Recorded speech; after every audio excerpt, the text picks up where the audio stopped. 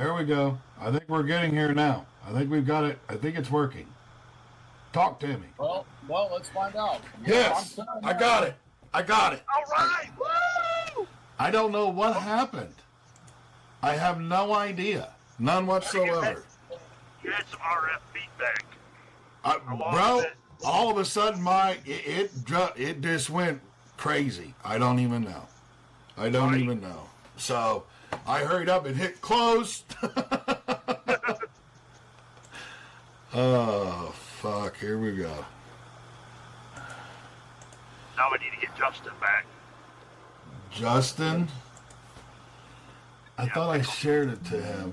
Hold on. Let's see here. It'll be OTR Pickle. I thought I shared it to him. Well, when it did, he might have come in on the back end there. There's John. There's John the Chant. Come on in, John. What's going on with the big man of Bowling Green? In Ohio right now, waiting to leave, man. Oh, I'm in Ohio right now waiting on parts, brother, so. Yeah. You still haven't gotten those parts? Do you know how hard it is to find a 10-spline freaking slack adjuster? I thought you had it ordered. It doesn't show up until today. I'm still waiting on Truck Pro to call me. Dang, on a slack adjuster? Bro, so what my truck take is, according to Accelerator, it's supposed to have a 28-spline S-cam. And it has a 10-spline S-cam in it. I'm assuming the last guy that worked on it, which I'm not going to throw any names out here, but the last one that worked on it went through and did a quick fix, if you will, 3 years ago, and they just put an S-cam in there that had a 10-spline and not a 28-spline. So, me trying to find a 10-spline that will fit is fun. I went through and tried to put 3 different freaking 10-splines on it yesterday that I had, and I couldn't find it. So, it's whatever. It is what it is. Like you're changing that S-cam. No, It's called trucking, man. It's called trucking. Yeah, well, this is where I'm at, so it is what it is. The one, according to Meritor, that will fit it, the 801041, is on a UPS truck headed for Truck Pro, and I should get a call soon today, I hope. Yeah, we're waiting to leave Columbus. Probably leave here in a little while. Okay. No? Stuff ready to go. Well, man, if I'd have known you was in Columbus, I'd have just told you to grab the slack adjuster for me because it's coming out of the Truck Pro in Columbus. Yeah. Yeah, I'm over here by this North Market. Okay. Yeah, we're doing the AG Hotel across the street from it. I got you. Same thing. It's just like trucking. You get here, you're supposed to do one door after the other door, and they have you do like 10 doors on one floor, and then 5 on another, then to another floor for 5 more, and then they ask you why it took so long. Yep. Hey, Sarah, do you have OTR Pickle? No, I got him. I'll get him. Give me a minute. So how's married life treating you, buddy? That part's fine. It's the trucking part that's got me going right now. That and financial stuff, which is what I'm doing right now because I just had a nice little 45-minute long argument with my TMS people because it didn't export like 71 different invoices or something like that at this point. So I have to go through, re-export all the TMS into QuickBooks, and then I'll have to go through all of those invoices in QuickBooks, and have to change the dates so that they're all correct. Go through, make sure all the amounts transferred correctly, and I think once I get all of that done, then I can call my accountant, and we might actually be able to start getting some headway on some taxes here. Okay. So, But yeah, they were like, oh, it should be just fine. And then as soon as I start sending screenshots and stuff, and I said, showed them the error messages and everything, and then I get this bot that says, how did your chat go? Damn. No, they didn't do a whole lot to help me there. And the worst of it is that I'll have to go through and I'll be running 2 screens like I do because that's what I got right now. And yeah. So, who just got loud? I'm up to number 8 autonomous trucks out here on I-10. Yeah. Oh. Well, I can tell you this. I know Hirschbach is about ready to be laying off a bunch of drivers here come 2027. They are? They just made an order with Aurora for 500 trucks and are estimating to move 500 million miles worth of freight with Aurora. 500 million miles in 1 year? Let's see here. So, it is Aurora Innovation today announced a significant expansion of their strategic partnership with Hirschbach Motor Lines, including a plan for the carrier to own 500 Aurora driver-powered trucks. The plan is reflected in a memorandum of understanding outlining a path to scale with the final commercial terms and timing to be set in binding agreements expected to close later this year. The final deal will enable the carrier to aggressively scale its national network with 500 million driverless miles while establishing a multi-year revenue stream for Aurora valued in the hundreds of millions of dollars. So they're gonna get hundreds of millions of dollars to this company for these trucks that don't have drivers in them, and they don't pay us shit. So why are they spending more money? So right here, let me see here. This was just a bullshit statement from the CEO of Hirschbach. Here, preparing for unprecedented commercial scale. The leader in moving refrigerated freight expresses its plans in the non-binding MOU, which is the Memorandum of Understanding, to purchase 500 Aurora driver-powered trucks with delivery beginning in 2027. The carrier will subscribe to Aurora's driver as a service model, which delivers mutual value for customers in Aurora. Customers have control and ownership over assets, allowing them to maximize total cost of ownership savings, while Aurora benefits from an expected high margin and capital efficient business. The 500 trucks will be deployed across Aurora's network with a focus on high volume routes between customer facilities in the Sun Belt and beyond. In fact, Aurora recently transitioned to driverless deliveries to Laredo, Texas, to support one of Hirschbach's key customers. The carrier is also a key customer on Aurora's 1,000-mile route between Fort Worth and Phoenix, a critical link for the carrier's coast-to-coast business. To date, the Aurora driver has driven more than 800,000 miles while delivering over 2,000 loads for Hirschbach. So, One yes. truck?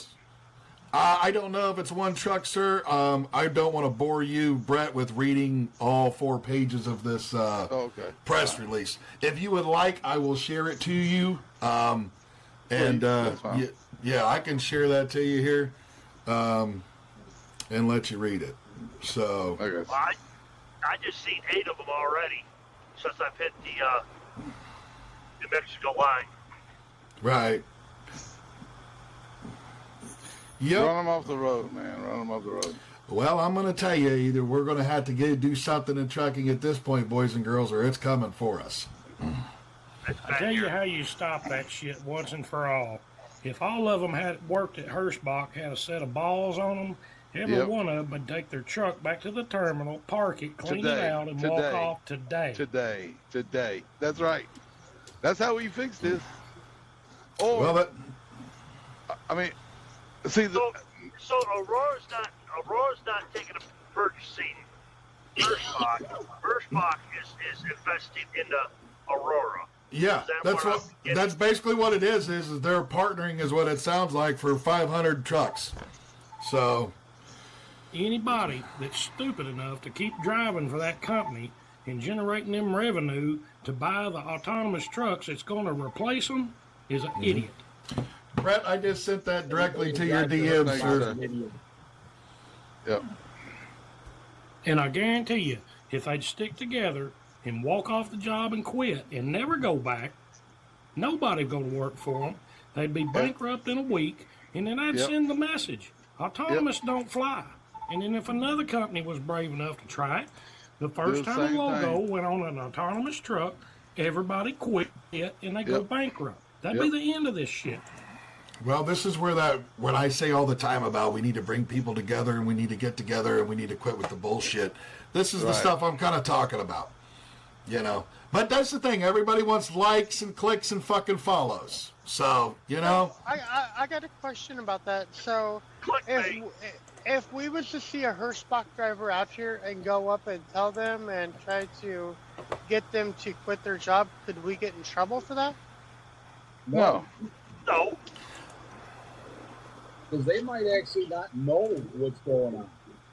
So, maybe we should be doing that? Yeah. Well, only if you're involved with advocacy, I would say.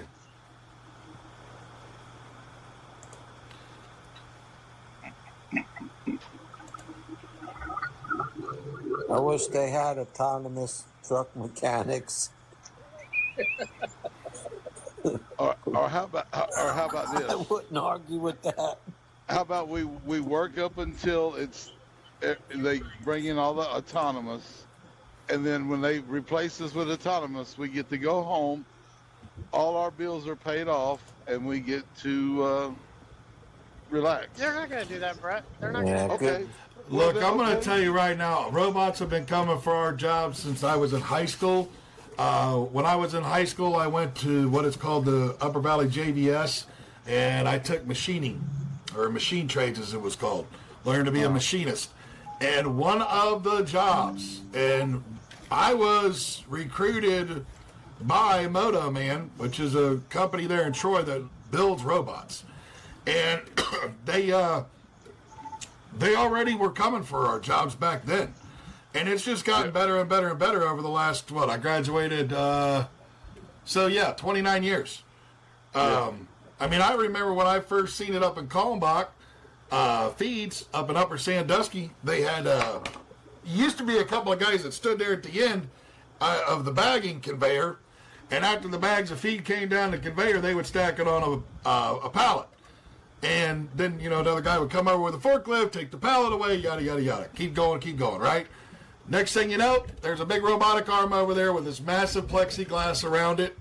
And they go through, and this robotic arm comes over, grabs the bag of feed, because now they only got to have is one guy standing there, sewing the bag shut and putting the label on it. Now the robotic arm comes over, stacks it, gets it to a certain height that there's so many, it shrink wraps it up, the one door comes open, the forklift comes in, grabs it, takes it over and parks it wherever it needs to be parked. And I knew at that point when I seen that back in the late 90s that it was already coming for us. And ain't nobody done anything about it except for they want to sit around and they bitch about how a lot of times we don't have enough fucking jobs, but we got robots doing the jobs. You don't even have taxi drivers doing their jobs half the time anymore with the Wago products and stuff. So, I seen it in Detroit and Flint, Michigan and all that back in the 80s.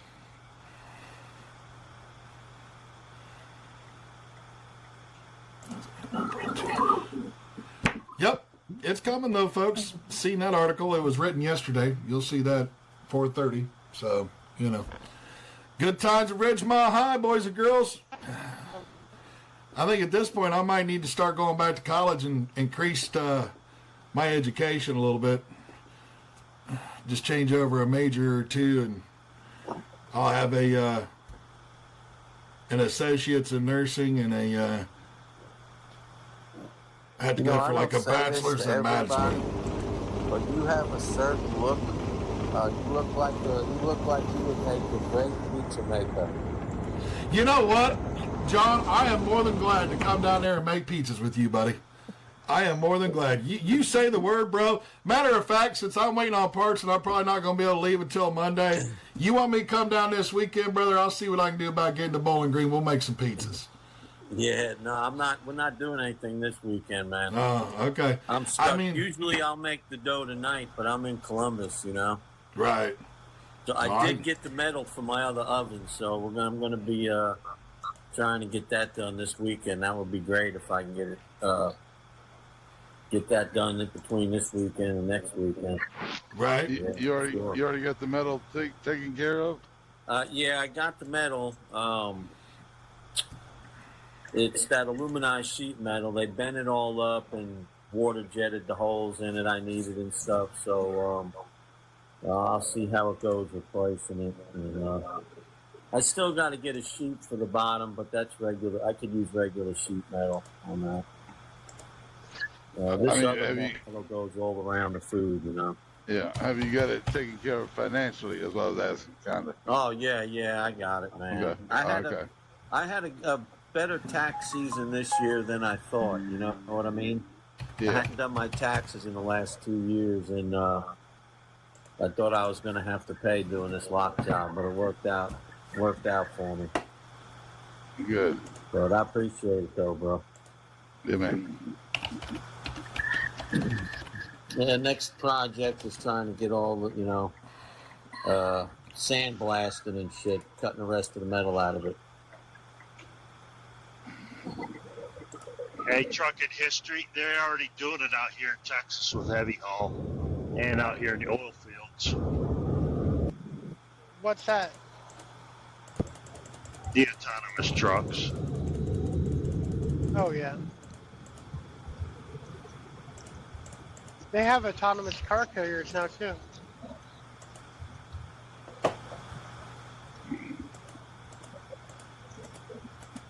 So what are we supposed to do when this all happens? What are we supposed to do?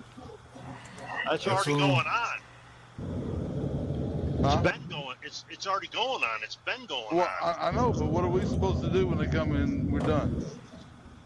What do we do? You're just done. Okay, and what? Go get a and what do we warehouse do? job. Go get Autonomous a too. different job. Oh, Become okay. a So I'm, mechanic. no. Become What a the- mechanic. Yeah, No. be an alignment mechanic. Come on. I do free training. No. Free training. To be honest, John, I'm not going to lie. I've almost half tempted to go through and just say to hell with it. I'm going to go buy a truck, service truck. I'm going to start doing mobile alignments like Rocky. Yeah. And suspension stuff, and maybe do some tires and stuff alongside the road and call it a day. I mean, because my Lord anymore. The tires, I always kept my own service truck, and man, the tires is quick cash. You know, Yep. it's easy cash. You don't have to worry about anything. You go get the money and you're done. Pretty much all I like to do is tires and brakes out of the truck. You know. Yep. I mean, I'd do a wheel bearing or two, you know, and that would be about it. Yeah. So, Yeah, I've drove up here to Ohio and put a spindle on before, man, for the shop I'm at now, and it's Muhammad's actually drove all the way to Arkansas from Bowling Green and put on a water pump. You know, this way the driver wouldn't be stuck there all weekend, you know. that sounds like a Laura situation with her water pump where she's paid $2,600 in labor. Whoa, man, yeah. It was because they drove forever and a day to bring the water pump down. So, Yeah, that's crazy. That's one reason why I don't do service calls on the side anymore. A buddy of mine has a company, and he's like, man, I'll give you 50%. But he charges so much, you know. I can't charge that much, man. I don't know. You know, everybody's like, well, you know, it's business. I know it's business, but you know, he charges like $350 to go get somebody's truck started in the winter, you know. It could take 15, 20 minutes, man, you know, and you charge him $350. I don't, you know, I can't do So, that. This I have a lock thing is a little better than that, you know. It's like Right. robbing Marriott almost, you know. right. They pay good. You make good money, so everything is straight, and you don't have to worry about that. The bill, you know. So But getting when to the fix a truck is expensive, man. Very expensive. when the autonomous comes all the way in, right? It takes all the jobs. What is that going to do for the mobile mechanic? Oh, those trucks will still break down. Those trucks will still break down. Yeah. No, those trucks will still break but down. you Mobile won't be able mechanics to will go fix them.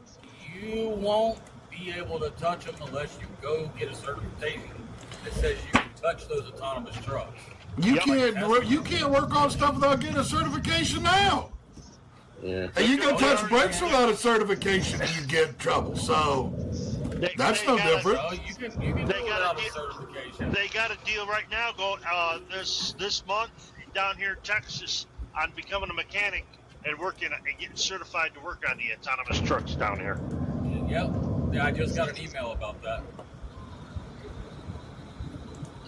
I don't turn wrenches anymore. I mean, Brett does bring up a good point, though. What do we all do? Like, how do we provide for our families? It sounds to me like you're going to have to go figure something out as far as like going back to school or something.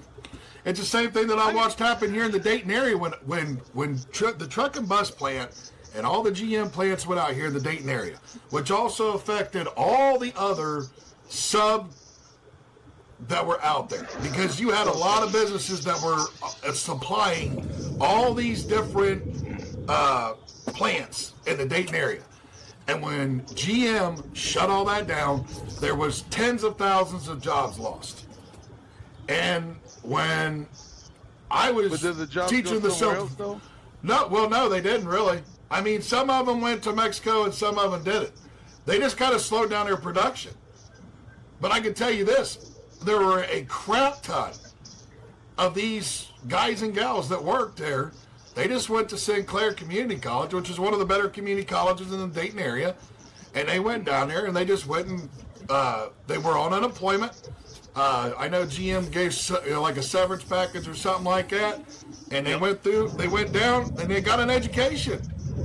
You know, which is one of the things that FOPT preaches. Education, education, education. So, I understand it sucks. Going back to school, you know, old dog new tricks, all that stuff, blah, blah, blah. But at the same time, like, that's probably what's going to have to happen with some of this, because... But isn't this an unnecessary... I'm not saying it's necessary. I'm not saying it's necessary, Brett. I'm just answering her question when she said, what are they going to do? If they're without a job, you're going to have to open your mind and go get another career. Because there's only so many jobs out there. Hell, we've got an overcapacity of truckers now. That's one of the reasons why the rates are where they are. Well, one of the problems I see, though, about going back to school, I mean, I agree with you about going back to school. One of the problems I see with it is I have met some people out here that probably would not do good in the school setting. So how are they going to get an education? It sounds to me like they're going to have to probably learn to open their mind. That's what it sounds like to me. You're going to have to open your mind, because if you are stuck in one spot, you're going to, you know, I mean, it just is what it is. Right now, there's data centers going in all across America, and they don't have very many people to be able to work on them. That would be a great place to go. If you were to lose your job and you're able to get, you know, some sort of a severance or something, I would go through and probably look into being a person that repairs data centers. Just throwing that out there. I think you can see the Air unemployment traffic rate. controllers. I think you're going to see the unemployment rate go through the sky. You probably will. I'm not saying you're not. I mean, if you start losing a bunch of jobs, unemployment's going to go there. But what'll happen, like it always does, you're going to have to open your mind, and you're probably going to have to get a different career path. I know a lot of guys and gals that were welders and machinists and things of that nature that were in this Dayton area, and they had done them for like 15, 20 years, and they wound up going and getting other jobs. 2 of them now work as, linemen. So a couple of them went and, the welders, they just went and got different certification for pipe fitter, and now they're working on the pipelines, making better money than they were at GM. It was actually a godsend for them. Here's a question for everybody, and this is what I'm curious why this question isn't being asked. When did Americans roll over and show their ass and say, I give up so freaking fast that they won't fight? Everybody here so far, I've heard a couple of people comment already about what are we going to do when they take our jobs. How about we fight back and don't let them take our fucking jobs? That's what I'm saying. That's what I'm trying to. Because when I said something like that, I got criticized about that. I was told I was wrong for what I said, and that it was wrong to do to people like that. But then fight. Let those that don't want to fight, let them lay down, and let the world walk on them. But there's more of us out here. You look at trucking, and trucking still is a majority of Gen X.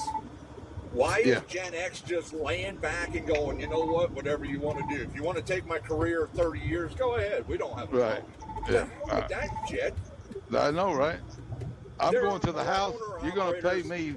There are more owner-operators and independents in the frickin' trucking community than there are mega carrier drivers. It's time to stand up and start recognizing the simple fact that, and listen, there are more of us. If you don't want to lay down and, bare your ass and get a lube job, then it's time to everybody put the bullshit aside and stand together fully and say, you know what? No, you're not taking my career.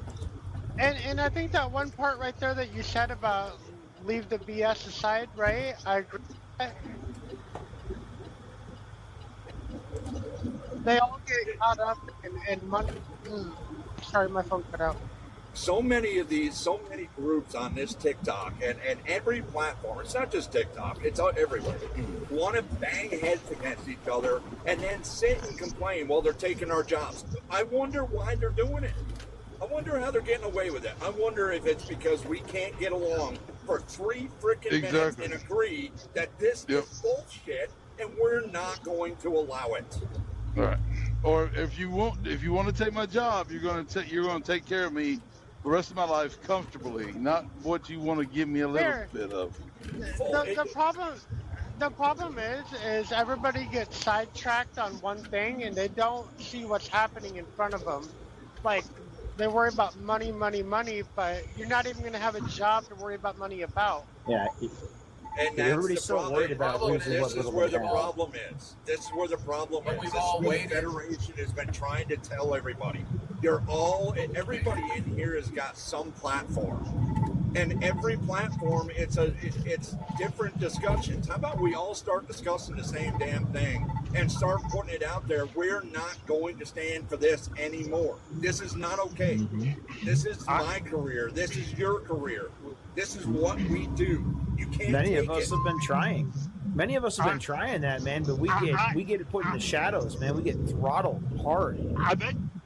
I've been talking about it for the last 4 years, since it's even more than 4 years. I've been posting it on TikTok and all social medias, and the pushback that I get on it, and the push-up back I've been getting on it. Yeah, I've been pushing back against the autonomous since 2022. Yeah.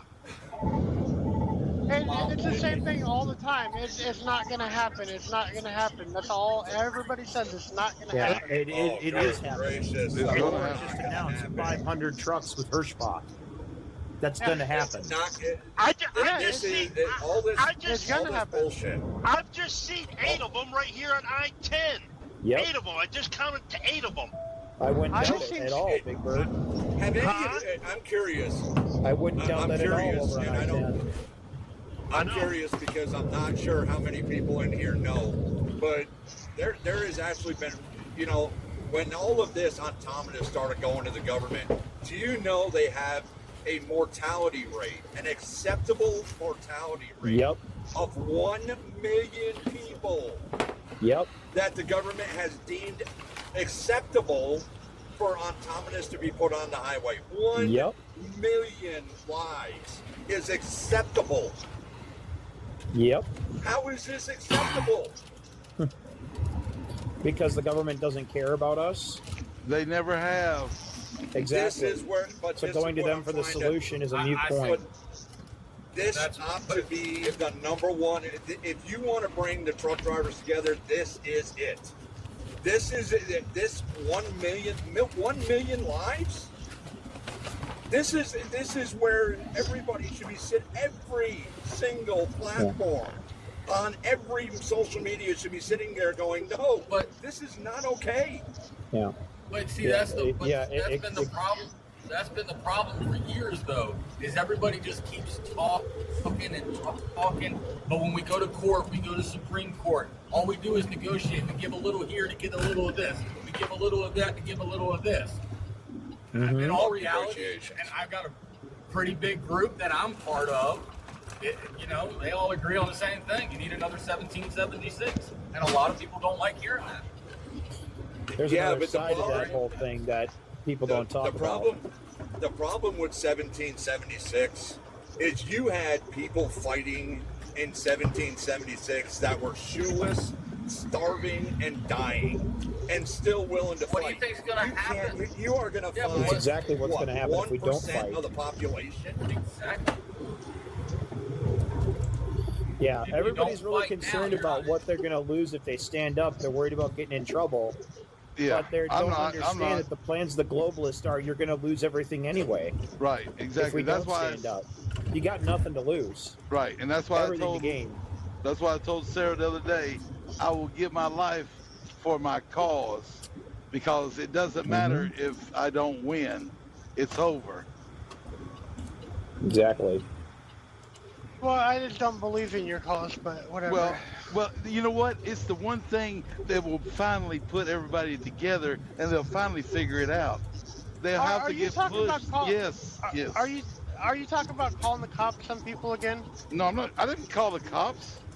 I said Operation Night Watch. Yeah, that's taking videos of people. Hey, it doesn't matter. It's not calling. Look, it's you do your fucking job the right way, Sarah. You don't have to worry about it, do you? I don't even know why you're worried about that. None of us are going to have jobs. Because you will figure out that you really can't do what you've been doing. The way it's going to work if these data centers and the autonomous and all this automation catches on, if you don't have a way to monetize yourself on the internet or own a piece of automation to work for you, you will not have a way to generate an income. You will depend on whatever they give you. Scraps, social credit score, all that is exactly what you will get. Right, and they'll digitize your money. And they will, in a way, do whatever they can to make your life hell to get you to be unalive in some way so they can get rid of you.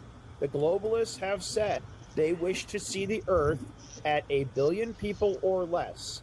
Let me tell you what, George Carlin said it best. It's a big club, and we ain't in it.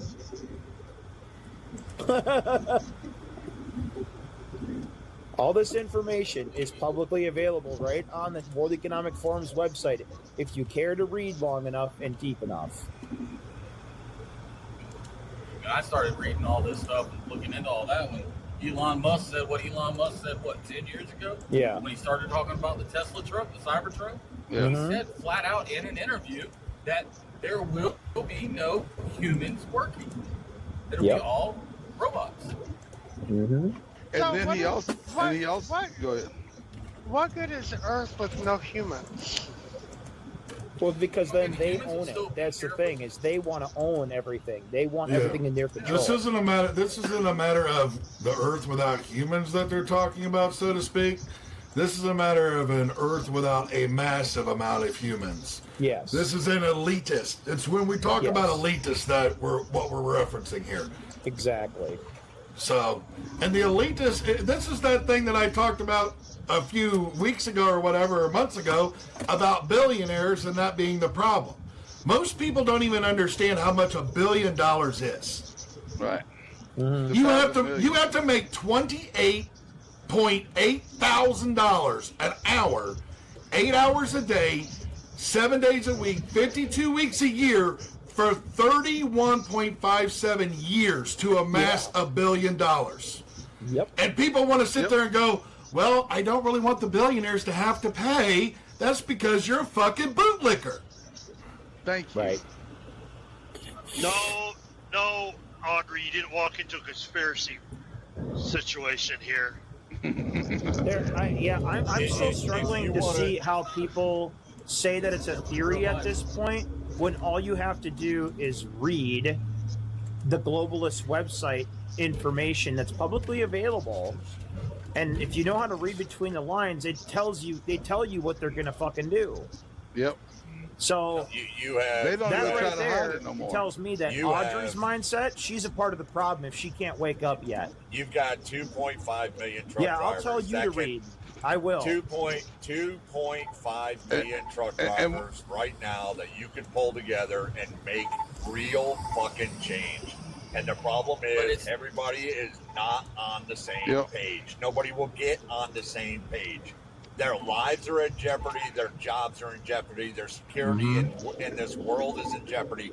And none of them want to recognize beyond the nose of their rig. They don't want to see the world. They don't want to recognize other human beings are hurting. I just watched a video. I listen to that all the time. I listen to that bullshit all the time where I hear people turn around and say, I'm just for me. I'm just for me. I'm out here just for me. Yep. I hear that bullshit all the time. Of, I'm just here for me.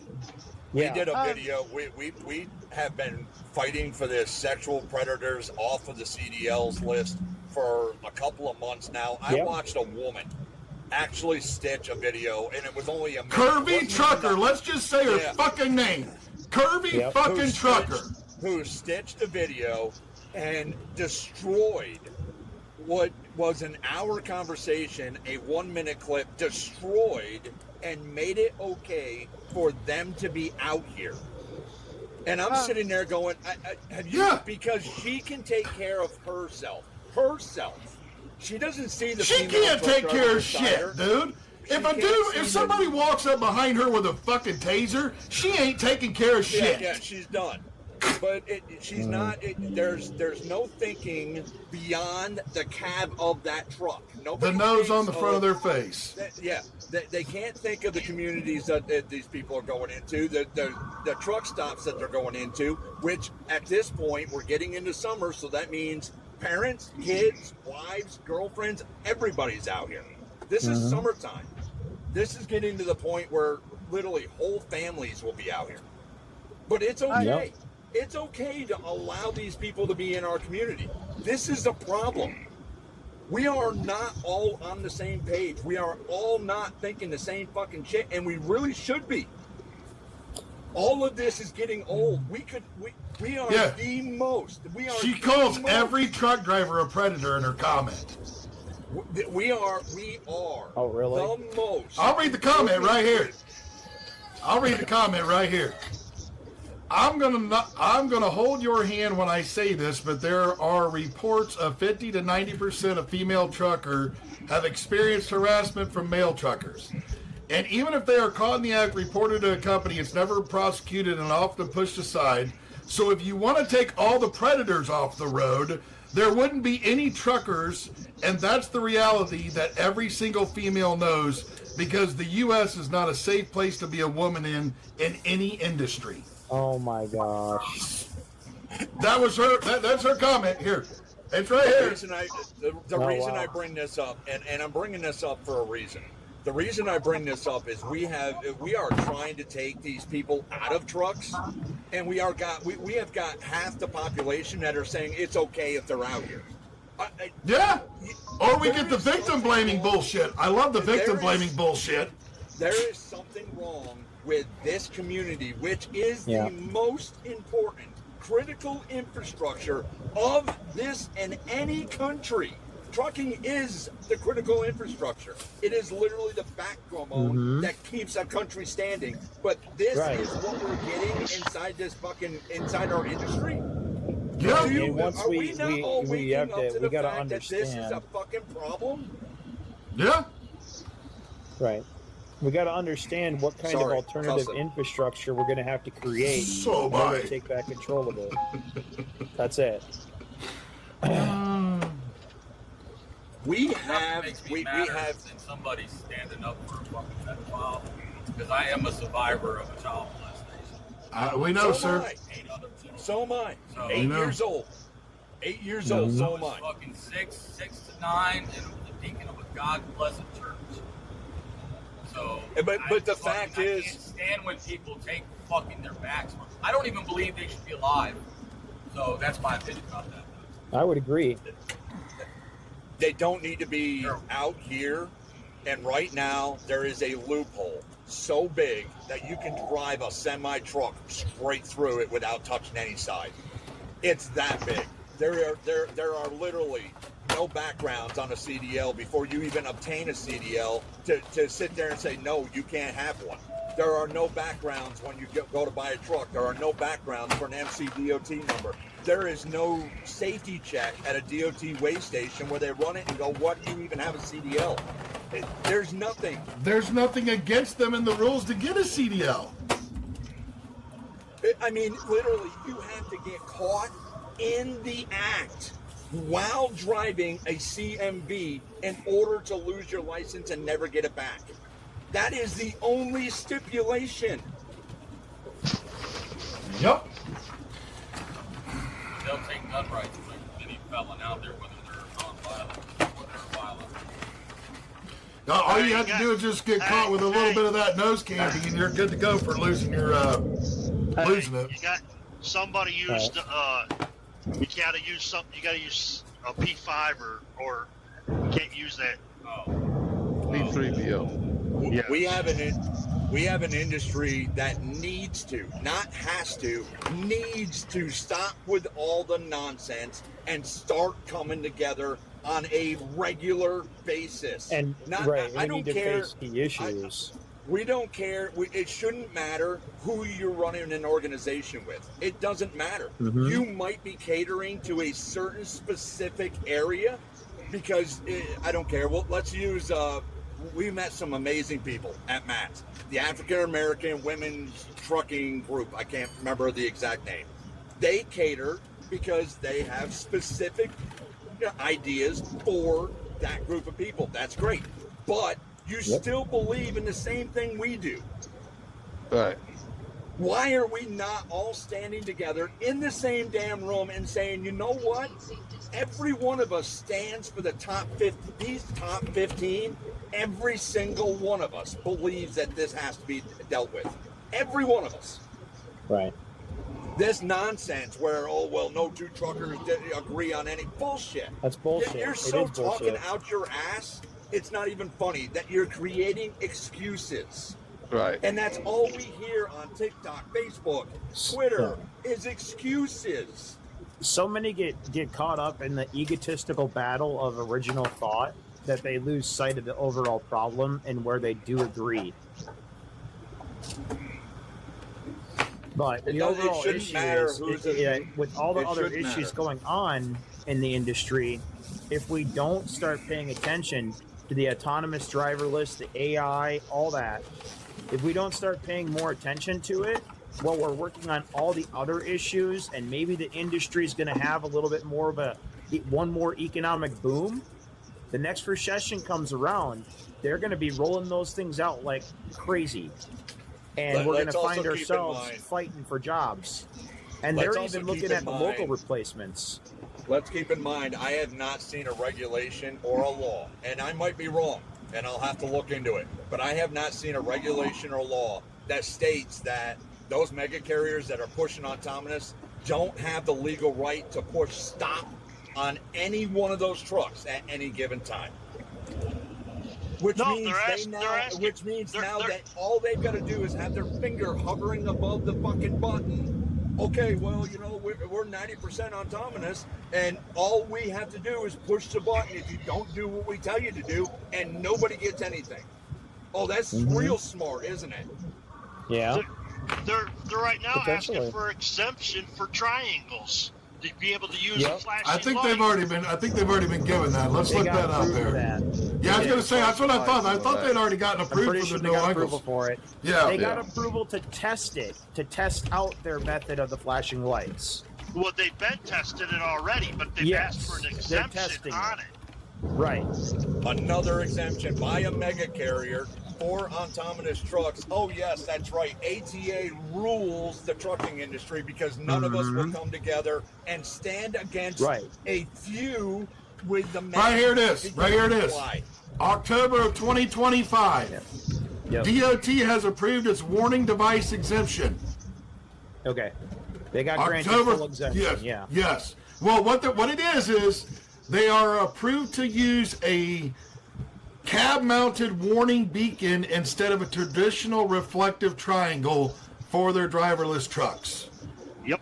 But I'm trying to look and see what the actual, if they have a picture or video of what this device is. You know what I'm saying? Like, one of them they got on the back end of the Amazon truck. Here it is. Yes. It's okay. So you know how they got the cameras up top? Yeah, they got a beacon on top. It's right next to the cameras, Yep. and it's going to be flashing. I got a picture of it right here.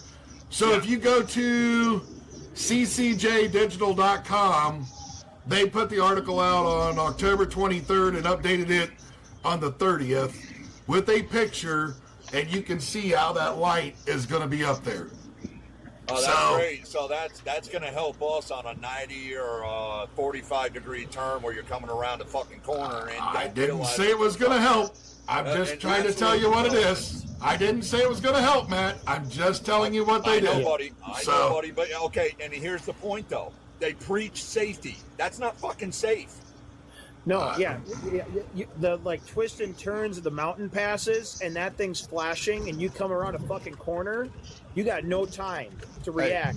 Yeah, on a 2-lane road. Back of that motherfucker. Yeah, we got a million lives to give, and we'll be okay. Yeah. How many trucks have you seen broke down that's got triangles out next to their truck? Well, I see the one. No, I'm going to tell you the ones I love. The ones that I love, they're the ones that are all laying down like this.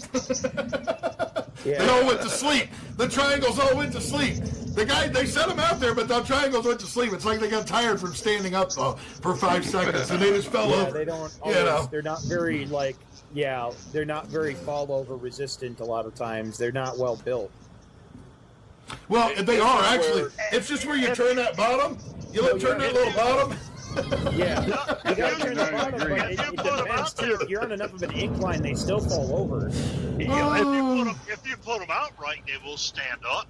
Yeah, I've never had one fall over because if you take care of your triangles, they have these 2 little feet on the outside edge that are as long as the weighted base. So when you turn that thing and it sets down and it's got this weighted base to it, and it's got 2 little feet that hold out here, so you got this long weighted base with 2 feet out here.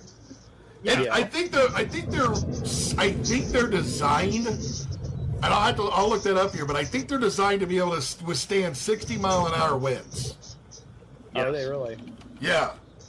If you take care of your triangles. I've seen it where they've been placed on like a hillside, and if you don't set them correctly, they'll still fall over. No, I've never had one fall over if they have the safety legs.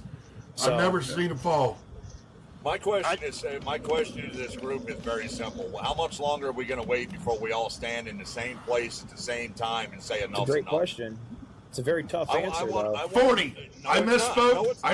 I want to say this real quick. 40 mile an hour or higher. Okay. They're able to withstand wind gusts of 40 mile an hour or higher. How much longer are we going to wait? We're going to wait 6 months, a year, 5 years, 10 years. We're going to wait until all our jobs are gone and our families are starving. Are we going to wait that long? I mean, or since February, I set a deadline on my page that's been like throttled back so hard. I set it for July 4th this year, 250th year anniversary. If we don't stand up by then, this country's a fucking joke. I've been preaching it. They've already got over 750 of them Aurora trucks out here already. Yeah. Stack has already got over 50 trucks. I've been watching Autonomous for 15 years in Ohio. Inrod has already got over 200 trucks that have shipped here to the United States from Sweden. Well, again, I can tell you. My question. I repeat my question. How much longer are we going to wait?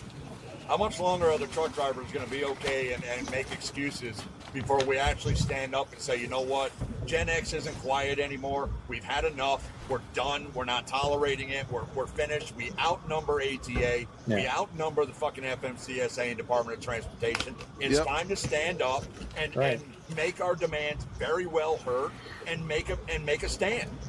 Yeah. I tried doing that way back then with the ELD before the EAT was even tried with the ELD. And everybody, it's going to happen. It's going to happen. Now you got with the autonomous trucks, it's not going to happen in my lifetime. Hello, freaking wake up! It's here. Yeah, within the next 10 years, we will be out of a fucking job. It won't be that long. It'll be 4 it's not going to be even that long. They're already predicting within 5 years. Yep. Well, you guys seen the company called Humble? They're figuring out how to make it work in Chicago for local deliveries. Once they figure that part out, I mean, we're fucking cooked. There ain't going to be no local jobs neither. There's 7 autonomous trucking companies out here right now. Aurora, Kodiak, Waymo, Gilbert, Enrod, Bot, and Stack. But here's the question. There's another one called Humble. Here's the question. Humble hasn't been showing up yet. What doorstep or what government step do you plan on walking up on to be heard to get your demands met to stop autonomous trucking? Because isn't these autonomous trucks, aren't they private companies? Yep. They're private businesses. Yes. Yes. Yep. They're private companies. So what does the government have to say that will stop them? They don't, because they're paid off by the globalists that want it. Yep. Exactly. So I mean, I don't know what to. Like I said, my only solution to the problem is 1770. We're gonna have to do things directly. 1776 the shit. PACCAR's financed it. Freightliner has financed it. Volvo has also financed it. There's other companies out there that have financed it. They got over $1 billion that they put towards this. Yeah, BlackRock has equity in all the truck manufacturers. So I just don't know. So y'all remember when the actors went up against the AI and they got their stuff set up to where if they use their name or whatever, their likeness, their voice or whatever, they got paid. That was a copyright infringement. Yeah. Copyright infringement? That was based off of copyright infringement, is what that was based off of. And I understand where you're going, Brett, but the problem of it is there's nothing there. I mean, I've been watching this autonomous, y'all, since like 15 years ago. Not quite, because in Ohio, there was a company called Auto, which is part of Uber. And Honda and them got together, and my dad asked me about this back when he was still alive. And he was like, what is going on up on 33? And I was like, well, so that's what's going to be replacing me, Dad, when probably after you pass, or maybe when you're getting to where we're having to wipe your butt for you. But that's my new competition. I'm no longer just having to compete against other truck drivers. Now I'm having to compete against robots. So I'm not going to speak on behalf of our group because that would be putting words in our mouths. October 3rd, Kansas City, I'm laying down the fucking line. If you're a fucking leader or you have an association, I'm sorry about the cursing. I'm hot and I'm heated and I'm fired up. October 3rd, Kansas City. It should be. I'm calling out every single leader, every single association. I'm calling you all out. If you're not in Kansas City on October 3rd, and I'll find the location, I'll find the meeting room, I'll pay for it out of my own daggum pocket. But if you're not in Kansas City standing with everybody else who's standing there and ready to fight back, then I say from now on, you don't belong talking about anything trucking. Right. And I'm drawing the line. I'm over watching my career get thrown out the window. I'm not going to watch almost 30 years of backbreaking service to my country be thrown out the window by autonomous trucks. I'm putting it out there right now. This is Matt Kilmer, not FOPT, Matt Kilmer. And I hope that my CEO who's up there in that fucking video. I'm with him, man. I'm with you, buddy. October 3rd, Kansas City. I will put the details together in the next 3 weeks. I will post it. I will announce it. If you're not showing up, you got no more room to talk. Always appreciate your fervor, Matt. I'm over. I've been putting out the deadline since this February, after they started coming out with the fucking Epstein files and everything else. That October 3rd, we got till this nation's 250th birthday, or we're just a fucking joke. October 3rd. I'm putting it. It's live. You hear it live. Yeah. October 3rd. And listen, like I said, I'm not speaking on behalf of the Federation. I haven't spoken to them about this. This is just me. This is a veteran truck driver who's had enough. If you're not there, I'll do whatever I can to make sure I can be there to support you, Matt. We'll be there. My group and us will be there.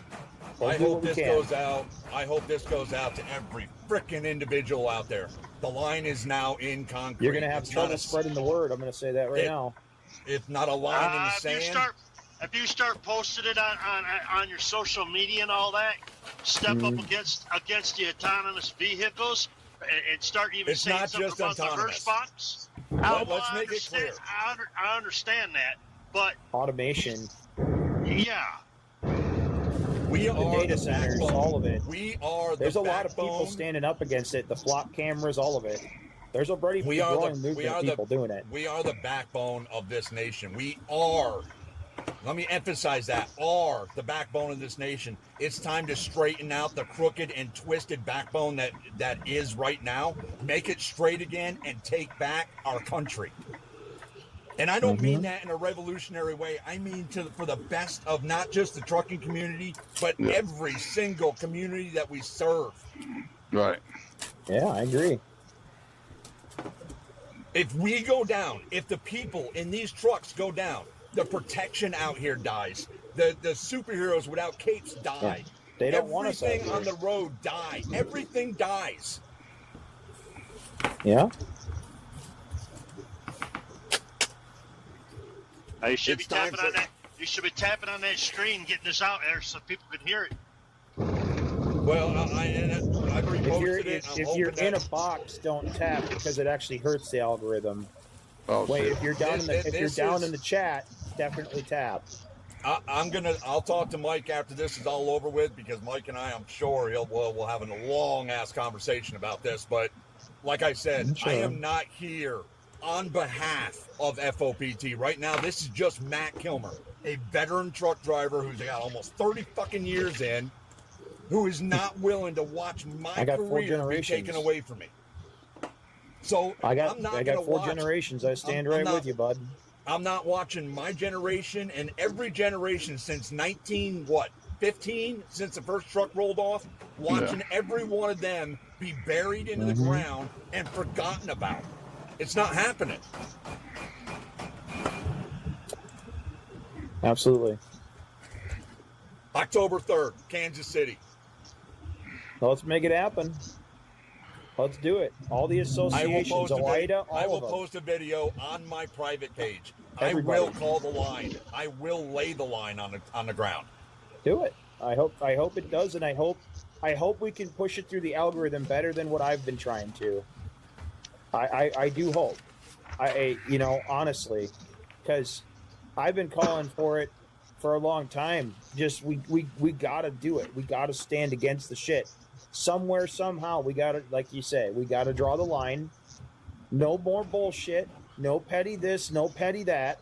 No excuses. Everybody show the fuck up or shut up. Right. And we have amazing associations out here. Yeah. OTR, I don't know what yours is. I haven't looked into it. Sorry. I apologize. I haven't dug into every single organization out there. But there are real leadership that are willing to take a bullet for the community, the trucking community, and the communities that they serve that are on the right track. It's time for every one of them to sit at the same frickin' table. It's done. All of this division shit's over. Again, I'm drawing the line. It's done. No more. No more attacks on social media against one another. No more nothing. Show complete frickin' unity across the board. New, old, I don't care who you are or how long you've been in, from a day to 51 years. I don't care how long you've been in trucking. It's time to put away the bullshit. Right. This is where hopefully we can get at. This is where I look at this and I say that I hope that this does come to fruition. Yeah. I do. Oh, it's coming. It's coming. It's going to be tough. We're going to have to be tough. really. This has to be content. This is where we need, all the boys and girls at We the Truckers. We need Sophia. Okay. We Mike need and fucking Jane. Mike and Jane. We need Yep. fucking Dave. You're Yeah. going to need Leander. You're going to need Bob and Deb. You're going to need Charlie Claiborne. You're going to need fucking everybody that's out here that's helping us. And we're helping them. Regardless of the bullshit, if you guys and gals want to keep fucking, because most of it goes to autonomous, you're going to play hell. I'm just going to say this. As a driver, you're going to play hell getting anywhere, even if you are out here as an owner-operator, because of the simple fact, when all of these autonomous trucks get going, they're all going to get in a fucking line, they're going to practice their proper following distance, and it's just going to be a line of trucks. So you're not really going to get anywhere, because you're also going to be dealing with with Grandma and Great Aunt Bertha that's going to see the grandkids doing Left 50 lane. and a 65 in the left lane, passing an autonomous truck. So you're not going to get anywhere. So And let's keep this is going to affect everyone. Let's keep in mind too. Let's keep in mind. Let's everybody keep in the same mindset that right now that's 1 million people acceptable loss. That means your families, my families. It means every Right. one of us that drives So a we truck. need a it's minimum our gathering of a families. million people. Well, We need and a we're only- million truck No. drivers. We need a million people. Not in October. October is leadership. October is if you're wanting to stand and sit down and really draw the line. Mm-hmm. And he just listed all of them. All the major TikTok, social medias, all the freaking leadership. You're everybody. also going to have 10-4 in DC this year. They're going to be taking a stand against the autonomous. The That's next day absolutely after. fine, but 10-4 is not set up for the numbers that we are going to put on the table. Yeah, I'm just on saying, October there's another 3rd. movement. Well, then let's Oh, get no, them in and- here. and we need. Let's Okay. get them in here and get them to join us. If Right. they're going after Okay. autonomous, Right. this is where that stuff I Yeah. constantly talk about. We need to come to fucking together. Yes. We need to stop the Okay. bullshit.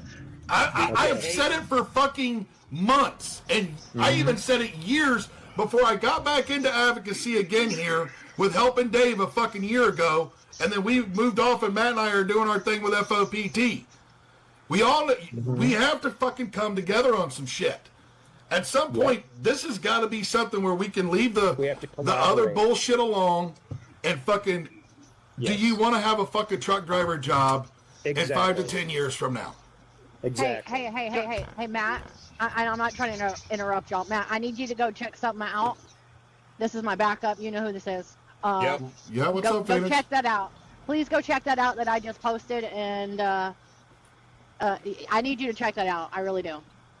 Well, I'm going to have the wife play it while she's sitting beside me because All right. I'm really, like I said, sweetie, I apologize, but I'm fired up, and this has got to You're be on a done roll. Don't stop. Don't stop. No. And I get it. But I just posted a clap back to her, and, Okay. and I don't want it to fall negatively on you guys because I know what you guys are trying to do. But I wanted Well, you to and- see it. That and appreciate you. Thank you so much for that. We need this right here. Everything. Y'all think that FOPT is divided? We're not. We are trying to put everybody in the same daggum place at the same daggum time. Not social media. Social media, you can't see a person's face. You can't see him twitch. You can't see him eye roll. You can't see nothing. And if you can't see that, you can't move forward. There's nothing personal about it.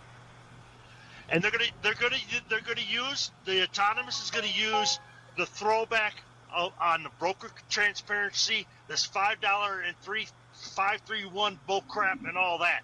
They're gonna use that as their sales pitch that they don't need this. They're gonna use that. Yep.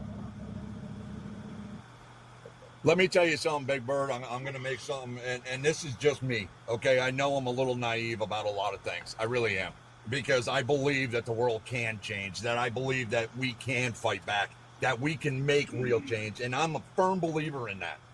You and me both, and I believe that it can be done. Don't tell me it can't be done. It can be done. Don't tell me I can't get 2.5 million truck drivers to back me, because I know it may take me time, but I know damn well I can.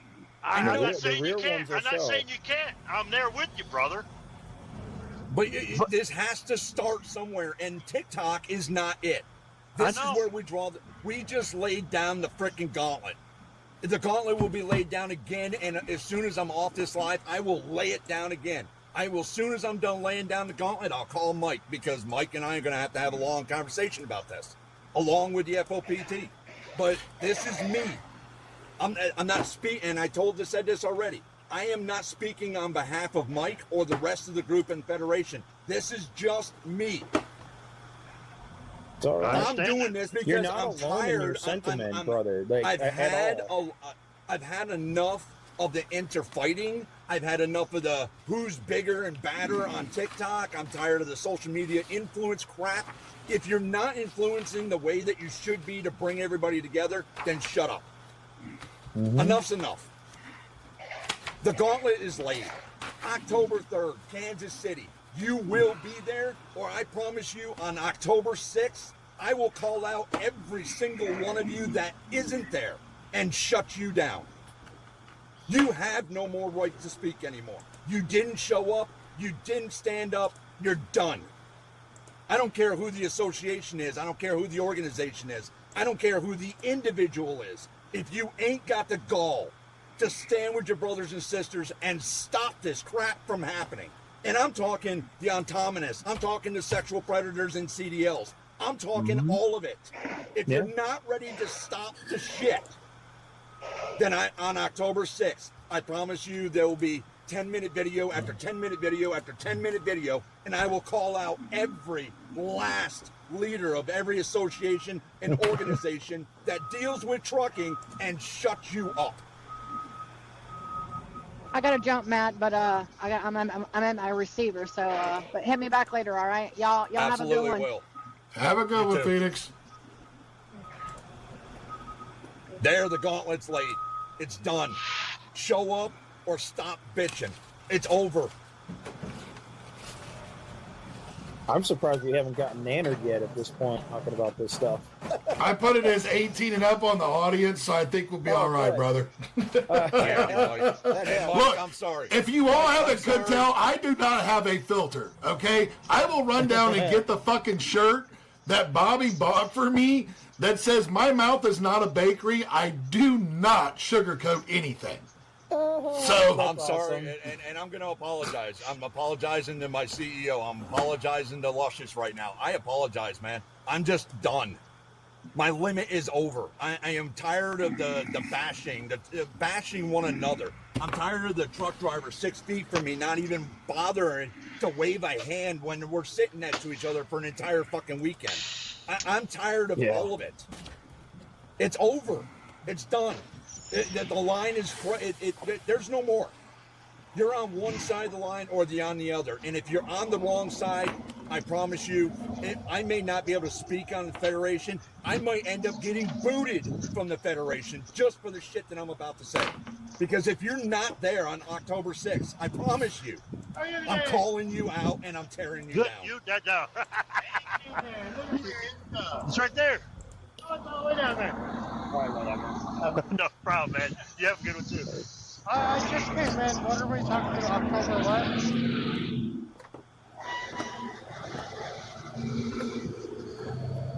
And if it comes down to it, and let's be real honest, somebody said something about lawsuits. If it comes down to it, and on that day, on October 3rd, in Kansas City, on the 5th, when it's all said and done with, when everybody's had their say, when everybody's on board, and it comes down to if Autonomous wants to start this, then we find a hungry, greedy ass lawyer right there in Kansas City and say, you know what? We have 15 organizations with approximately 400,000 people following them. We want to file a lawsuit against the United States of America stating that Autonomous is stealing our jobs. We want a lawsuit for every single autonomous year. AI is domestic terrorism. We will file a lawsuit for every single year of work that we are going to be costing. Let me promise you, 400,000 truck drivers times what? $100,000 a year? Go ahead. Let me see you come up with that kind of money to pay all these people to park their trucks so that you can put your autonomous on the road. Let's see what you come up with now. We're not playing no more. No more give and take. Hey, Matt, I came in a little late. What are we talking October what, and what's it for? Oh, I'm going to lose my voice if I have to do that all over again. Well, just short explanation, brother. Short explanation. Hey, I know Vince is going on at 7, so somebody needs to try getting on there with him or whatever. I'll be on there with him. All right, man. Yeah, I'll probably hop in I'll there. probably be over there as well tonight. I'll be on there, and I'm going to say the exact same thing I did right now. It is over. This is done, guys. And if you're not on board right now with this, and you're not going to prepare to stand up and fight, I'm ready to do it even sooner. So what are we thinking? Are we thinking at the state capitol, or are we thinking? No, it's going to be done in Kansas City. That's where leadership has to start. Okay. And then you put together the rally. You have to start first by acknowledging, accepting, and everybody being on board with the top 5 to 15 different things that we are going to say enough. No, we're not going to sit here and go, you know what, we're going to give a little here and take a little there. No, this is the line. You're going to help us stand by it. I promise you, we will reach every truck driver in the fucking nation, and we will show up at your front door.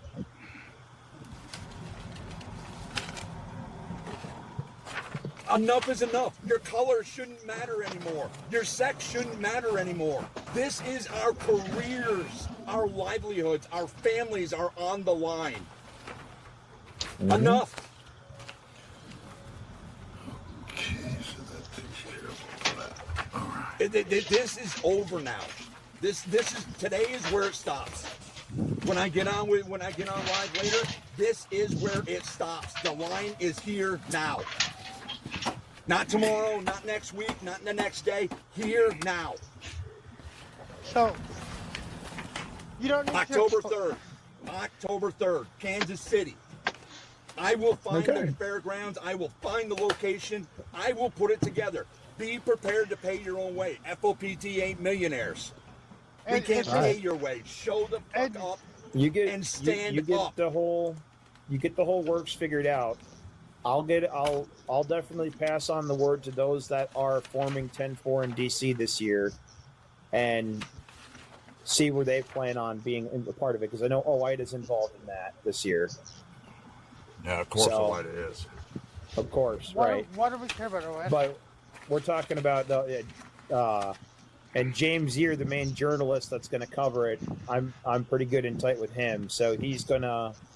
I'll like I said, I'll pass the word along and see what we can work out.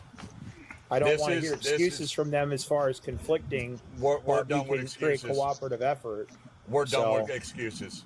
Anybody who comes up with an excuse, you can excuse them and say, hey, listen, you know what? There's a pair of scissors somewhere close by you. You can go cut your CDL and get out of a truck. If you're not here for the fight, you don't care about your family, you don't care about your community, you obviously don't care about your country. That's taking it just a little too far. We can have complementary gatherings. Every aspect, every single aspect is it the really needs to happen at every capital. It's not just individualism. It's not just communities. It's an entire country that's at stake. It is.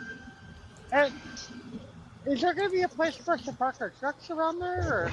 I'm hoping to find. I've already talked to the fairgrounds 4 years ago. I can get the entire Kansas City fairgrounds for $400 a day. That's a pretty good sized fucking lot. Hell yeah. Yeah, that'll work. Like I said, we can. At worst case, we can get complementing gatherings. I mean, we can have gatherings gathered in every single state capital as well as the U.S. Capitol. Right. Yeah. You don't need just and listen here. And I want this very clear. Okay, and I really do want this very clear. This is not one of those angry go out to the streets rallies. This is where you sit down and I contact people. I contact people like Audrey. I contact people inside that will bring actual policy makers to this event where they can see and they can hear from the actual truck drivers that we've had enough. 1 million people.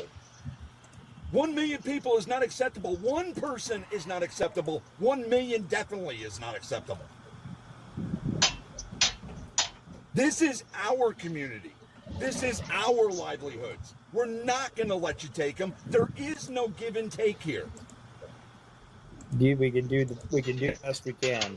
So I mean, you're talking an all-out thing to stand up against this tyranny. There's been many voices on social media that have tried to call mass gatherings such as this. They're not me. Well, I'll give you that, Matt. You've got a passion and fervent. I know that from working with you in the past. So I get that. You got a voice that carries. You got a meter that means something. So I'm there to support the gathering when and wherever. I just sent him an invite to come up. So I don't know why he can't come up. I don't either. Sometimes I don't even wonder. I wonder why a certain person down there in the chat is ever even in these trucker lives, because it seems like all she does is try to make fun of everybody. Audrey is actually Audrey, honestly, I'm going to be very clear. Audrey is very intelligent, especially with the ongoings and the workings of the government and how they do things. She is actually very smart. She's not gonna. But she personally is not in the trucking community. Yeah, she is trying to show us. Pain. She is trying to help us understand and show us ways to move forward where we're actually heard and listened to as the trucking community, because it doesn't exist. There's nobody that has driven a truck for 50 years in the or the FMCSA. Nobody that's driven a truck in the Department of Transportation that has any authority or voice. And those that do have a voice in those areas are politicians, not policy makers. Sir, I don't know you, but I'm going to say that's part of the problem right there. Just because you have a personal opinion about somebody and you want to say stuff like that, that's not good. What I've seen. No, he made a comment and I stood up. Well, she's rolling her eyes at us, so I want to hear what she's got to say. Well, then let's all let her talk. Because she's in here and in the box. You want to know what the problem is? The problem is ignorant drivers who don't want to listen and think that their world ends at the end of their hood. So you want to talk shit about me? Let's talk shit. All right, go ahead. You think you know who I am? Dude, I don't give a shit who you... I make fun of people? No, let me give you a little FYI. Do you understand that there are federal agents who watch these that are prosecuting people for making domestic terrorist attacks? Complaints? They're the domestic terrorists. That's what you don't understand. Let's let her have her talk. Let's let her, hold on. Now let her say what she's got to say. You want her to come up here and listen to her, let her speak. Let's not interrupt her. You guys have been going for a minute now. Let's let her speak. Do you understand that the crap that you guys are talking about and the shit that you're talking about, maybe you should listen to Matt. Because the reality is that you don't understand the world outside of your truck. You want to talk about how things work and you want to talk about how my world works? Well, I got an idea. How about you shut up and buckle up and come ride with me for a week? Because you're going to realize really damn quickly that it doesn't work the way you think it does.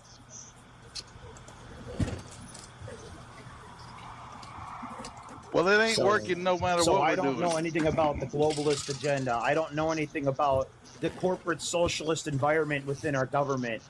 I don't know anything about my constitution. You don't fucking know the first thing about me. This isn't. So hold on. Let's look at this here for a minute here. I want to look at this here for. So Audrey, let's expand upon what you just said there.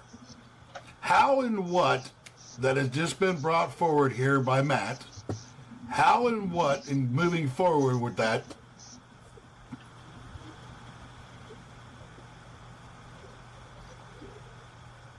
I mean, we're in your ballpark here. No, go ahead. I want your how and what that you're talking about with what Matt's talking about. Expand upon that, please. Well, Matt and I've had this conversation is that I agree. Do I think that everybody needs to show up with their trucks? No. I think that there needs to be a level of professionalism when they do these events. And Matt and I've had this conversation. You don't need to have a truck rally to get people's attention. It's not going to get people's attention. What's going to get people's attention is sitting down and having actual conversations and understanding their position and them understanding your position. There has to be a civil dialogue. This idea of huge rallies and trucks and we're going to storm the Capitol doesn't work. Nope. We're not doing that. Nobody said that. Nobody said that. Then let me finish, please. What I am saying is that Matt's talking about bringing people together and having these conversations. That's what needs to happen. You want to have those conversations, but the problem is that people that come to that have to come to it with open minds, that this isn't a hostage situation where you're going to run up and you're going to get everything you want. It's not going to happen. There are a lot of things at work in this industry that go far beyond a driver, that go far beyond a broker, that go far beyond carriers and all of this other stuff. That is the biggest problem in this industry is it's not all about me. Me. You've got to understand that what you are doing is part of critical infrastructure. And if you upset critical infrastructure, you upset every single thing in this country. That, however, does not mean that you get to go and make these claims of it's all about what I want. There has to be a give and take. There has to be a level of professionalism.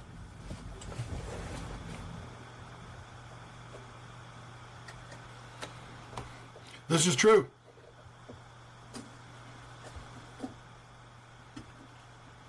This is true. This is kind of almost the same thing as like when Matt and I have talked about the not doing a shutdown. Professional conversation with who? Who are we negotiating with? Well, so this is where professional conversations, Audrey and I have had this conversation before. This is where you sit down and you actually have to sit down and meet with the leaders, the people of Congress. You know, can Audrey facilitate that? Potentially, They're yes. Treasoners. They commit treason on a daily basis against the American people. Cupcake, I'm going to drop off. There's really no point in having this conversation. Are you kidding me? Yes. I mean, there's no point in having a conversation with somebody who doesn't want to be open to it. You gentlemen and ladies have a great day. Wow. Bootlicker, number one. So, well, right there. I wouldn't say bootlicker on that. There is a process and a procedure that has to happen with a lot of this. There is a process and a procedure that has to happen with a lot of this. And so, you know, this is kind of an aspect of business to where that when you sit down and you have to be able to, it's no different than negotiating contracts with, you know, shippers and stuff along those lines.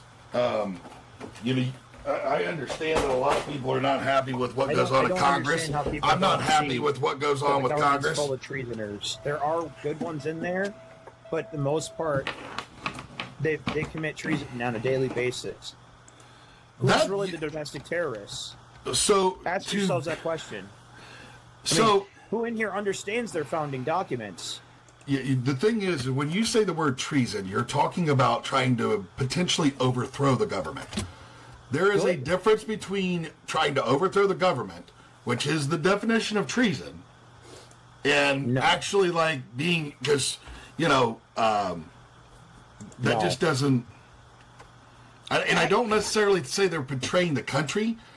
Are they betraying their oaths? Yes. I mean, the second paragraph of the Declaration of Independence makes it very clear that we, the people, are not the treasoners. They are. Well, so let's look this up, because I believe that's what, Article 3? Let's look that up. Article 3, Section 3, treason. There we go. Here we go. Hey, Mike, while you're looking that up, can I point something out? Sure, go ahead. So, you guys are a lot more knowledgeable in this than me, but something I just thought of when you guys were talking about, you know, autonomous and you know, how it's not all about us and we got to go in a professional manner. I something did pop in my head, and that's we also have to be very careful on how we approach those leaders, because if we come at them in any sort of wrong way or demand too much, and I'm not saying kiss their ass or anything like that, because y'all already know I'm not that way of thinking. What I'm thinking is we got to come at them just the right way. Otherwise, they're going to expedite the autonomous just to avoid. Right. You know what I mean? Okay. So right here it is. Right here it is. I want to get this in because I told Charlie that I would, you know, let her. Article 3, Section 3 defines treason exclusively as levying war against the United States or adhering to their enemies, giving them aid and comfort. It requires testimony from two witnesses to the same overt act or a confession in open court to convict. So I have not seen any congressperson levy war against the United States or adhere to their enemies, giving them aid and comfort. So to levy a charge of treason when it is defined by the Constitution as such, sir, that is a very bold and so when they violate, factless accusation. Implement policies that violate our constitutional rights on a daily basis. That has nothing to do with the enemies. That's talking about that is talking about the people and not enemies. Hey, well, Mike, you just said to go to the Constitution and look at the definition. Hey, levying war against the United States. It's further defined in the other founding documents. Well, now wait a minute.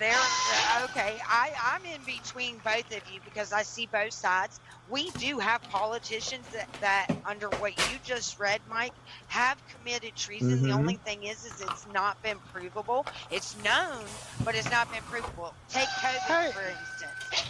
COVID that did not give aid or comfort to our enemies. Can we get back on topic? Sure did. Yeah, we are way. This isn't about Congress. This isn't about the U.S. Senate. This isn't about congressmen right now. This is about drawing a line in the sand and making it very clear. And this is where we got to stick. We do this all the time. We take something that we just drew a line on and we start jumping all over the place. We just drew a line in the concrete that's already cured in there. Can I offer some common sense for a minute? This is why we can't get anything done anywhere. It's because, like Matt said, we do not know how to stay on topic at all. Like you guys, I don't know what you guys are arguing about. People are leaving the chat because of it. They don't know what you're arguing about. Here's the point. And let's make this clear to anybody who's listening who's still here. We are not going to talk government right now. This is about the trucking community as a whole. This is a line. It's already been driven. It is now etched in steel 3 inches down. You cannot sand it out. You cannot fill it. You cannot weld it closed. It is etched, done. The line is now here. October 3rd, Kansas City.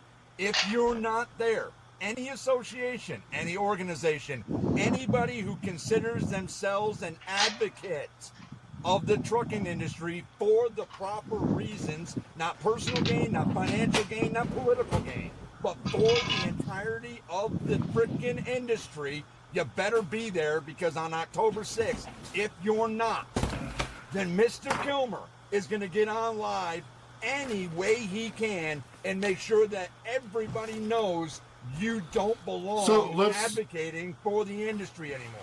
Let's clarify here, since we're going to say this, and you're going to say what you're saying, we need to clarify what exactly it is that you're wanting everybody to do on 10-3. Show up. For what?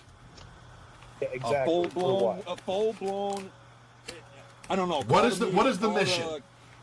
What is the mission? To walk away with 10 or 15 items every single one of us can agree on that we can take and actually move forward as an entire community, not individuals. Well, for that, why don't we just do a live to where we bring everybody come in? Do it, dude. Because the live doesn't do it. You cannot sit across from somebody and look at the eye rolls. You cannot see him finger tapping. You can't see him. Actually, you can. Do you see me right now? You can tell if I'm fucking rolling my eyes. Do you need to see me down here as well? Don't be like everybody else that goes through and turn your camera off. I watch it happen in our fucking board meetings. The camera goes off. Mike, it's more than that. Do you know what the trucking When you're actually sitting across from a person in person, there's a lot more power behind it versus behind a computer screen. I mean, The only difference between a live and in person is in a live, they can shut their camera off. In person, they can't. That's the only difference. Well, no, if you're going to shut your camera off, you don't still get to be a part of it. That's the simple thing about it. If you're not willing to have a camera on, you just don't get to be a part of it. You know, the other part is we're only allowed 8 boxes plus a host in this. Okay, fine. You want to put it together? I'll literally. Let's see here. We have Microsoft Teams that I can bring 100 people into. Don't you guys? Well, now also. There's a way to co-host. Here's the deal. Okay, it's not just about the FaceTime. Do you understand that when this many people stand together in one place and that word goes spreading through the freaking trucking community like wildfire, stating all the leadership is in one location? Do you know what that would do to the trucking community? Yeah, anybody, not anywhere. Do you know what that would do? It would speak volumes. It would show the amount of passion, the determination, the commitment. It would show all of that. Anybody can hop on a computer screen from anywhere. You know what I mean? Yeah, but what I'm looking at here, though, is this. Because we also have to be realistic about some of this. You're asking some people to shut their businesses down. No. For 2, 3, 4 days to go to an event like this. If you're talking about trucking and stuff. Who would have to shut their business and go look at pretty trucks for 2 days, but you can't go to a meeting that's actually going to improve the industry. I mean, bro, I don't even want to talk about Matt's because I can tell you right now, I lost $12,000 in revenue and all the money that it spent for fucking hotels and food and everything down there. I know what it took to go to Matt's. What I'm talking about is not everybody has that kind of, not everybody has that financial wherewithal to do that. That's not what Matt is saying. Matt is saying is people can take a couple of days off to go to any truck show, anywhere in the United States, but they can't take 2 days off to stand behind in unity something that we all run our mouths about. But now it's time to actually put our actions where our words are. You know, I can tell you right now, in my current situation, no, I can't fucking afford to do it. Well, you don't have to cuss, Mike. This is supposed to be a professional, you know. I'm going to go get my t-shirt. I'll be right back. I'll go get my t-shirt and be right back. Put it behind me. It'll be my new bag. Highway brother and sister conversation, and all it is him losing his temper and cussing, as usual. Guys, let's all try to get along here. I mean, if we're going to gather for something, we got to have a specific goal, a strategy that's going to be effective. All right, so everybody throw out some bullet points that you want addressed, and we'll combine them all together. And also, but trying to negotiate with the government that's in bed with the globalists isn't going to solve our problems.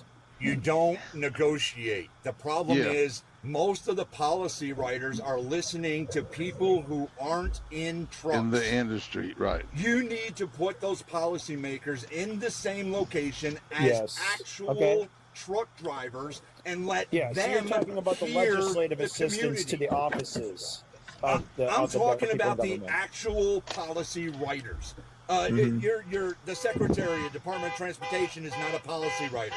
The chairperson of the FMCSA is not a policy writer. Those aren't policy writers. Those are the faces and you know, the politicians of the organization. They're not the people writing this shit. It doesn't matter what they write. We don't follow their policies anyway.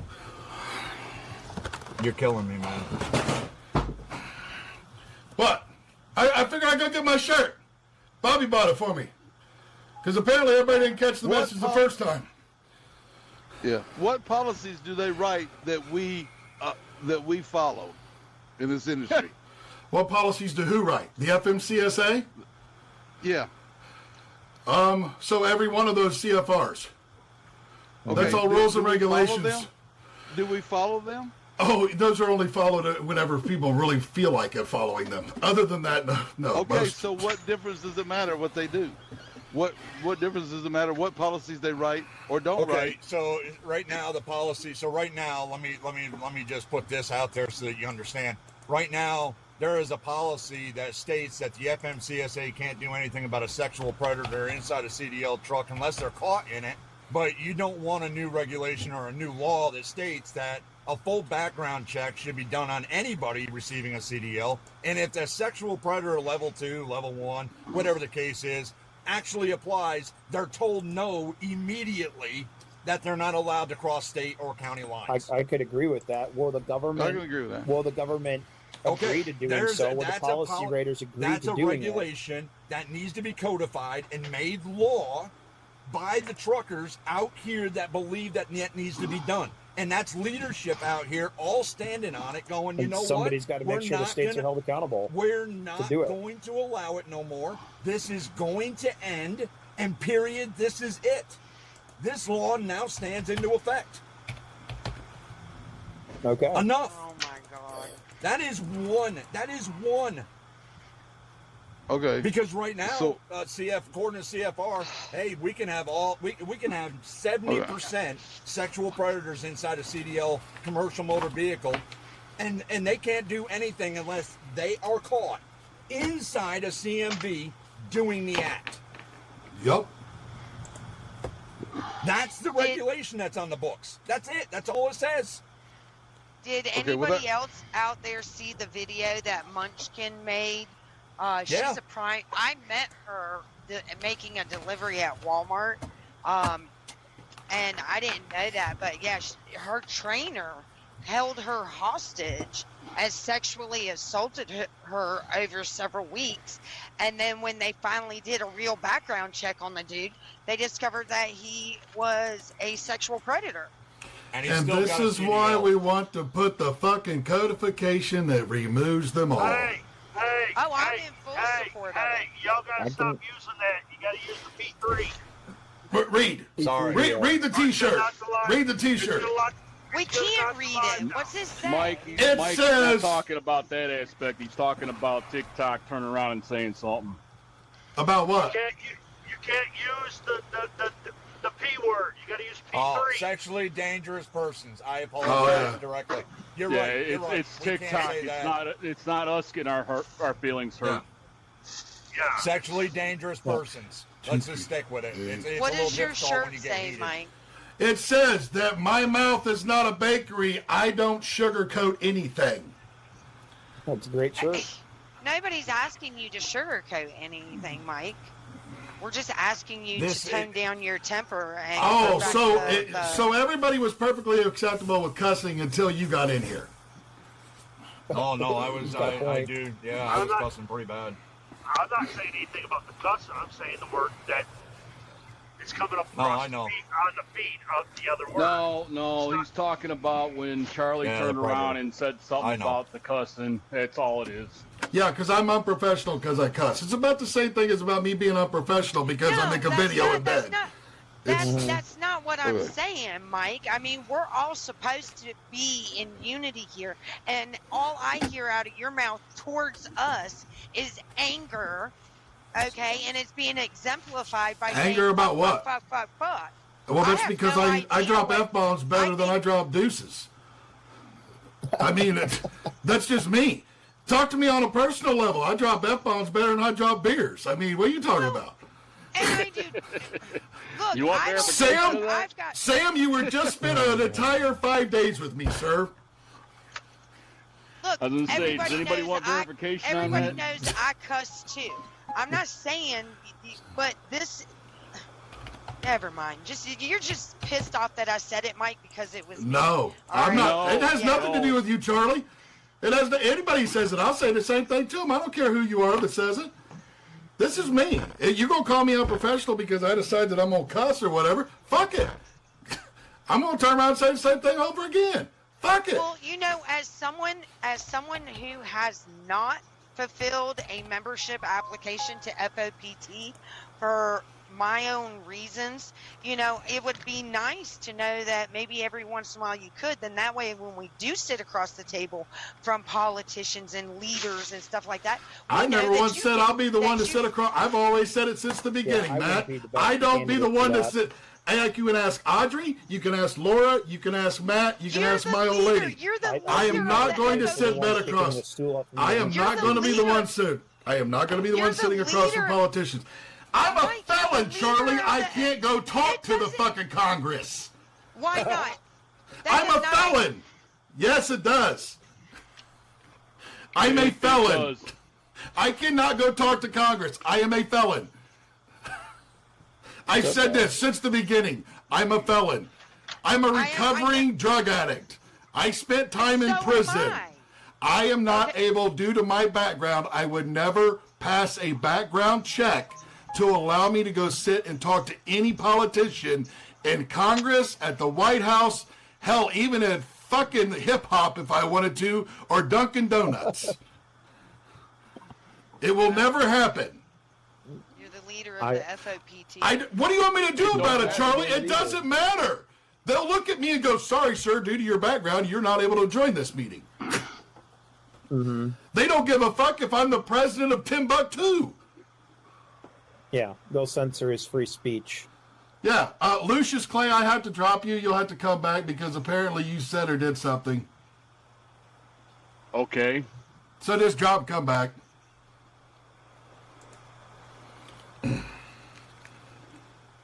So yes, yeah, I'm sorry, folks. If people want me to go sit in front of Congress, it'll never happen. I understand my position and title at the freaking FOPT as the CEO, but due to my previous past and my history over 20 years ago, I am not able to do so.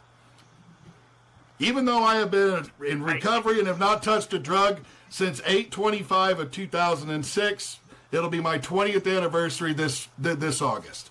But I am not able to go talk to Congress. So guess what? Somebody else gonna have to fucking go do that one. Okay, hey, KSP would like to take an ask. Come on, KSG. I didn't want to interrupt. How's everyone doing? Doing great. What's up, brother? Nothing. I had a question. When you guys say you wanted to meet in person, okay, I understand that. And you want to put 10, 15 bullet points together. Can I ask what those bullet points are, number one? And number two, what would be the plan after the group, let's say, gather together and say, yeah, we're good with these 10 things? What's the plan then? Are you planning on going to Congress and trying to get these enacted as a regulation, as a new Congress law? I mean, what's the purpose here? Matt, that's all you, brother. You're the one that's talked about this. That one's all you.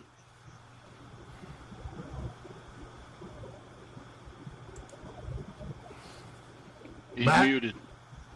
Why is he muted? Oh. Okay, But nobody sorry. gonna. There we go. I'm working inside the truck, so apologies.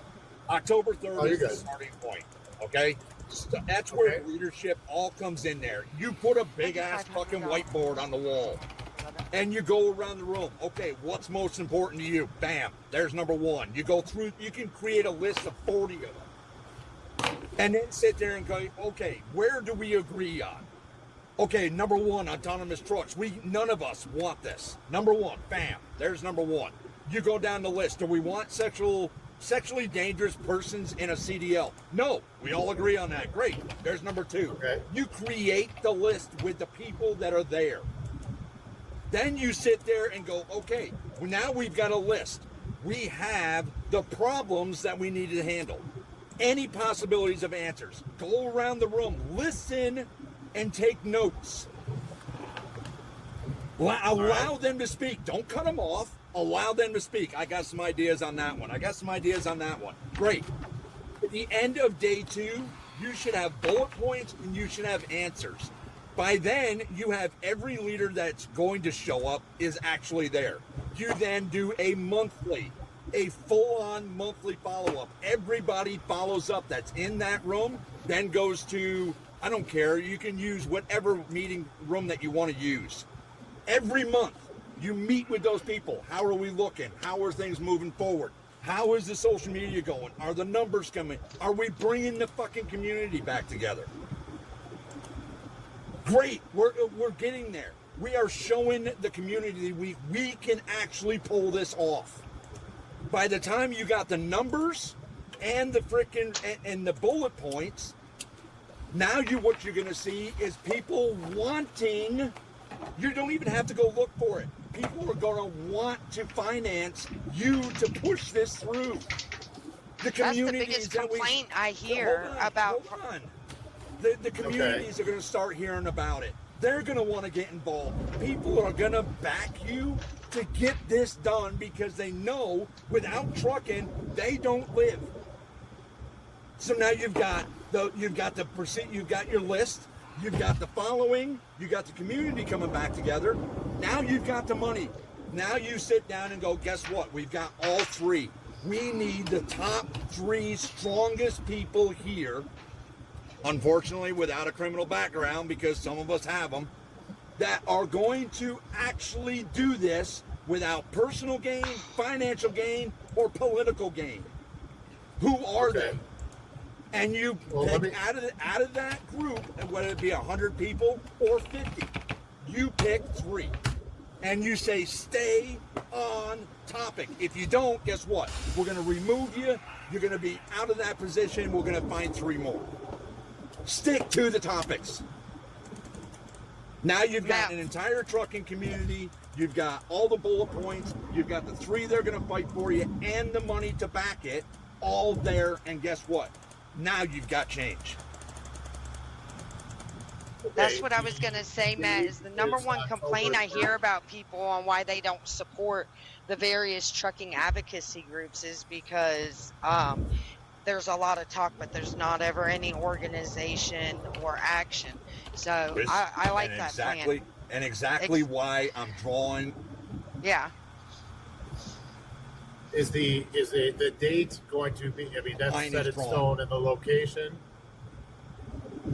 Is there? What's the location of the October gathering? 3rd, Kansas City. I will spend the next 3. I'm going to try to get to Kansas City Fairgrounds. Okay. Because the Kansas City Fairgrounds will be able to accommodate a big enough room for everybody to be able to sit in. I'm going to make those phone calls. I'm just drawing the line today. Right now, this is the line. This is where we stop bashing each other on social media. This is where we stop talking shit against one another and start rebuilding the community. And I will find all the information. I will pay for the frickin' fairgrounds. I don't care. Just show up. Well, I love the drive, the passion for it, and I agree. You know, if there's a purpose there, that's great. But here's what I was going to throw out there, and I can certainly help. So there's a Illinois representative named Mike Bost. He's the only one that I know in Congress that's actually been a truck driver himself, and his family Josh still owns a truck. of Oklahoma, also. Oh, is he? Livestock background. Perfect. I know Bost is. Sean Duffy himself is his family's involved in the logging industry. Okay, what I would say is, you know, if you want, I can reach out to Bost because I've already met with him attacking the sexual mixed gender conduct that a lot of the women trucking have been fighting for, which is, you're right, it's absolutely ridiculous. There was one in Montana also, I want to say, that came from a trucking family. Perfect. And, we need those individuals. Ask them if you want. I could ask them to come there, or we go. You got to give me 3 weeks because I got to secure the location. And I just want to highlight whatever you guys the group decides. There's a big difference between administrative rules and then what would require an act of Congress. So this is why we need This is why we need Right. representatives. We need both. We need the actual policy writers, whoever they are. We don't even know who the policy writers are. I mean, I can dig and find out. A lot of times Whoever the the legislative Matt. assistants of the senators or representatives, usually. Hey, Don't Hey, we need Matt. every state to Yeah. do this though? do you know how I joined Women in Trucking? Well, one of the Like what Trouble FMCSA women that's on the board with the FMCSA was there at our thing at Matt's. I could probably get in touch with somebody through Women in Trucking and get that lady's information and see if she would be willing to come. It's going to come together as it comes together. Right now, I'm drawing a line in the sand. Matt, This Okay, is and where I it's would from. just mention one more thing when it comes to whatever the rules and regulations that say everyone's on board. Unless there's actual enforcement, it means nothing. Like, No, you're we right. need an enforcement. we need enforcement. needs to be dealt with. That's the thing. Correct. Is how are we going But to what hold the states accountable Mac, I on just want to say, licensure? They're the ones that control it through the franchise agreement. Hey, Mike, wouldn't I it have a be- question. What's up? Sorry, go ahead. I'm just trying to I- say, wouldn't it be smart if we organized for each state? No, you And can't then do each that. State. I mean, but Can't you do need that. each state legislator to write Yeah, policy. you're right, but you got to start here. You got to get everybody on the same page, or what you're going to have is people all over the frickin' world speaking something different. You got to get the same page. Everybody that shows up on October 3rd will be, by the time, okay, here's an example. ATA, they're all mega carriers. They go into a boardroom. In fact, Mike and I had this conversation. Mike made this very clear. I love the analogy. Everybody walks into the boardroom. Boardroom door closes. There are arguments, fighting, the whole 9 yards. But when that door opens, they are agreed on a course of action, and everything else is left in the boardroom. That's what this is. I don't matter how much arguing, fighting, infighting there is in there. But once the door opens and we come out with a designated plan, then and only then can we take and move forward and go, you know what? There's one of us from every state. We can all do something in our states. We have the actual set plan. After all the argument, talking is done, here are the bullet points. Here's what our resolutions are. Here's what we'd like to see fixed. And everybody can stay on topic. If you're not on topic, you're going to have somebody in Washington State talking one thing while somebody in Nevada is talking about something completely different, and they're from the same organization, and here we go. We're right back at the same problem again. I can agree with that. I see where you're going with that. It's Yeah. just, I mean, what I've seen in the last few months that I've gotten involved with FOPT and Watching Truckers Table and all these other groups, there's a lot of chiefs, not enough Indians.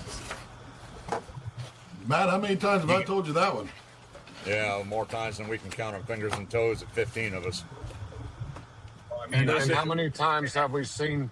How many times have we seen groups get together and try to organize these things? And that one guy there, the last one in D.C., and like 3 people showed up. The guy that was trying to get everybody to show up didn't even show up. Yeah. Right. And he was mad that only That's- 3 people showed up, but he didn't show up. Here's the thing, and this is the thing. This is where, me personally, I will be there. I don't care if I'm the only one standing in the fairground on that day. I will be standing there in the fairground live for everybody to see and look around and go, where are you? Because I'm going to start calling you out left and right. If you can't be there, I don't know, maybe I can find a way so that you can be remote. You can That's give what a I was speech just remote. about to say. That is you can we do could bring something. laptops with us and use Zoom Yeah, or you gotta whatever. it's got to be TV screen or something where you can be remote. But that's not going to be everybody. I'm not going to accept, 52 leaders sit there and go, well, I can't make it. Well, then I'm going to call y'all bullshit. I can understand if you're in a financial crisis, but 52 of you? No. Horse shit. I'm calling it horse shit right now. I'll do it in Ohio. I don't care where it is. I'll be there. I don't care. Kansas City is this dead center of the country. Literally, dead center. Have one I'm only every picking it because it's literally dead center. Until everybody comes together. Have one every North, south, east, west, northeast, southeast. I don't care where you're coming from. It's an easy target to get to. Hey, that's a good point that Trucker just made. Is there's projectors all around the fairgrounds. That could be something that could be done, but I'm not a millionaire either. I can't fork out $20,000 to buy, 50-inch screens that are all over the place. So projectors, you don't need a screen, dear. You just smart cast your phone or laptop to the projector, and then it displays it. Mike's better with that than I am. I'm just right now. Nobody has done it, and the very few that have aren't passionate enough to follow up with it. As far as I'm concerned, not in the past. Well, Matt, the gauntlet's down. I'm just going to say, I hate to see you waste a lot of time and money on it because people don't show up. Right? I understand what you're trying to do, but people don't show up, and at the end of the day, most of them don't care. Then I'll call them out, and I'll make sure that every member of their freaking group, if I have to dig for freaking weeks, that every member of their group understands they did not show up. This was a call for every trucking community and every association, every organization, and their leadership to show up. If you can't, for anything other than family or business emergencies, I will make sure that every single one of them finds out that Matt Kilmer's not a joke, and I will destroy your organization, because at that point, you're only in it for you, not for those truck drivers that are following you. So I came in late earlier and couldn't come on earlier until just a minute ago.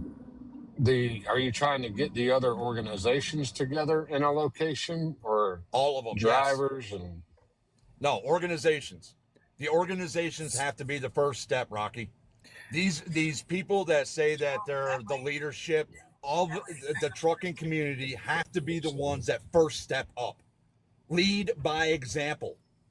Let me say that real clear for all those in the back that might be listening that are hiding in the back shadow somewhere. Lead by example and show up. If they don't, then they're not leadership anyway. You should let trouble up here. We can tell you that we were trying to organize things on a state-by-state level by congressional district and trying to work with the capitals on trying to do action plans to work with policymakers. And when we tried to broadcast that across social media and gather numbers into that organization, all y'all just laughed at us, shadow banned us, turned your backs on us. This idea has been thought of before. I didn't say it wasn't, but I wasn't leading the charge either. Well, there is that, but it takes all of us as leaders to step up and lead the charge, not just one. I absolutely agree. I absolutely agree. But there's also no accountability in this industry. Nobody holds leadership in this industry accountable. Nobody. They sit there and they'll hand over fees. They'll hand over fees left and right. They'll pay the frickin' leadership and their membership fees, but there's no accountability for any of the leadership. Guess what? There is now. I think that definitely is something that we can all agree on, because we've all talked about that before. Hell, Mike did a whole video on personal accountability. I would say that applies to all industries. I know that both members and the financiers of CDLDU lost a lot of money trying to keep it going, waiting for people to contribute.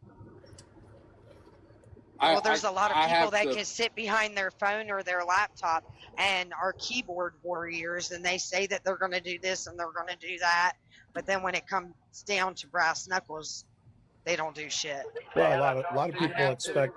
I have have to make this quick because I'm running a winch truck right now and I'm fixing to go in and load. So I'm gonna make this real quick. Like I've been in CDLU. I sat on the board.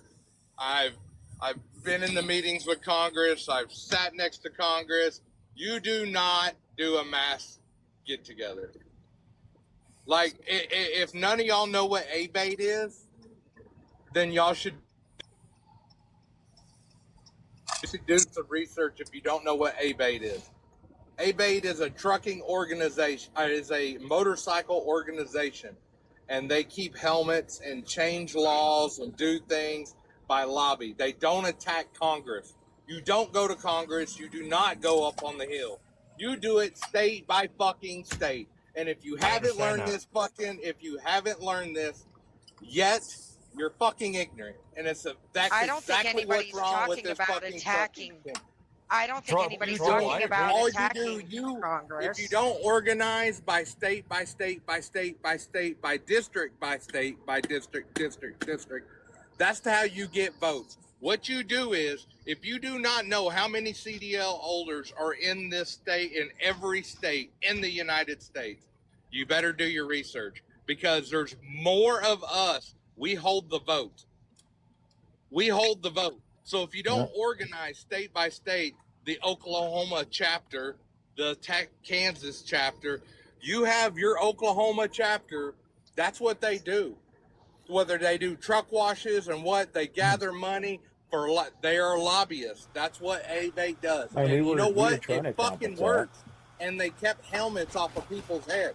They've changed laws. They've made a difference. Trouble. Heed the warning. I have been said to DC. I've marched on the Hill.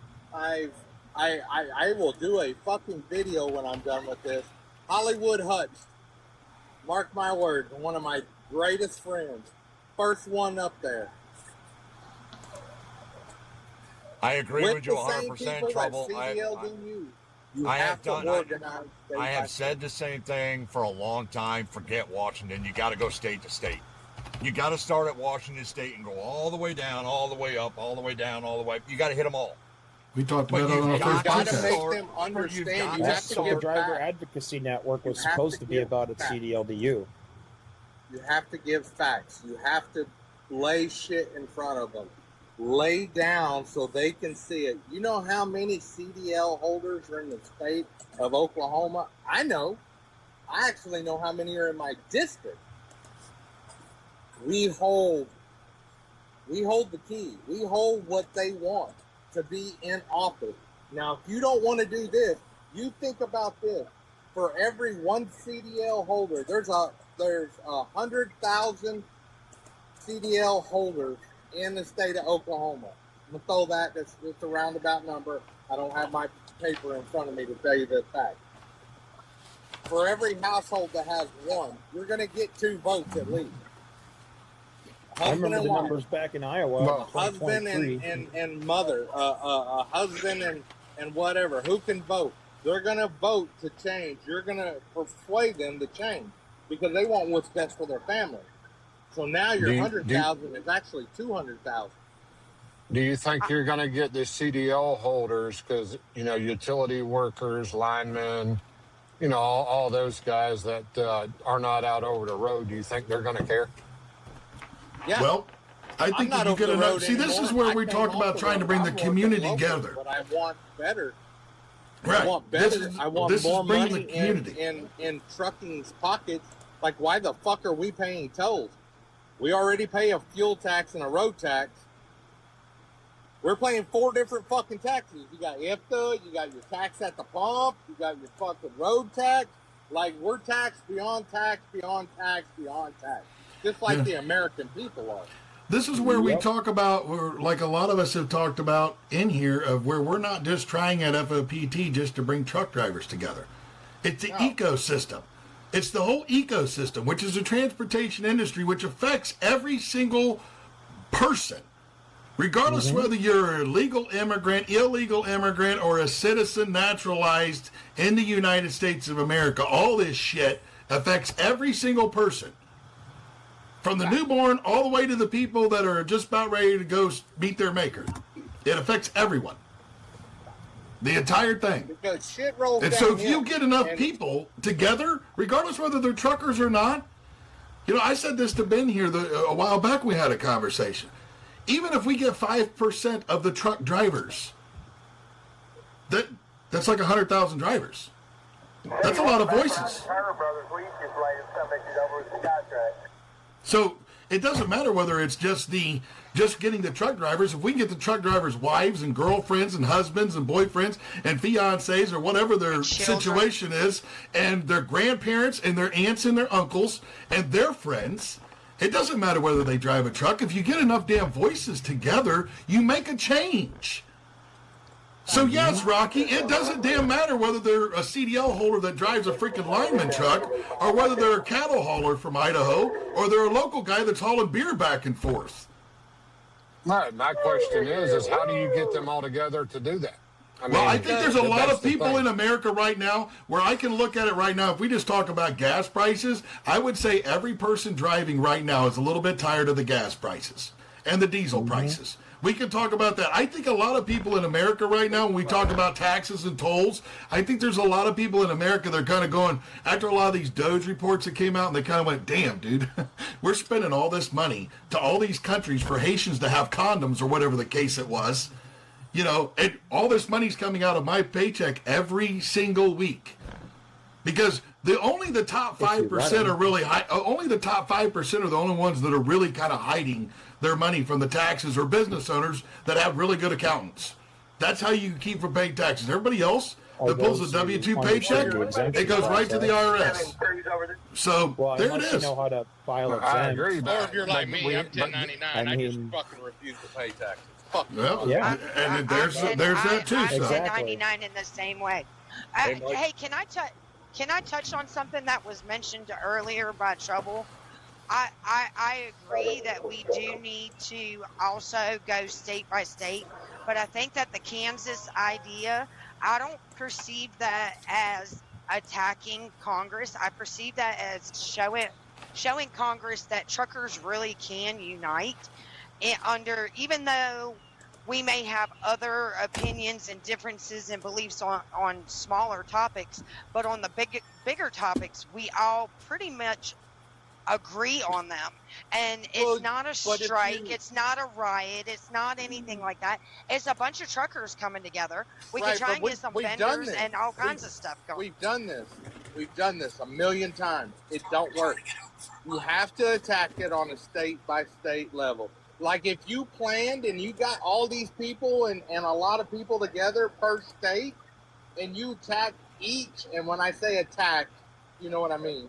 Right. And you plan your attack all on the same day, all at state capitals across the country, that's a fucking statement. But you can't do that without first bringing everybody together and creating the bullet points so that You have to everybody create the is on strategic the plan, the same. centralization. So that you have to have everybody's a on the mission same statement. That's play. why I You have to have a said look at centralized A-Bait. plan. Look at Right. A-Bait.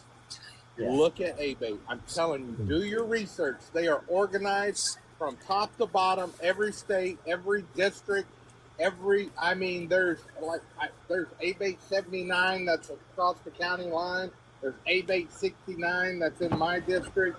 They are organized, and all they are lobbyists. That's all they are. And Trouble. That's what I'm trying to create. That's what you're you're talking about is exactly what I'm trying to Take do. the right kind of person. What Not you're everybody doing wants to be a is like negotiator. a with government. motorcycle club. That's what you're trying to do.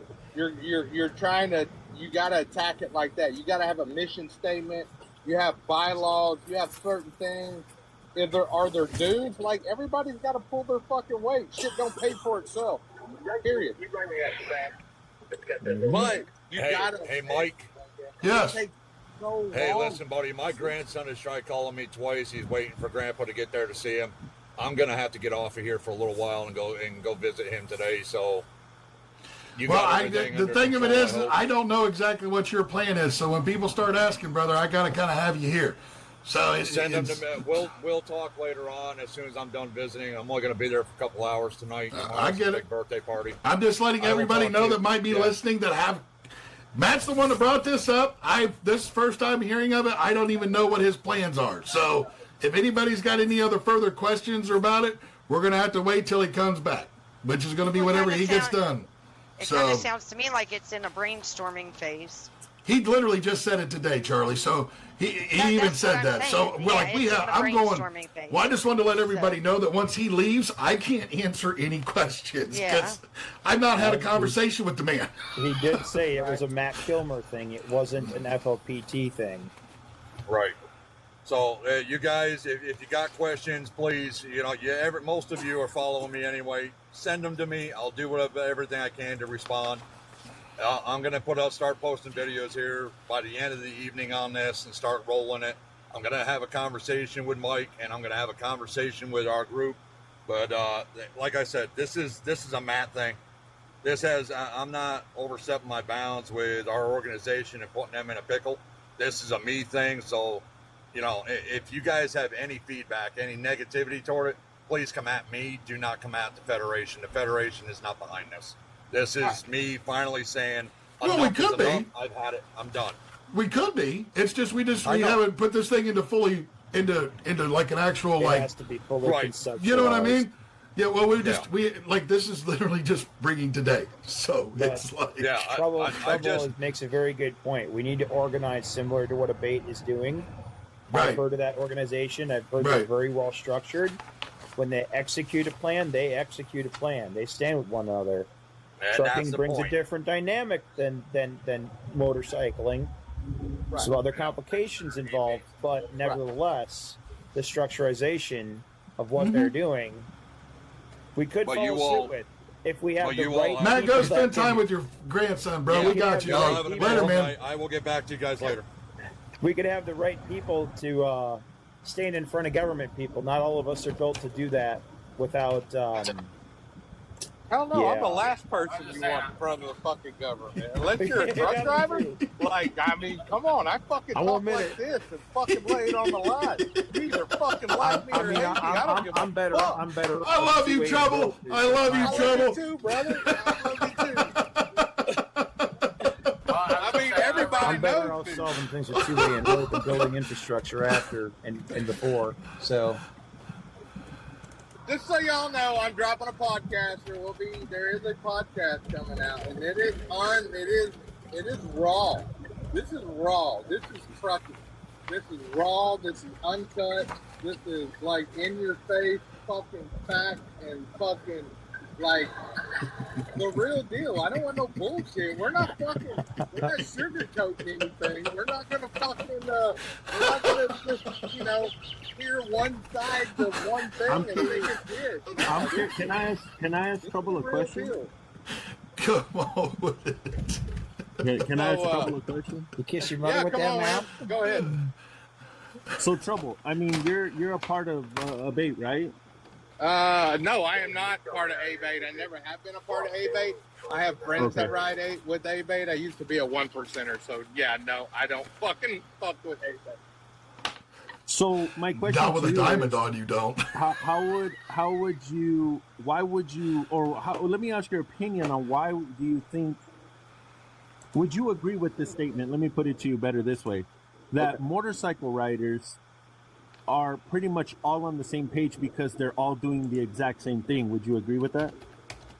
Yeah. Oh, I know that's the case. They have a common goal. So when somebody goes, hey, we wanna say advocate, and I'm using that in quotes, advocate for helmets, not being required or something like that, then everybody kind of gets on the same page. Would you agree that with the trucking industry, the problem is that most of the owner operators and most of the people that are doing this are individual businesses, all with different problems, all with different costs, all with different, struggles within their organizations, and that might be the reason why we can't all get together? Yes, but let me stop this, though. Let me say this real quick, though. This right here that we've been talking about has to do with autonomous trucks and nothing to do in the fact that it's going to phase us out. Right. That's what we're upset about. Right. That's the topic. But I would push back on that. I think everybody, if you're not on board with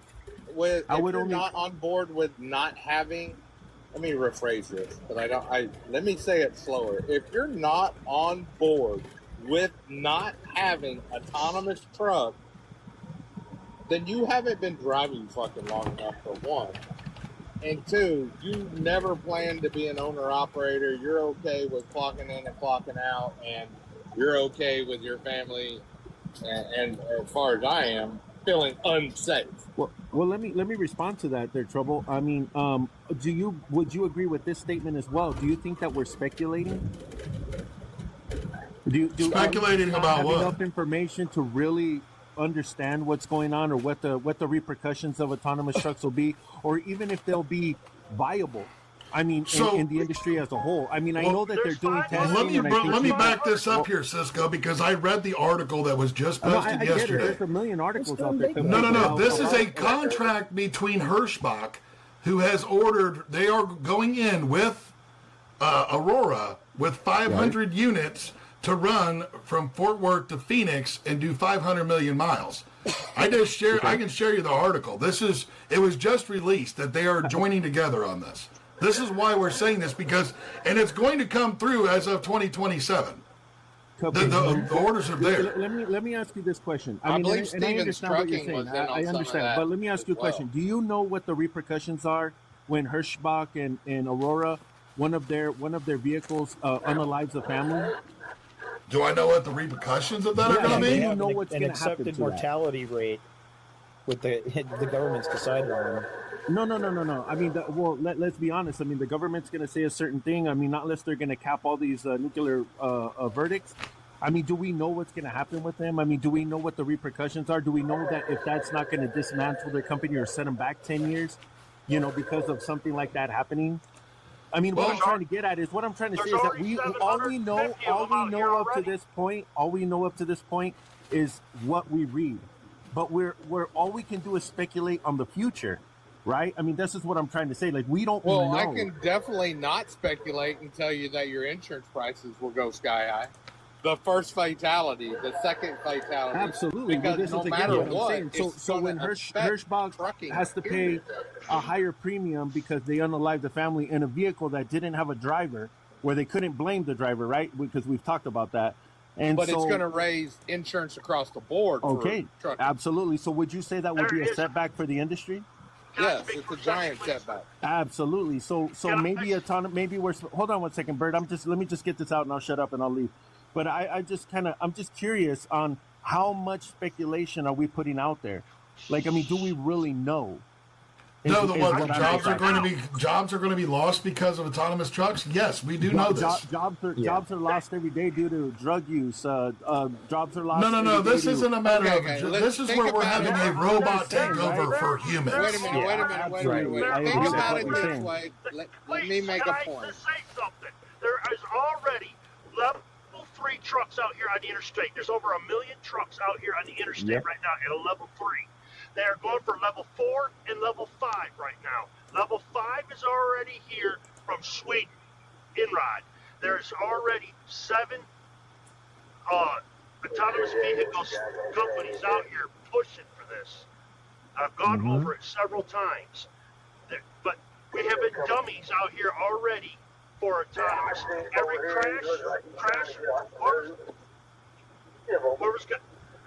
every truck out here already, from cruise control all the way up to level 3 with the crash resistant sensors on the trucks, is already autonomous.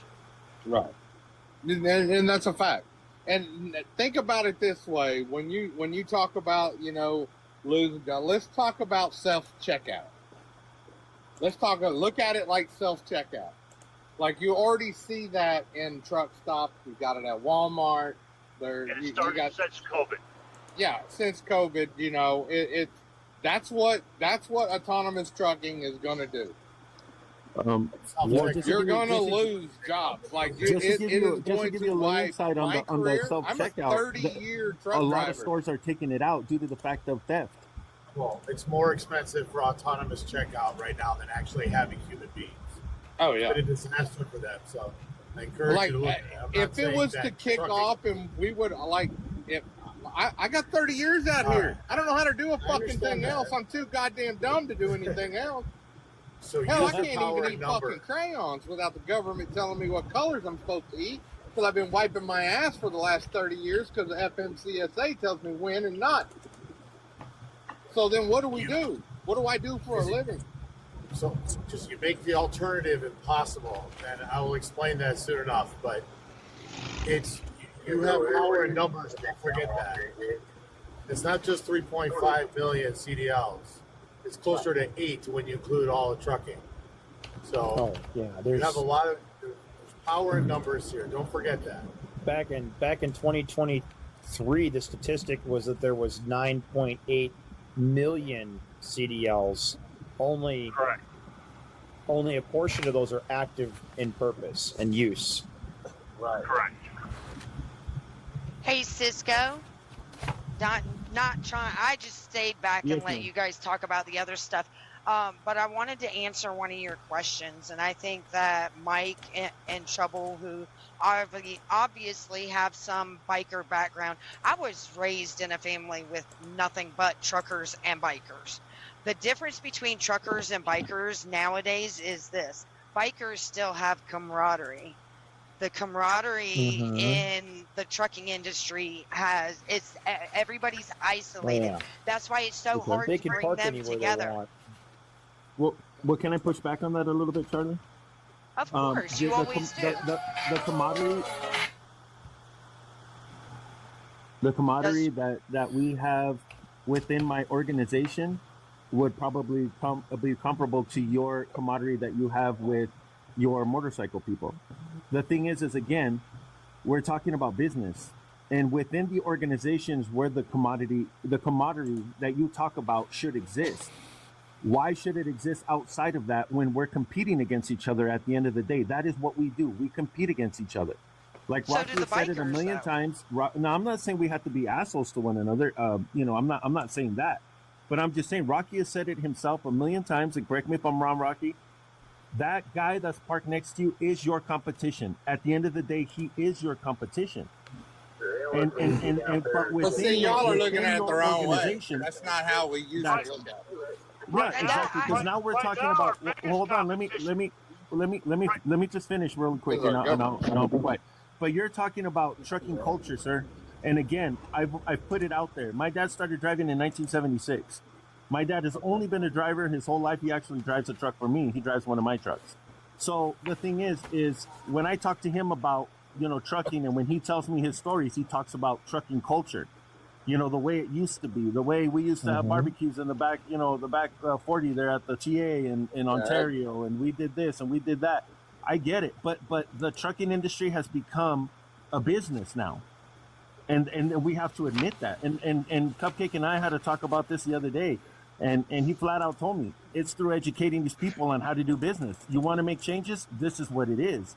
So I say the camaraderie has to exist within your organization, with your drivers, with your employees, working with them. But when you're out there competing, that's kept us apart for years is arrogance, ignorance, and lack of education, and that's why the trucking world will never come together. Yeah. If you want to really know how trucking came together, and your dad's been out here that long, ask him about Louisville.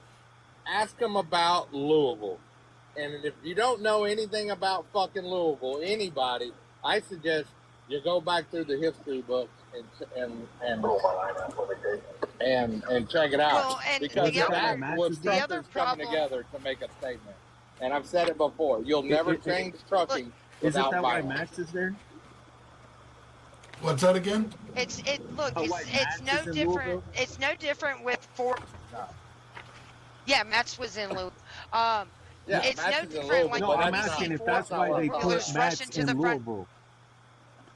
Louisville was the riots. That's when trucking came together and were throwing bricks off of freeways, and they rioted and they stopped the interstate, and they fucking took. I was a kid standing on top of a cab over, taking pictures in a Polaroid at a 76 truck stop in Oklahoma City on Morgan Road or Council Road. Morgan Road, when the riots kicked off, and that was over fuel wars. Until you shut it down and you come down, nobody looks at all this neighborly shit. Nobody gives a shit. Nobody cares if you go march on fucking Washington. We don't care. I don't care. But now, if you think about it, though, how did they get all of those truckers back then in Louisville to come together for those riots and for all of that stuff? It was one gentleman with the CB. It was one gentleman with the CB. I understand that, but it was I gotta also jump off here. I gotta because load this wagon. I'll be back. All right, later, Trouble. it was also Later, Trouble. by Trouble. It was also because when truckers went into a truck stop, they talked to each other over getting their coffee. They talked to each other in the diner. They had the barbecues in the parking lots, and they supported each other. Nowadays, it's a me first mentality on everything. Absolutely. I just spoke on that earlier. That's why we can't bring truckers as a whole, not just the little individual companies, but the truckers as a whole. You're not going to see something like Louisville happen again until the camaraderie comes back, because we don't support each other. We do compete against each other, and it's got to stop. I mean, that's something that Matt and I talked about the very first time we met.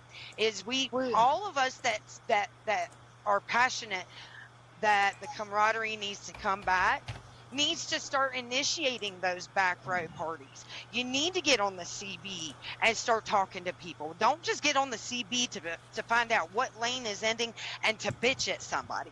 You know what I mean? We're not all out here for the same reason. I have a pushback on Cisco. Cisco, yes, we are all out here as competitors and all that. Our biggest competitor that's coming in right now is the Autonomous, and that's the deal that they got with Hirschbach right now with the 500. There's already 750 of these trucks out here running on the interstates, I-10, I-17, I-19, I-20, and part of I-40, and I-35 and I-45 in Texas. They're already out here, over 750 of these autonomous trucks right now, and now another 500.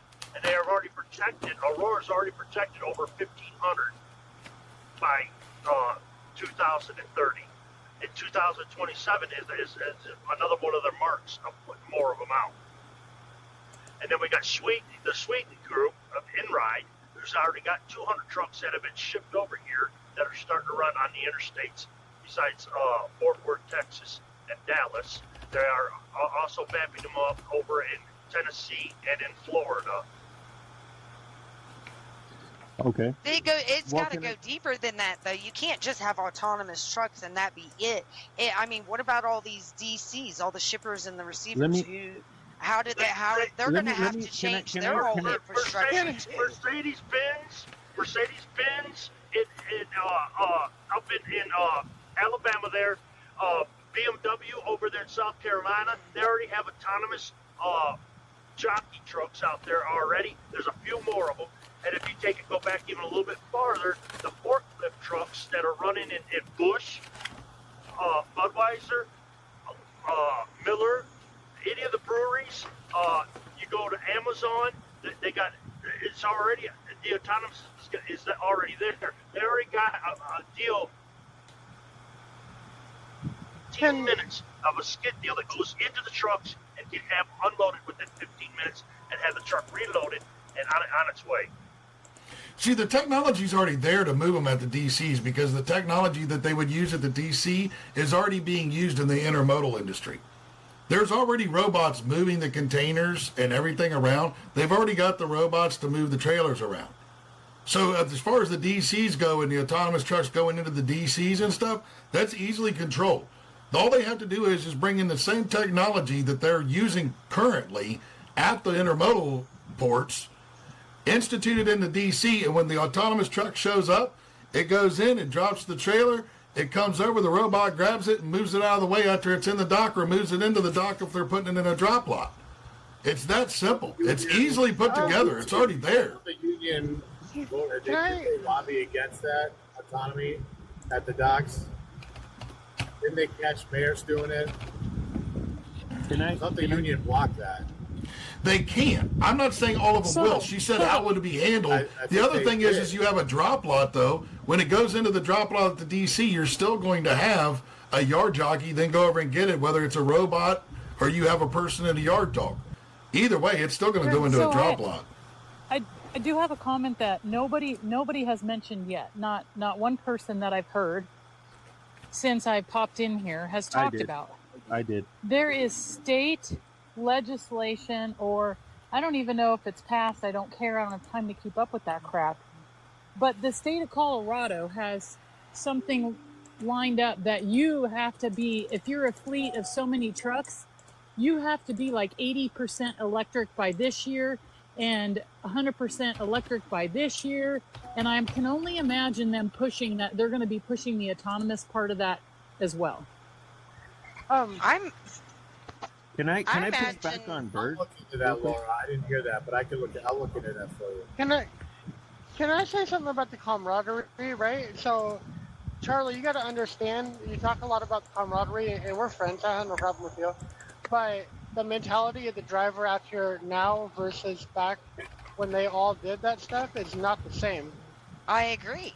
It's because everybody's all about themselves. Mean that, the me first mentality, but that doesn't mean that we can't start spreading some sort of positivity and connectivity every chance that we can. I mean, there's plenty of times where we don't have the time or the energy to do it, but it doesn't mean that you don't, at least try, even if you, and another thing about the autonomous that nobody's also brought up is that all of these shippers and receivers and everything that are going to have to change all of, if they haven't already, it's also going to lose industry employees. So when we're advocating against autonomous trucks, I wonder if we cannot recruit, industry plant DC workers that are, hey, look, you're going to lose your job to a robot.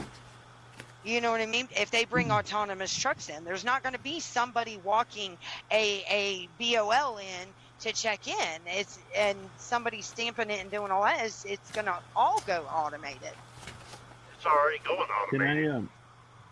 I don't think you're going to stop. Can I say something that's probably really unpopular? They're not doing that already. It's already automated. That you have an app on your phone and the damn thing checks in for you at some of these places.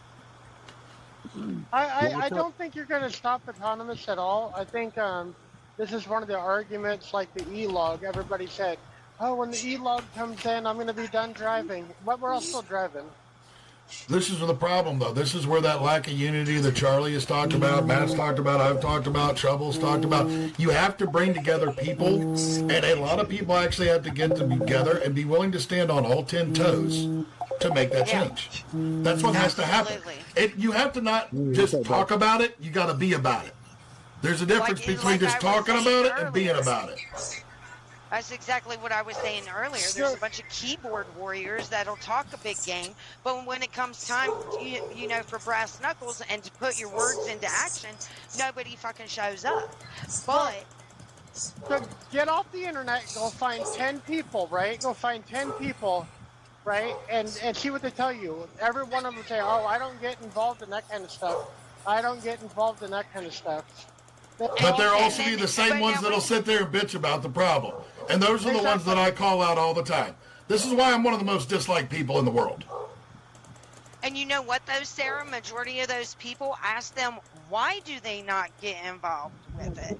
And I guarantee you they'll turn around and they'll tell you it's because the advocacy groups that they have witnessed, they have been a part of in the past and experienced were not organized. I've been doing chaos I've been doing this year in August. I've been out here for 25 years, right, doing the same job, right? And we used to look at it as a career, right?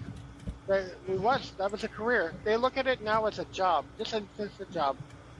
It's no different than Burger King or McDonald's.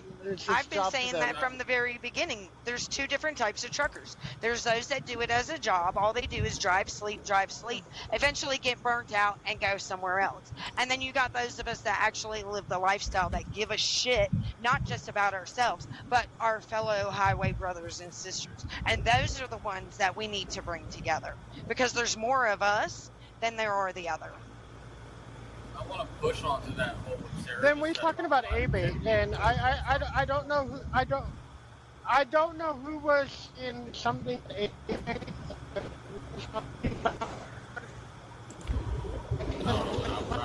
We went to R2D2 mode. Talk about stuff. Sarah's phone always eventually goes there. I pick on her all the time for having the worst cell service. But what I was gonna. My bad. My bad. But what I was gonna say is, So- I sat there. Go ahead. I have sat here at these truck stops and I've held conversations with these drivers and multiple drivers, not just 1, 2, 3. I've talked to 5, 6, 7, 8, 9, 10, and I mean, Sam and them have heard me do it, and they all push back with me with the same thing. Why would they join any group that has nothing to do to benefit them, or not benefit them, but are not for the driver, or not for them? That's why they don't. A lot of them don't get involved. The ones I have personally talked to myself, that is exactly what they've said. Oh, I don't do IOTA because IOTA has nothing. It may not, but at the end of the day, you have to think about yourself.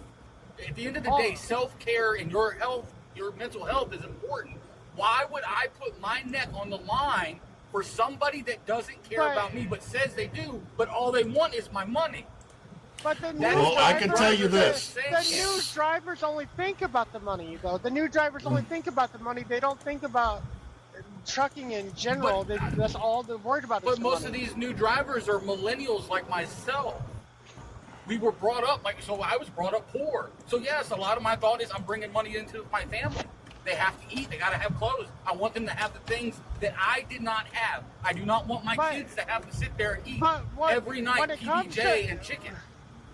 When it comes to bringing the fight, though, you got to look past the money because you're not going to make no money if you don't have no job. Yeah. So this is where I can tell you though, as far as like when Matt and Laura, so when Matt and Laura and Tab and we all went and started the FOPT because of what you said right there, of the fact of they all want your money. This is why we said it will always be free to join the FOPT. This is why we decided to do our organization different than everybody else. This is why we look through and we go through and I put together the discount program with T-Mobile. Doesn't cost anybody to join the FOPT, and anybody with a membership can take advantage of cost savings. Regardless whether you're an owner operator, need an ELD, you need internet, you need a phone, whatever the case is. They've got it all for it. You know, there's a difference for that. Quick question on that T-Mobile. That I've been meaning to ask you. Does that also apply to those of us that already have T-Mobile, or is that for those that are new T-Mobile customers? That would be a question for Jacinta, who is the salesperson on that. My understanding is it would be anybody that's an FOPT member gets to take advantage of that regardless. Was my understanding of how that's supposed to be set up. Because I'm with T-Mobile and I'm taking advantage of the phone and the insurance or the internet plan.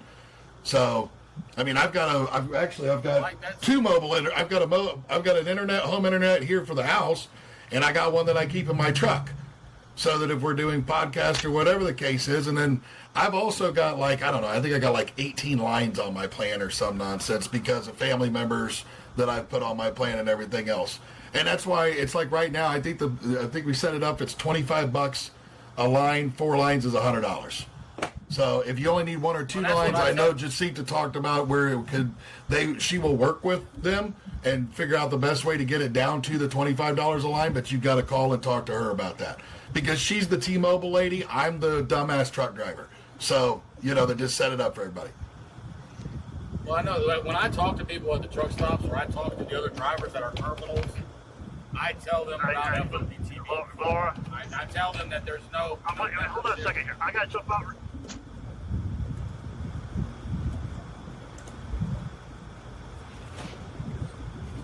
Why did it all go quiet all of a sudden? I don't know. Big Bird started to say something. I don't know what's going on. You all right, Big Bird? Yeah, I got to take a jump out. I noticed Laura is another moderator. I'm going to jump out, okay? I'll be right back. All right, bud. All right, back to what you were saying there, Justin. I know you were talking there for a minute. What was you trying to say there, sir? When I talk to the other drivers at the truck stops. Having me one of these in that house. I tell them that it's free. You know what I mean? I don't know if we can fix the frame. Yeah, I mean, I understand that, but I'm just saying, like, a lot of people want to talk about the other organizations. They don't want to be a part of it because all they want is your money. This is where I can say it doesn't cost anything. They lump a bunch together. Every driver, yes, they lump everybody together because I've heard that same thing. Like one of the drivers I was talking to the other night at the truck stop 2 nights ago. We were talking about these organizations. We were talking about autonomous. We were talking about different things. And I told him, we were talking about FOPC, and he said, that's the first time I've heard that. He said, oh, they're probably just like the rest of them, ain't they? I said, no, they're actually for the driver, and they don't charge you to be a member. And he's like, oh, really? And I'm like, yeah, look them up, do your own research, because I'm not here to do that for you. You got to do your own research. Right. I'm not trying to be an ass about it, but that's, Well, but this is where they need to make they need to make their own decisions. So I can say that we've had a lot of talks in our group about collaborating, not joining, I guess is the word I'm going to use. Collaborating with other groups, and we've tried that, but the problem is that the agendas don't match. So and just like Mike said, the agendas don't match because the other ones want you to pay for this, and they have a target on one particular thing. Well, we believe that the one particular thing that we have to work on is the drivers first.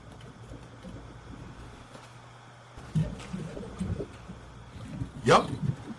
Well, this is where we talk about the driver. We also talk about the carrier, though, and a lot of the carriers that are out there that are not making it is due to lack of education, because a lot of them, like I see some of these, TikToks and YouTubes and Facebook Reels and stuff that come on there, and you got a lot of them that don't give the entire story. Like there's one that I just seen, I think Sam did one with him here the other day. This guy's talking about how he's able to make it at like 98 cents a mile. He doesn't tell the whole story that he's a lease guy with Prime, which you can figure it out though through his videos, because he's talking about the 01, 02, and then the 90, which everybody knows with Prime, 90 is the last stop. So they go through, and he doesn't give the whole story. And this is where, like, yes, I might agree that as a lease guy or gal, a lease driver, I will just put that, with Prime, you might be able to say that your operating cost is $1 a mile. You're not paying for most of the stuff that an owner-operator does, because you're running under Prime's numbers, you're running under Prime's insurance, you're running under Prime's discount program. It's the same thing as when people talk about as a BCO with Landstar. As a BCO with Landstar, you are operating underneath this massive buying power mega carrier, mega broker. So you are not the same as an owner-operator who is having to operate outside of I don't even know, what is it? It's like something like 15,000 trucks or something that Landstar operates under with BCOs and stuff. They have massive buying power. I talk about this with people when I talk about, with like fuel discount programs and stuff. Massive buying power. But to digress back, this is where people don't give the whole story. And this is one of the other problems that we have is that we see these groups or people or whatever you want to say it, not giving the whole story. Oh, I'm operating for $1.22 a mile. Okay, well, I run for Landstar. Oh, so you've got Landstar's buying power with fuel. You got Landstar's buying power with tires. You got Landstar's, contract, power that they have, because they can offer out to anybody and say, look, we've got 15,000 of this or whatever the case is. That makes differences when we're talking about contracts here. So, this is the other problem that I see a lot is the lack of full story, with only half the stories being given. If people would give the whole story and they would stop with the, nonsense of where they're selfish or whatever, or they're just doing it for money, things could probably be a whole lot better. But is it going to happen? I don't know. Do I pray that it does? Yes, I do. Well, the floor is back to someone else. Don't forget about us little guys. What do we want specifically? I am meeting with Mike Bose next week. I will present it to him. I don't know what he's going to say, but I get it. We want to get together. What specifics do we want? one at a time. Please go, and I will ask him. Can I go? Say that again. I'm listening. I'll write this all down and I'll put it together. No, I think I know what from my perspective is. For one, is the 8%, 8 times tax. I think that needs to disappear. You know, everybody keeps saying, "Hey, education is a big problem." My grandpa, I told this story before. My grandpa had a 5th grade education. He quit high school and he actually got in a truck and he made $1 million when he passed away. He gave it all away. So how can somebody do that in the 80s and the 90s? In the early 2000s, but now in 2026, people can't make ends meet, and I think a lot of it is the system is stacked against people. It's just like Cupcake was saying. He's all like, "Hey, look, you got buying power for fuel, you got buying power for tires. I mean, you can't really compete with these people. So if we make it a system for tax breaks for, I guarantee if I look into Landstar, I'm going to find a bunch of tax breaks. I'm going to look at a bunch of grants they got. And a bunch of Washington, D.C. money. So if you're a mega carrier and you're getting this, how come me, Cupcake, Sarah, and everybody else get that kind of help? And yeah, you say you file. They're not going to give you the time in the day because you don't have the capability. They have systems where they hire prisoners out of it. They have systems for people on food stamps that they hire. You know, all this stuff that they get money grants. We can't do that. We're 1 to 2 truck operations. So that's the same with the company I drive for. We only have 4 OTR trucks. Purchasing power and tax rebates. Perfect. Trucking by the grace of God. What do you want? Oh God. You know, I actually got called by the news yesterday, and I had a talk with the local news station because they were like, "Oh, is the fuel prices affecting your company?" And I had to say no. But what is affecting my company is that these fuel stops can raise and lower the price of fuel at any given moment 42,000 times a day.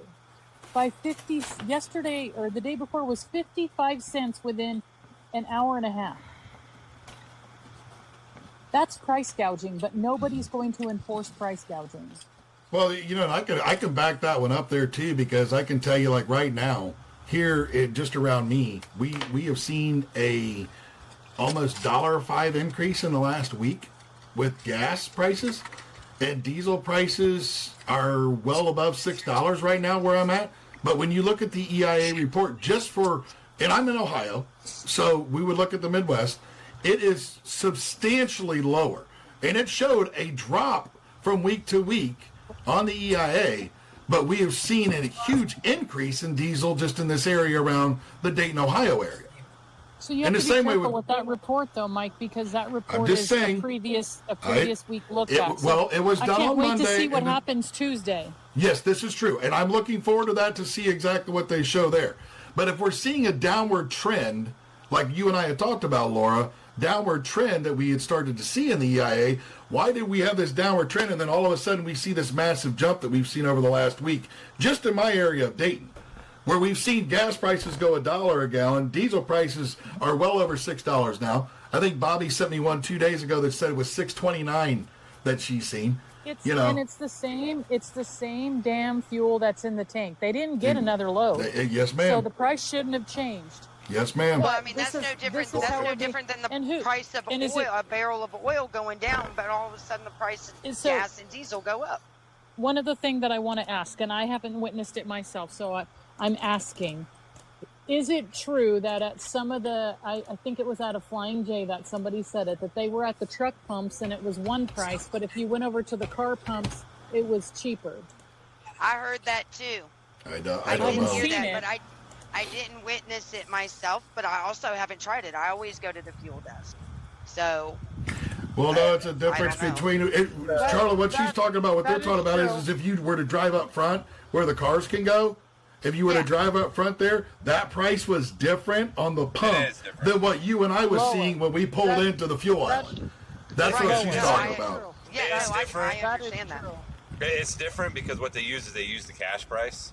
So if you're using cash, if you look at Flying J and all them, and they got like the there is a cash and credit price, yes. Yeah. So what you're seeing actually at the fuel pump up front is actually the cash price is what you're seeing. But to me, if you're paying not cash with a debit card or whatever business, it should be the same as the back, and it's not. But if you go look and compare it, you'll see a cash price up front.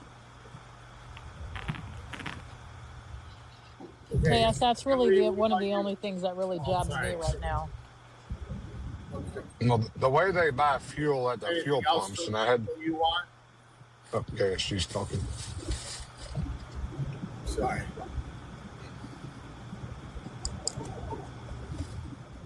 I have a lot of things, but you don't want to hear about all of them right now. I'll seriously work on a list, but I need to be able to articulate how to put it on paper. And I can touch base with you. Yeah, I would love to know. I'm sorry. How do you say it? Charlie? Yeah, Charlie, or you can call me Red. Hey, Charlie. What would you like to see change? Anything specific? In the trucking industry? As Yes. far as policies and regulations? Yes. Some of the more bigger popular ones, I do support removing violent felon SAs out of the CDL world. There's no point in being a registered SA if you can't be found and tracked. And it would make it safer out here in the truck stops, not just for the men, but us women. You know, it can be a scary place for women. And I see a lot more truckers bringing their kids and their families on the trucks with them. I just had my 15-year-old daughter with me at the Chrome Shop one. And we were walking across, not at the Chrome Shop, but we were at the TA in Vero Beach before we got to Wildwood.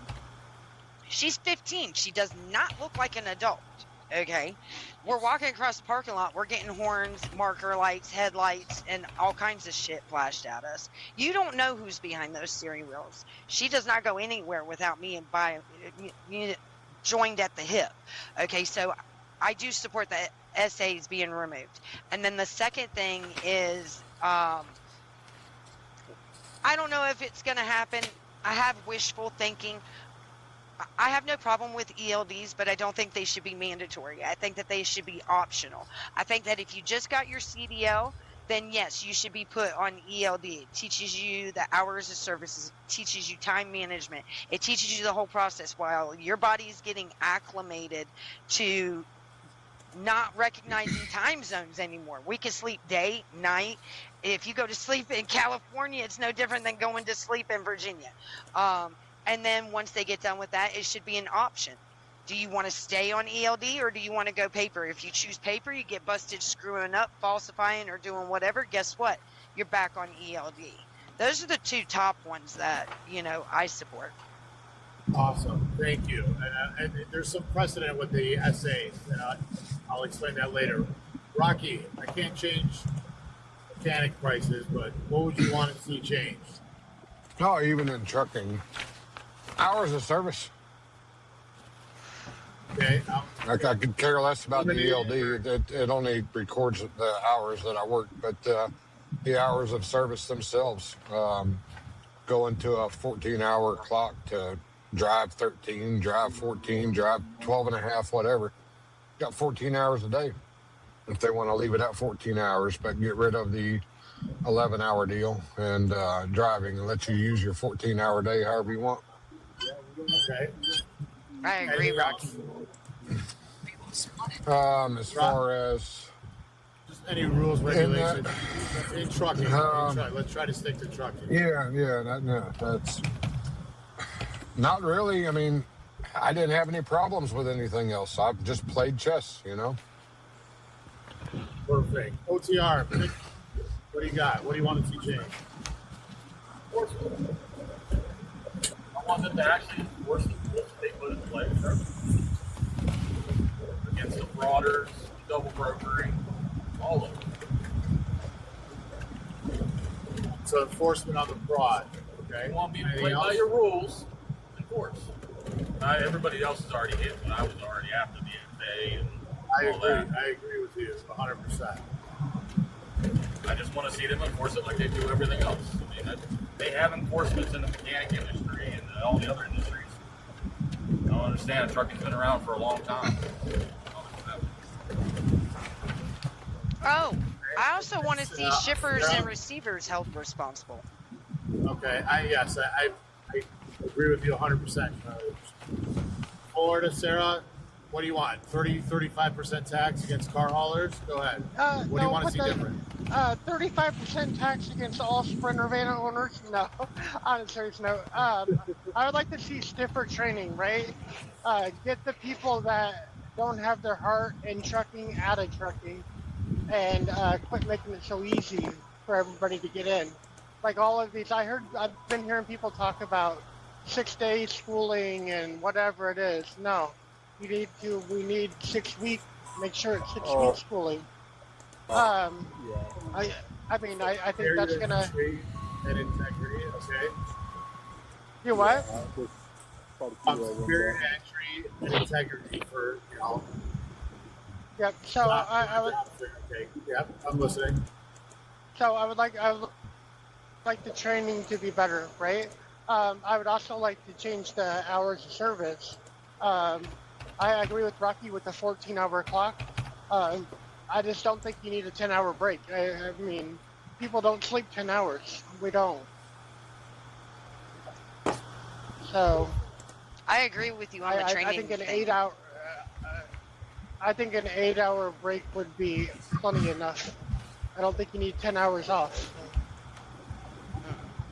Can I go to because we end up sitting here twiddling our thumbs, wide awake, and wasting our energy that could be applied to longer driving hours. But the training thing, definitely, when you got a mega carrier or any carrier company, they get a brand new driver straight out of CDL school. They got a trainer that barely has 6 months experience on the road themselves, training brand new people. And all of us know you do not need to be a trainer at 6 months experience. Okay. And I think people's gonna say that they don't agree with what I said about the 8-hour break, but if they're properly trained, they will know that a company can't force them to get in the right. Gotcha. They can't force them what? No, they can't. I can't call you, force you to get in the truck and drive down the road if you don't feel you're safe, right? But people nowadays, they don't. Correct. They don't know that. They don't know nothing. They know how to hold the steering wheel and go down the road. That's all they know. Well, that was some of the ELD was what it was attended to was for force dispatching is what they called it. So there was the control, for somebody to say, hey, you know what, you need to get this load here now. We got to get it here like yesterday. So they made it to where it was computerized. I don't know if a lot of people know the history of that, but that's actually what one of the things are. But KSG, I got you a little list here, right? So things that I'd like to see change in the industry from people that are actually talking. Number one would be tolls. We already know that one. Fair fuel prices for everyone across the board. Better parking. One tax system instead of being 8 different taxes. ELD as well. I think if you're going to do if you do the crime, you do the time, right? So if you get into an accident, you're the one that's going to be held responsible, not the carrier, not the broker, not the shipper, yourself. You're behind the wheel. You did the crime. The transparency across the board. And when I say transparency across the board, I'm even just talking about the fuel system, right? The loyalty cards, if we're actually just broke into that, what the data that we're actually given out just to get a shower at a truck stop. I actually sent you an email. Check that out. It's pretty cool. Vince is going to do a video on it as well. People don't even understand what we're actually signing our rights away when we take a loyalty card, and they actually sell that data to a third party. So to get some of our privacy back in the industry, get rid of contracts from broker to broker where it's not backdoored. Make it a fair contract for everybody that's in the business. Bring jobs back to America, right? I think if we bring jobs back to America, America first, America only, in the trucking industry, and then the last one, but not last, is I think we need to do more for drivers that's been unalived in the industry, right? I think we should do some memorial stuff and bring that system back to where we do convoys if they've been fallen, as I call it, fallen in the industry if they've been to an accident. I would like to also see a lot more convoys for building for nonprofit organizations like the Special Olympics. There used to be a bunch of that stuff that was going on. So I'd like to see more of the industry supported of, instead of having to work all the time, they'll be able to get out and actually support the industry. So with that, that's my list in just a few seconds, but I got a lot more. It's a great list. And what you're also saying about free and efficient markets, which is a big deal. So you hit on a lot of great points. FOPT, you want to chime in? A lot of these folks have already said, I've either submitted a rulemaking petition for the 14 and 10 rule on hours of service change. I'm a firm believer in what Rocky says there. That's why we submitted the hours of service rulemaking change. The fuel prices thing, none of that stuff do I disagree with. And I think you have a hell of a list right there, though. If you want to do anything, go to the FOPT Act, which is like our outline. Maybe take a few things out of there. But most of that stuff is better training for carriers, better training for drivers. We're looking at doing a 14-10 rule. The only thing that I would disagree with the 10-hour thing is this is so that you can wash your butt, eat some breakfast, eat some dinner, brush your teeth in the morning, call and talk to your family members, and still get 6 to 8 hours of sleep. Because we all know that by the time you catch up with your son, your daughter, your wife, your husband, whatever the case is, you've spent 2 hours on the phone. You still got to wash your butt and eat dinner. Now you just spent another hour and a half. So now you're 3.5 out of 10, which is leaving you 6.5 hours of sleep. So that's the only thing that I would disagree about the 10-hour rule. But other than that, I'm perfectly fine with the 14-10 because, we submitted a rulemaking procedure for it to be put that way. So. Well, what if, hey, Mike, what if we advocated for, I guess, how would you do an 8-hour break? The numbers wouldn't add up. So to do an 8-hour break, you would do a 16-8. If you were to do a thing like what Rocky talks about, which is kind of the same thing as 14-10, I don't believe in an 11-hour driving-only clock. Okay, I just don't believe it. Because regardless of whether or not if I'm driving down the road or I'm unloading cattle or I'm, if you're a tanker yanker and you're unloading gasoline or propane or whatever, you're still working. Those are still hours that you're awake. You have to be awake because you're either loading or unloading a truck, fueling a truck, pre-trip, post-trip, all that stuff. My thing is it should be, and the only reason I did this was because of the conversation that I had with Bobby, my wife. And this is what she does in the medical industry. She works in the EEG department now. She still does the nursing thing, but they do sleep studies. And when you start looking into and doing the research on a circadian rhythm, that circadian rhythm is very important to the body. This is why you see a lot of these guys, or our dads or our grandpas, that got up at 3 o'clock in the morning every day for 30, 40 years. And what happens? They retire. They're still getting up at 3 o'clock in the morning without an alarm clock. They just wake up like, hey, look at me. Where's my cup of coffee and some breakfast, baby? That's what they fucking do. Yeah, but truckers can't have that because we go to sleep at hold on. all I think if we do a 14-10 clock, that locks that in. Because now you're just working 14 hours. It doesn't matter. There isn't any more of this bullshit. Once you start your day, it's 14 hours no matter what. That's it. Boom. So now when you get up at 7 o'clock, we'll just say at 7. I know everybody wakes up at different. You get up at 7 o'clock on Monday. You get up at 7 o'clock on Tuesday and Wednesday and Thursday and Friday and Saturday. And then when it's time to take your 34-hour break. We don't do that, though. Well, there's no more. Well, this is where you just do that. You just run a 14-10 clock. That's it. You start your day at 7. You work until 9 o'clock at night, and you go to bed. Well, you go in and wash your butt and stuff. So, Cupcake. One more thing. I got to jump off. KSG. One more thing too. I'd like to add to that list too of things. One more thing is I think we should be self-regulated. I think some people in the FMCSA should be required to hold CDLs and actually. Yes. Yes. Maybe make it like of a 5-year. You got to have 5 years of experience before. 10 years. Nope. Needs to be 10 to 15, not 5. Nope. We need dedicated even people more. that have been out here and seen it. I agree. The I reason agree being with is Mike. we all You're know gonna this. be put in We've seen a in 4-year position cycle. of writing regulations. You, And when we all that's see said it. done, I'm gonna hop off, guys. We'll talk to Yeah. you later. Hey, it's good to talk to you again, Sean. Sean, have you got 1 second? Hey, Yeah, I got 1 on second. the parking part of it you talked about. What are you wanting to see there? Well, what I want to see there is so like right now what I'm seeing out here. So like Pilot used to have like 4, 5, 10 parking spots that were reserved for parking. Now it's like a whole row. Like I was just down in Memphis the other day. I think there was like maybe total of 10 parking spots that were free. The rest of them were for sale. Yeah. And I get it. They are a corporation, but I mean, when they're sitting there selling our data for millions and millions of dollars, right, just to be under the loyalty cards, what more money do they need to make off of us? You know what I mean? Like, I get it, corporation's corporation. But you have a choice though to use the loyalty card and give up all that information or not to use it, right? Well, so here's the thing. But if that was the case, then we should have the ability to fill up wherever you want if you're a company driver. Something right? like that So, when there's an option to use it or not to use it. right. So, like all my guys, you know, we fill up at Love's, Pilots, Y&J, right? So I'm actually putting them in that system, right? So how do you tell a guy, hey, you know what? You can't. If you want to shower out here on the road, you got to sign your data away. You know, so that's to me.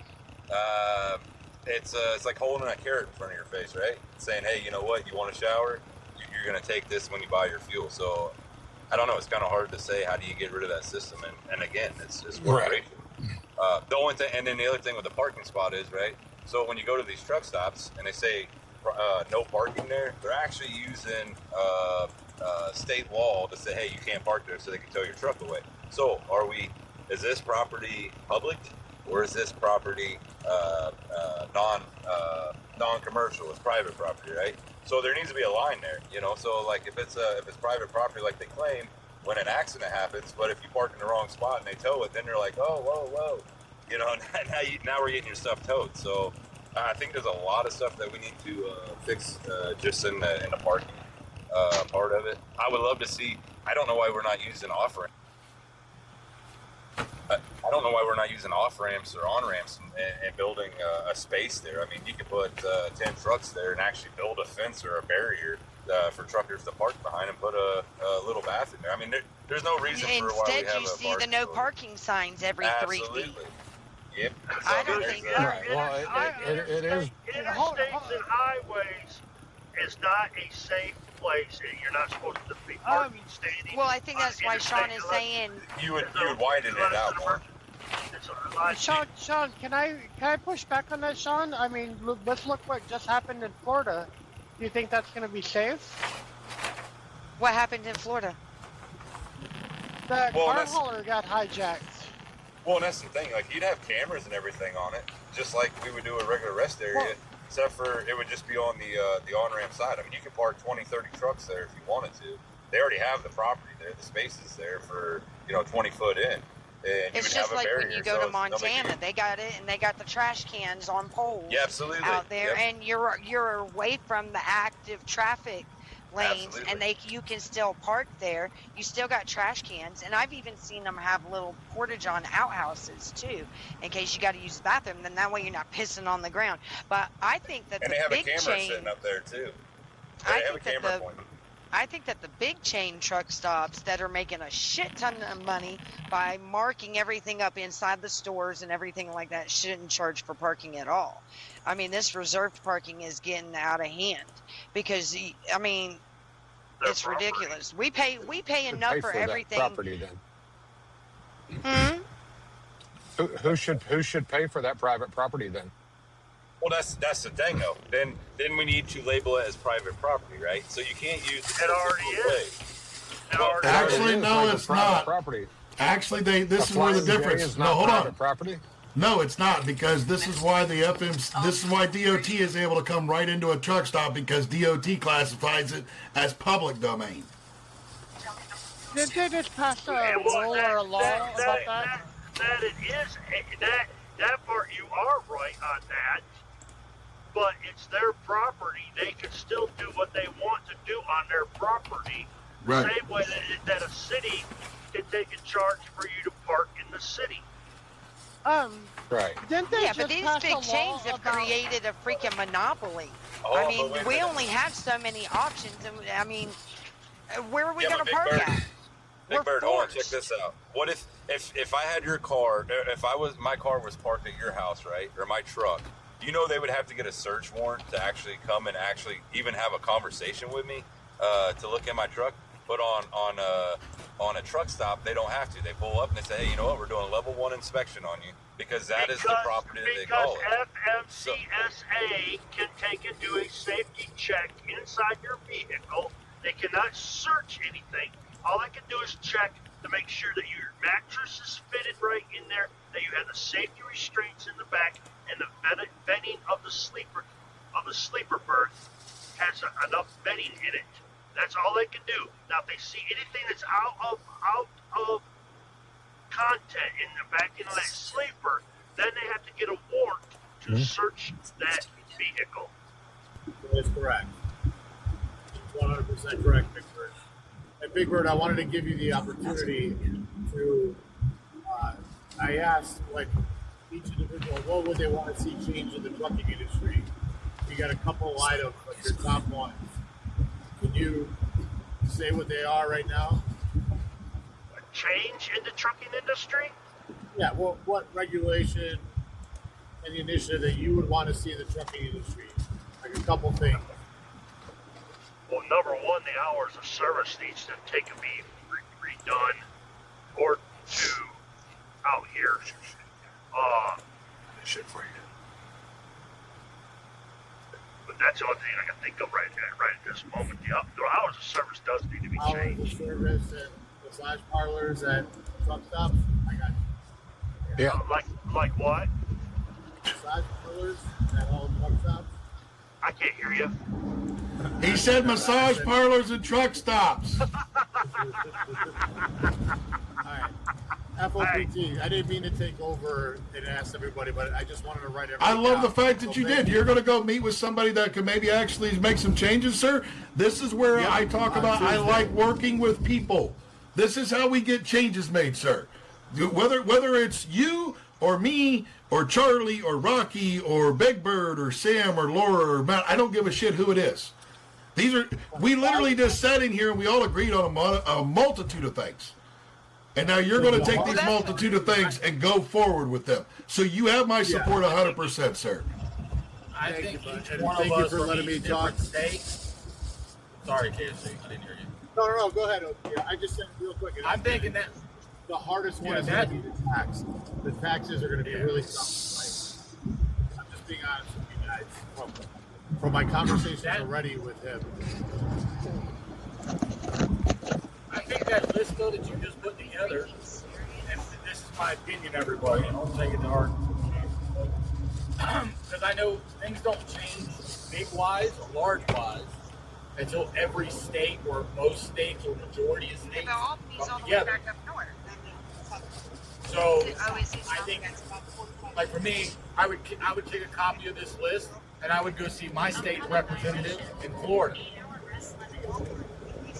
I'll have to call him. Mike would go take a copy of that list and see his representative. Well, I can't say that, but Ohio, if he wasn't in the predicament he's in with his situation.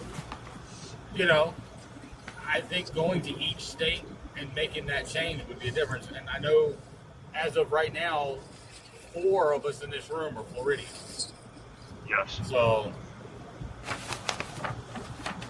I mean, I'm just saying, I just know from what I've learned in school that you got to hit the state branches to get any change done at the big branch of it.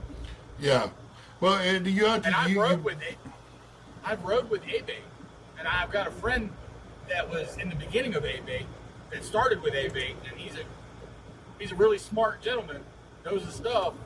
I mean, I can sit down and have a conversation with him as soon as I get back to my state and see exactly how they formed it when they started off. But Right. in all reality of it, I do know that everything they did at state levels across the United States. Right. And this is where I have also said about getting mothers in trucking, or the mothers against drunk drivers. and that involved in a lot of this stuff too. Even the WTA involved in some of this stuff. They need to approach these type of people on this kind of stuff and say, hey, you know, maybe the autonomous or whatever else down the line. Even the ATA. I mean, who's ever going after the ATA besides OIDA and WTA? Think of it that way, big word. Think about where the ATA has no power. Who drives the trucks for the ATA? Ask yourself that question. Right? Oh, W-2 employees. Yeah. So you weaponize their employees against them and you eat them out from the inside. That's what I'm good at. pretty sure I will crush it and I will destroy it. I'm pretty sure the company I drive for right now is part of that ATA. Yeah, they are. They are. The president. The president of the trucking company is part of the president of the CEO of Swift is the president of ATA. You do realize that you do realize when you talk about the ATA that most of the shippers are members of the ATA as well. Yes. So, and they pay a totally different fee. And I want to ask this question of how many people realize that the shippers. So the shippers are shipping their product to the customers. How many people realize that? And we'll just say Post is the shipper. Post charges Kroger's $2,000 to move the product. A lot of them a lot of the shippers are keeping 20 to 30% of that rate before, even if they send it direct to the contract. So people talk about brokers being the problem. Shippers are keeping just as much money on that. And I know this for a fact because I've dealt with it direct. And I have had them come to me because everybody knows I haul ag. And so I literally pulled a load of barley, told the guy what the rate was going to be. He said, yep, great. I actually kind of like brokered the deal, if you will, because the guy I delivered to, he's like, man, do you know anybody in your area I can get barley? And I'm like, yeah, I know a couple guys that raise barley. I was like, let me call him and I'll see what I can do for you. So I worked the deal out, right? Go through, could give each other their phone numbers, they go back and forth, well, yada, yada. Guy calls me, he says, what's it going to take to haul the load up here? I told him what it was. I got up there, that dude was pissed because he paid the other guy this, and I only got paid that. And that's a direct load. And it happens even with Post, it happens with Procter & Gamble. This is one of the reasons why when people say that the rates are not going to get back up to COVID amounts, yes, they will, because they never left COVID amounts. All it is that the shippers are keeping more of the money for themselves and less of the money is being given off to the carrier or the broker that is signing the contract. Yep. And until people stop taking the cheap shit, it'll never stop. You gotta say no. You'll go broke a whole lot slower sitting at the house than you will running up and down the road spending that big high dollar diesel. This is true. Thank you for letting me ask everybody the questions. And then after my Tuesday meeting, I will let you know exactly what he says. Awesome. I look forward to talking to you again. Absolutely. Oh, Trouble. I'll ask Trouble real quick. Trouble, I asked everyone in here like I said, what they would like to see change in the industry. Well, I think that the shippers and receivers also need to start being held responsible for keeping us drivers there for 6, 7, 8, 9, 10, 11, 12 fucking hours. I wrote a rulemaking petition about that one as well, Charlie, that we need to start making mandatory detention time needs to come around, yes. Well, and I don't think that the broker should have the power to determine whether the driver gets the detention pay. I also think that if you get to a shipper and the shipper delays you and you run your clock freaking down or whatever, and you're going to be late to your first drop, those check-in and check-out times on that shipper should be the deciding factor, because I've been held at a shipper for like 8-9 hours. I'm late to my first drop. Therefore, I do not qualify for detention because I was late for my first drop appointment. And then the first drop also turns around, knocks me down to the bottom of the unload list and keeps me there for another 5, 6, 7 hours, making me late for more. I've lost loads. You have to all kinds negotiate of that, shit. though, Red, with your broker. Nothing the government can do about that. And you got to negotiate all that with your broker. Well, so this is the problem, though. This is what I can say here. On this broker thing in detention time, I have seen many of the brokers / shippers / consignees / whatever keeping the detention times and telling people they're not getting them. I have seen this personally. How can the broker control what the shipper and receiver do and don't do in regards to holding us there and punishing the driver for what the shipper did? Or what is the broker? How can somebody in the government control that? It's business to business transactions. This is where we're going to have to start bringing in some sort of, you're going to have to do something as far as, this is where that transparency might actually do some good, to where that if the brokers or the shippers, because I can tell you this, I have seen where the shippers charge their people the detention fee and they don't pass it off to the carrier or the broker. No, I'm sure it happens. So this is where that transparency that everybody wants might actually be beneficial. I'm just going to throw that out there. And I'm just going to throw just a little pushback because I agree with you. It's a problem. But how do we get the broker to give you that information? Transparency and enforcing it. But when the shipper doesn't pay it for 2 or 3 months or some even longer, right? Well, you're going to keep going back over the $50. Rate hostage until they fucking send you a new rate confirmation. Truckers have no balls anymore. And I hate to say that to you guys, but you ain't got no balls. You ain't got no fucking balls. Wait a minute, Trouble, because if I turn around and I call the broker and I say, hey, look, the shipper kept me here for 9 hours. I'm going to be late to my first drop. Therefore, I'm not going to qualify for detention pay. I'm going to get knocked down to the bottom of the unload list. I need that appointment reset and I need a new rate con. What happens is that receiver, that first drop, is like, okay, 3 days later they can come back. I can't do that. I have to keep rolling.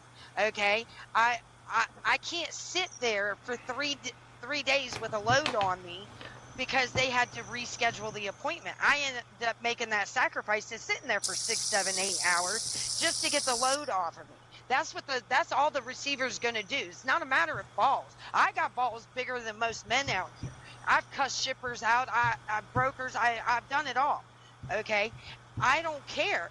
They still have a one-up on us. They have that little bit of leverage over us because they know that we got to get that load off of us. They know that we got to get to our next load. I've had them keep me there so long that I missed my appointment for my next load. I mean, it's either that or reschedule and still sit there for 2, 3 days. People don't want to work now, so all these fucking places are open from 8 to 5 when they used to be open around the fucking clock. Well, that was part of COVID. COVID created a lot of that problem where they showed where they could get some of this stuff done with doing what you're talking about there. Not saying it's right. Y'all ever been to Kroger distribution there right outside of Houston? Y'all know where that's Yes, at? I have. Just about a month ago. So back in 96, no, I take that back. 2000. Back in 2000, I brought a load of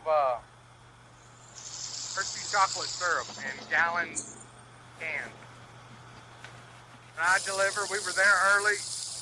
Me and my little brother, we were there early. We got over there, we slept that night. We got up next morning and we cruised on over there on time, 4 hours. I'm sitting in a dock with an ICC lock. Needless to say, they wouldn't get me unloaded. I'm going to miss my backhaul back to Kentucky, where I picked back to Kentucky because I loaded it out of Cincinnati, the warehouse there in Cincinnati. And needless to say, they wouldn't give me any more money. They wouldn't unload me because they're all union. That ICC bumper sat right there in there, and cans of chocolate Hershey syrup rolled down the highway street until I got up to the guard shack, and they unloaded me, and I got full fucking pay.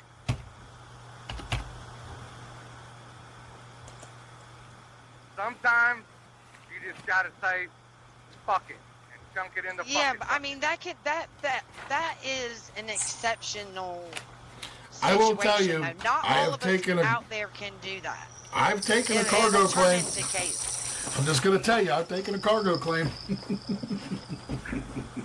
Yep. Took a cargo claim for my pa will tell you they took cargo claim for strawberries all the time. A lot of these places don't want to make the payments. They don't want to do this. They don't want to do that. I can tell you right now, I am blacklisted from Bulk Book, which is the supposed where Commodity Services went through and said that they were going to get rid of their Florida location because Terry was going through a court thing where somebody had embezzled money from him. And so they sold off the Commodity Services in Florida, and I got blacklisted from Bulk Book for just threatening to put their product on the ground because they didn't want to pay attention.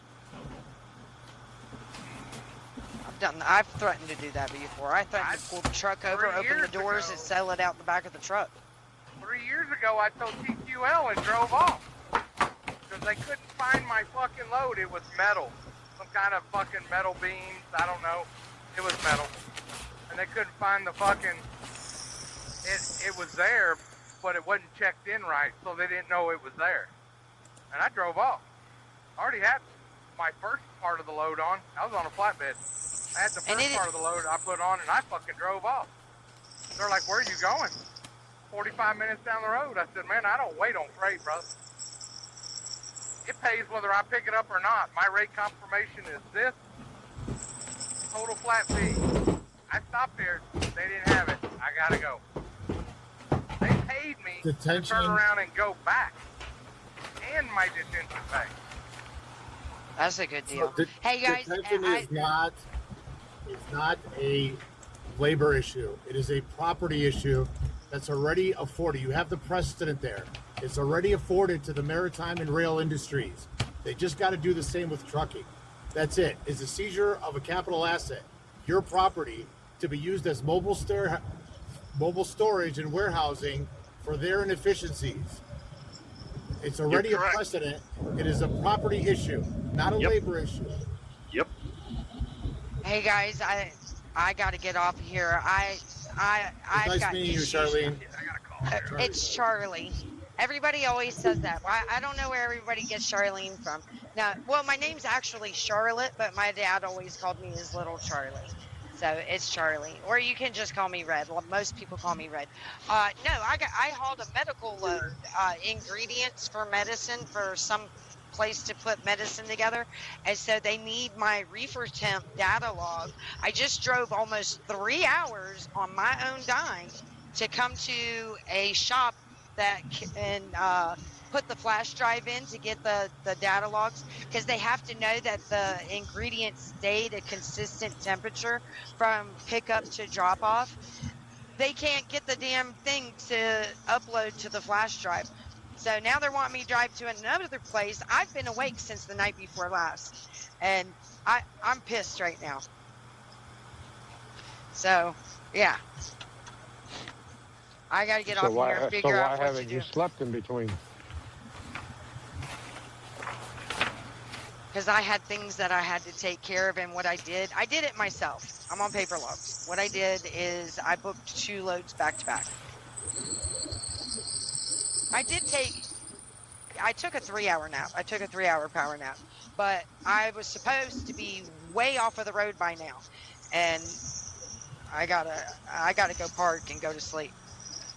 So I want to ask you this real quick before you go. Do you think that making yourself more available beyond the hours of service and putting more capacity into the market is helping get rates up? Or if you ran illegal, if everybody ran illegal, do you think it would help get rates up by taking trucks off the road by having to do their 10-hour breaks? Or do you think it's better for you to continue to do like you did? Because I don't it would take a load take for trucks less off than the $3. road.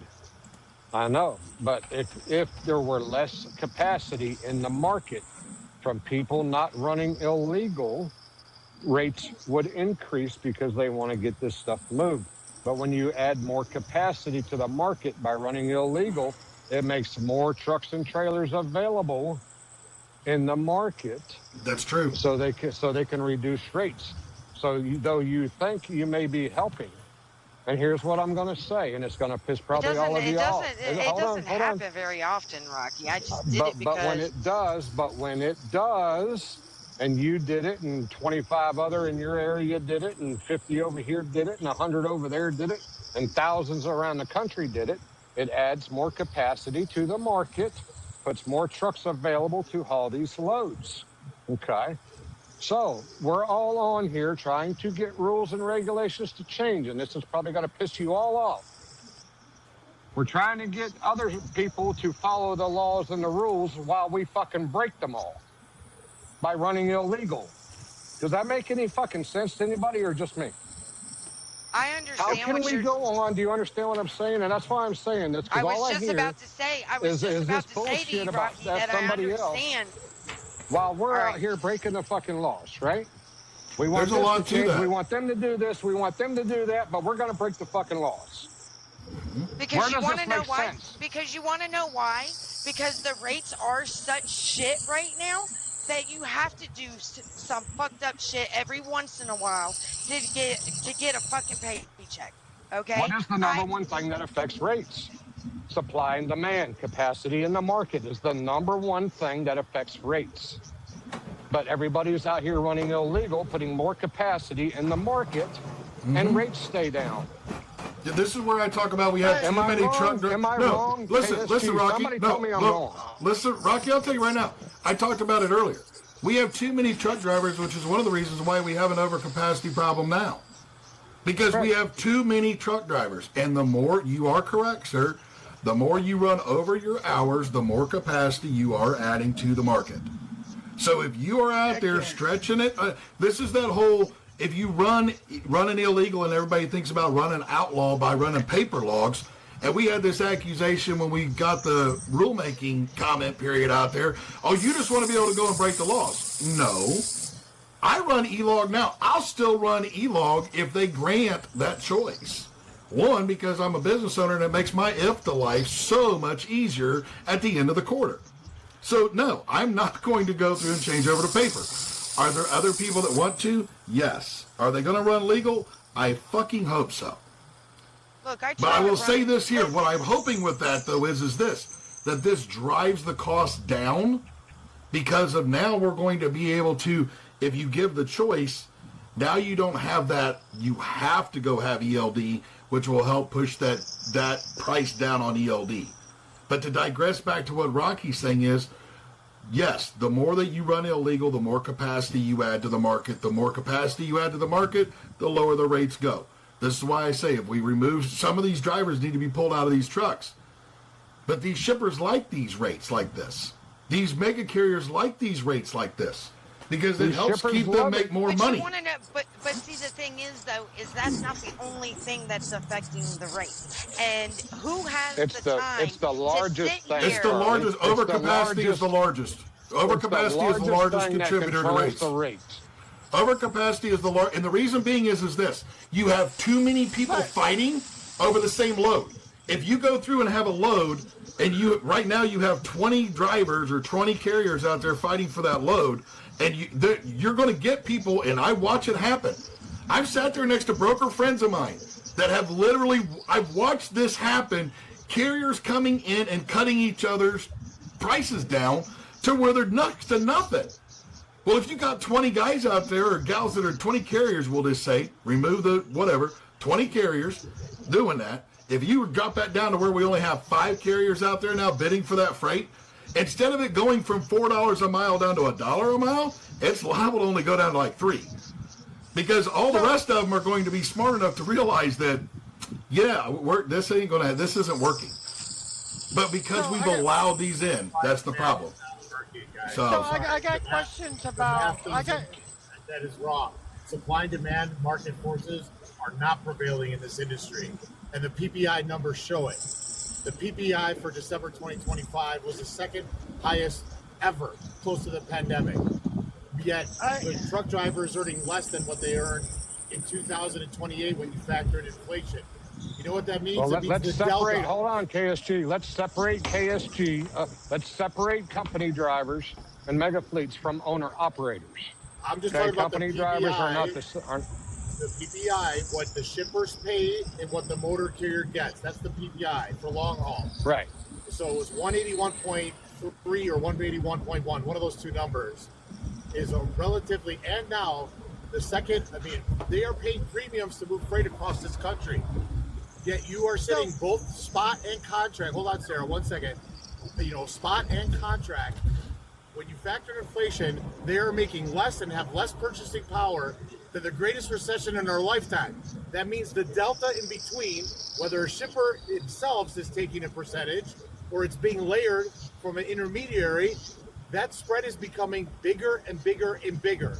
So true market forces aren't prevailing. And one example, if there is one load and 10 trucks on the road, normally in a free supply and demand market, as you guys say, the shipper price would correlate and come down as well. That is not happening. Oh, no. The shipper price isn't going to come down, sir. It'll never come down because of what I just spoke about earlier. The shipper price will never come down because they're going to keep $600, $700, $800 over top of what they're charging their customer and versus what they pay the broker or carrier. That's my point, is the layering comes in between. And the delta is just the math problem. You can't have you have a captive market right now. The people with the power and the data, meaning price discovery, like transparency, as you said, are the ones who be able to control it. And now it has become digitized and it is an algorithm. Can I touch base on the capacity and the hours of service, cheating the hours of service for a minute? So you're right, Rocky. You're right. I mean, capacity, when you're running illegal, you are putting more trucks in the market. And I hear everybody say that all the time, and I agree with it. I agree with it 100%. But how are you going to stop it? You can stop Charlie, right? You can stop Charlie, but there's going to be 100,000 more of them out there doing it, right? Autonomous truck. No, hold on. Let's talk about. Let's stay on subject here.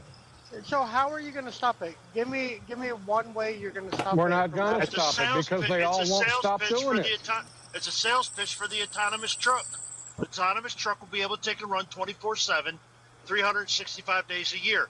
And if it comes to where it's a weather issue, and they've been working on that out here in Arizona, with between here and Flagstaff and that, you know, how to take and operate. They'll be able to take a shutdown for X amount of hours or whatever, but they'll still be able to run 24 hours, 365 days a year. And they will. That's a selling pitch. I'm telling you this all right now. I've already heard it through all this. That's part of the selling pitch. They won't have to worry about drivers running illegal. They won't have to worry about drivers being tired. They won't have the problem. Then would you agree that right now we're in a free-for-all and you just go get what you can get because they're not going to fix it? That's the way it always has been. Yeah, you've always had the renegades. You've always had the outlaws. It's not going to change on that part. It's just going to change from one way to another. It's never going to change. KSG, you asked me what I want to see change in the industry. I want more vehicle enforcement officers on the road. That's what I want. So do I. I want more freaking inspections on these damn commercial vehicles riding down the road with no fucking brakes. Who else is talking about it? Nobody's talking about it. Put that in your list. We need more enforcement on the inspections of these damn commercial vehicles riding up and down the road. 2,500 1811 officers as driver protectors. Yes, it's on there. Saying, if there's a Stella House open, there should be an officer in it, and he should be doing an inspection. Right. That inspection bay in these scale houses should be full 24 hours a fucking day if it's open. They're never open. The only ones that are ever open is Florida and Tennessee. Well, That's if you want to, if you want better enforcement, you're going to have to go to the FMCSA, and they're going to have to stop putting 52% of their budget into grant programs. Their budget is almost $1 billion, and over 50% of it is literally into a grant program. The majority of it going into the Motor Carrier Safety Assistance Program, or MCSAP as they call it, which they're getting ready to actually, Derek Barr is getting ready to have a nice little meeting down there in New Orleans about the MCSAP that they just announced.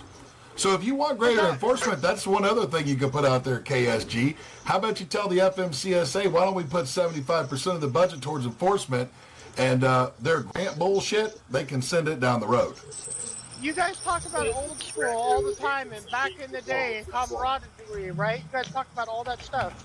Back in the day, there was more in vehicle enforcement officers. There was more DOT officers, whatever we called them, CVSA or whatever we called them back then, right? There was a lot more back then than now. Yeah, we need more bears. Well, there was, and there's still some out there, but the enforcement wise, because you have, just like Florida, most of your highway patrol, besides the DOT and agricultural, is certified in inspections, and some of the other states are. But I've gone all the way from Louisiana all the way across and asked me how many scale houses were open. Right.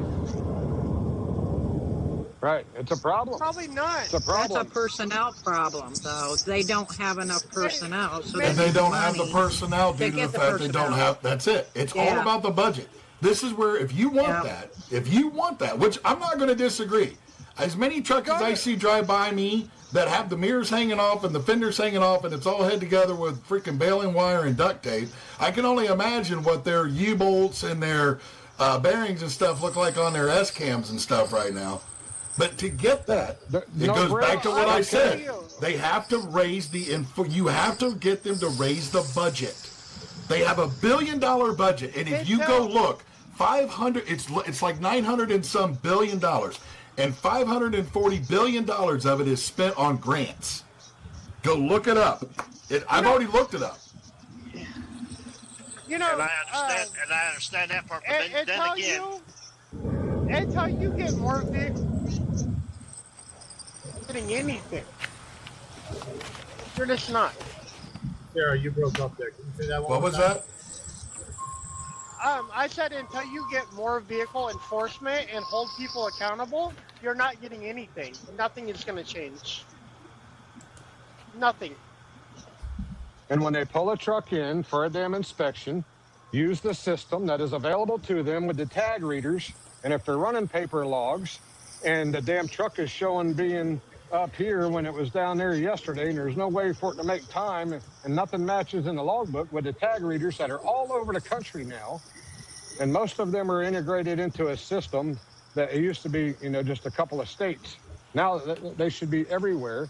And if the damn truck wasn't where it said it was, shut their ass down, do their inspection, check their safety equipment and their brakes and all of that stuff. I don't care if they got a bunch of garbage on the floor, but these damn trucks need to have brakes and tires and tie rod ends not falling out and shit. Okay. So I do a pretty thorough.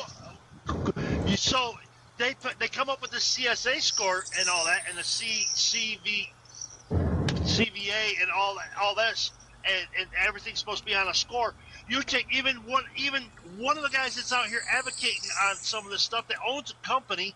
His safety score is 48% above average out here, right? And they're still allowing these guys to take and operate their trucks. But they tell them, and you got to find a way to take it and improve this and this and that. And these guys, most of these companies are supposed to have training and safety meetings and however else to do it. But I mean, you go and look at a lot of these guys' safety scores. Out of service is ridiculous. Yes, this is where I would also, to stop some of that, this is where we want to see a unique identifier for anyone that has a DOT number, meaning you cannot use a virtual office or anything like that anymore. Yeah. You have to have your own address and your own phone number, and it has to be different from every other Tom, Dick, Harry, Janie, June, Ginger that's out there on a DOT. And Right, so, but because you what gotta happens have is what happens is you go through and we see this chameleon carrier stuff. So you have a lot of problems that are there with that need to be addressed that are not addressed as of right now. Now, hopefully KSG is. I'm hoping he's running out of ink and graphite on his pen or pencil at this point, writing all this stuff down, because this it's compounding. So everybody keeps saying this about these chameleon carriers. You know how many of the companies out here that have PO boxes? This goes even way back to the ICC. That gone. This goes all the way back to ICC. Landstar's one of them. I didn't say that I was a fan of Landstar. and you got plenty of others that do that. You got plenty of these that do that. That's running off of Indiana tags, but they got a company down at the main ship's down there in Florida. I mean, there's plenty of them out there, but everybody's griping about these chameleon companies when you got these mega carriers that are doing the same thing. I'm not. This is why I say I want to see a unique identifier for all DOT numbers. If you have an MC, actually I should say that, if you have an MC, because we are still running under the MC because BP doesn't run trucks a lot of times or whatever the case is, and all they need is a DOT number for what they do. They're not actually authorized to haul freight, because there is a difference between the DOT number and someone authorized to haul freight. But this is where I should clarify that if you have a MC number, if you are authorized to haul freight, you have to have a unique identifier, meaning you have there's nobody else that has your address or your phone number to get a hold of you to check what's going on. Take it a step further than that. You tie in existing infrastructure that's already there that I just wrote down. KYC banking level 3, so it's not just the entity and the number. That number is cryptographically tied to an actual bank account in the United States. And you see who the beneficial owner is, and then you tie it into what's called the BOSS system that FinTech uses to identify who is the actual beneficial owners of these actual companies, so they cannot reincarnate to new companies. You got to take it a step further, and you have a no trust model. So you literally, if you try to be a chameleon carrier, this will automatically shut you out. And I'm all for that. I would be for that. If you're going to tie them in that way, that sounds like a great idea as well. Just find some way to tie it in to where we no longer have to worry about this bullshit. Because the thing that Rocky talks about there is we have these dummies that come around and they do this stuff where they don't have proper brakes. They run their CSA score until it's like 15,000 points or whatever it is before the FMCSA finally steps in and shuts them down.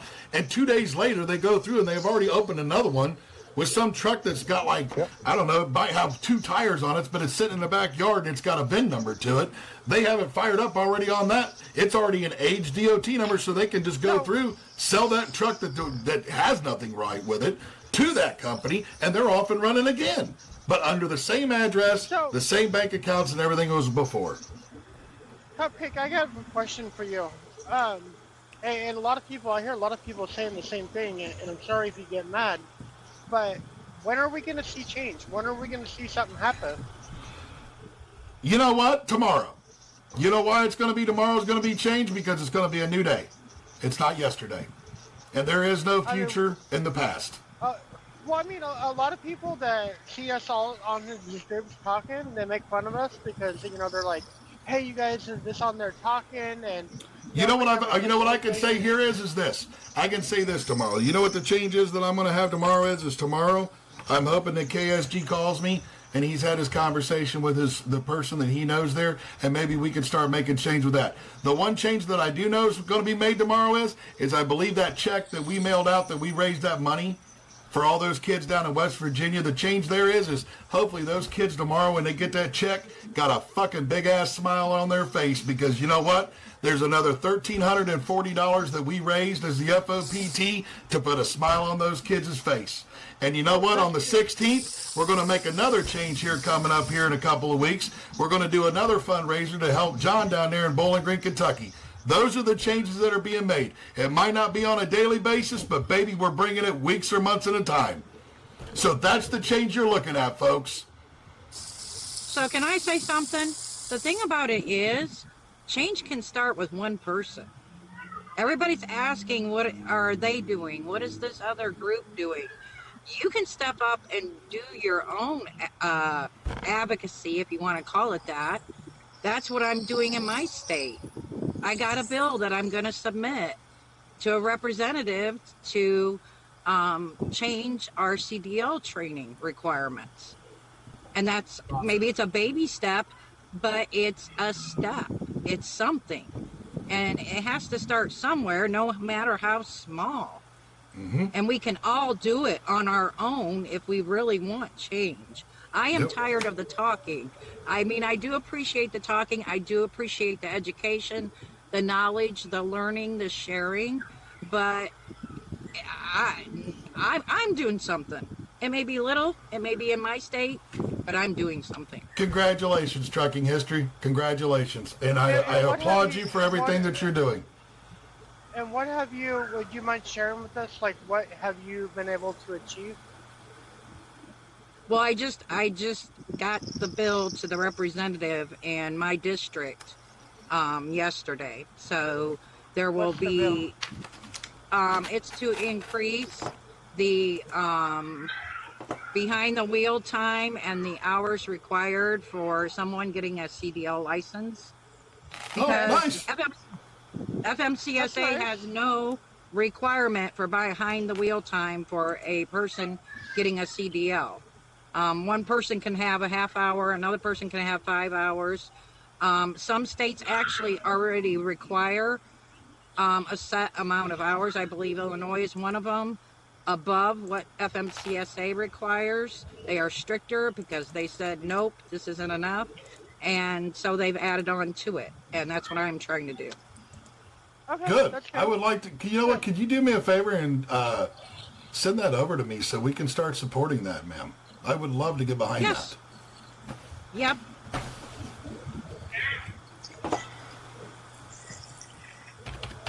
That's right up the alley of us wanting better training that we have in our outline. And you're going right for it. I love it. The only reason I started with Indiana is because Indiana just did the strict non-domiciled CDL rule, and I wanted to piggyback off that. If they're saying non-domiciled or unsafe, what about our regular American citizen drivers that are also unsafe because 100%. they're not being trained properly? 100%. That is one thing that we have talked about a lot. 100%. Heck yeah. I would love to be able to get behind that as the FOPT for sure, because that goes right along with our wanting better training. So, you know, yep. Oh, the other thing you can ask about the changes, we did get a comment period from the FMCSA for getting whether you want to be able to use paper log or ELD. So that's another thing that we brought as far as change. We at least got in front of it and got comments. There's not too many groups or organizations that I know of out there that have been able to accomplish that in the first 6 months that they've been around. So the only thing with the ELD versus paper log, the way my original legislation drafted, which he liked, was electronic enforcement on HOS, and it's no longer self-certified. But the paper log, I get it. I want to change the hours of service rule so it's essentially irrelevant in terms of the hours. Whatever you said, 1410, 14.8, whatever. 1410. But yeah. But basically, it's just for circadian rhythm. Right. You have to have a zero trust system that can be forced, electronically to be able to have a little bit of enforcement here. Can we circle back to the beginning of the live though? We're talking about all this stuff. Are we even relevant with all the autonomous stuff? going on Well, right so now? this is where Or should this is where we had talked about where getting us all together to go. Yeah. But this is where we're going to have to all get together and actually do something in unity to go against Correct. autonomous trucks. So this is where we have to, and this is where probably, and I don't know exactly what Matt has planned, and that's why I said for that whole conversation, I would love to continue it, but Matt has an idea in his head, and I'm not Matt. So I have no clue of what the full logistics of what he has behind that is, nor have we sat down and figured out a way to put it together. And I'm sure Sam and Matt and I, the three of us, Laura, Bobby, Tab, we're liable to all be involved in this one.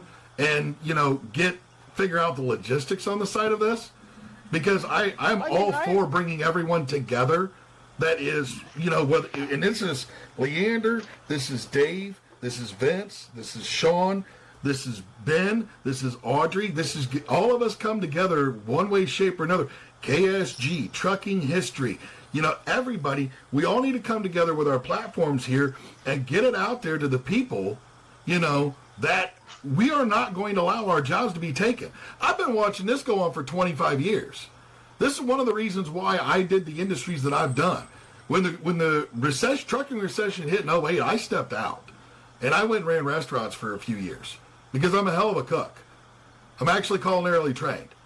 So I stepped out and went and ran restaurants. Why? Because I know how to run businesses. And business doesn't matter whether you're selling spaghetti, selling freaking hamburgers, or running a trucking company. It's all business. Correct. So that's why I was able to go do that and do well at it. And I still had my construction company that I was doing services and stuff like that around the area for also restaurant equipment. So it worked out well. I just happened to walk into a restaurant one day and they were looking for a manager. So they just asked me if I would be willing to help out. And it worked out well. So, I had missed it earlier.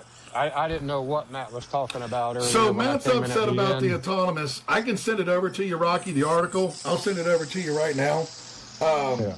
There's an article that just got released that Aurora has teamed up with Hirschbach, and by 2027, they're supposed to have 500 trucks on the road, and they're going to be using it. And now they didn't say how long it was going to take to do these 500 million miles that they're talking about, but they're going to put these trucks on their run, which is a 1,000-mile run, going from Fort Worth to Phoenix, and it's reefer loads, and they just want to put the autonomous trucks on them so that there's no hours of service anymore.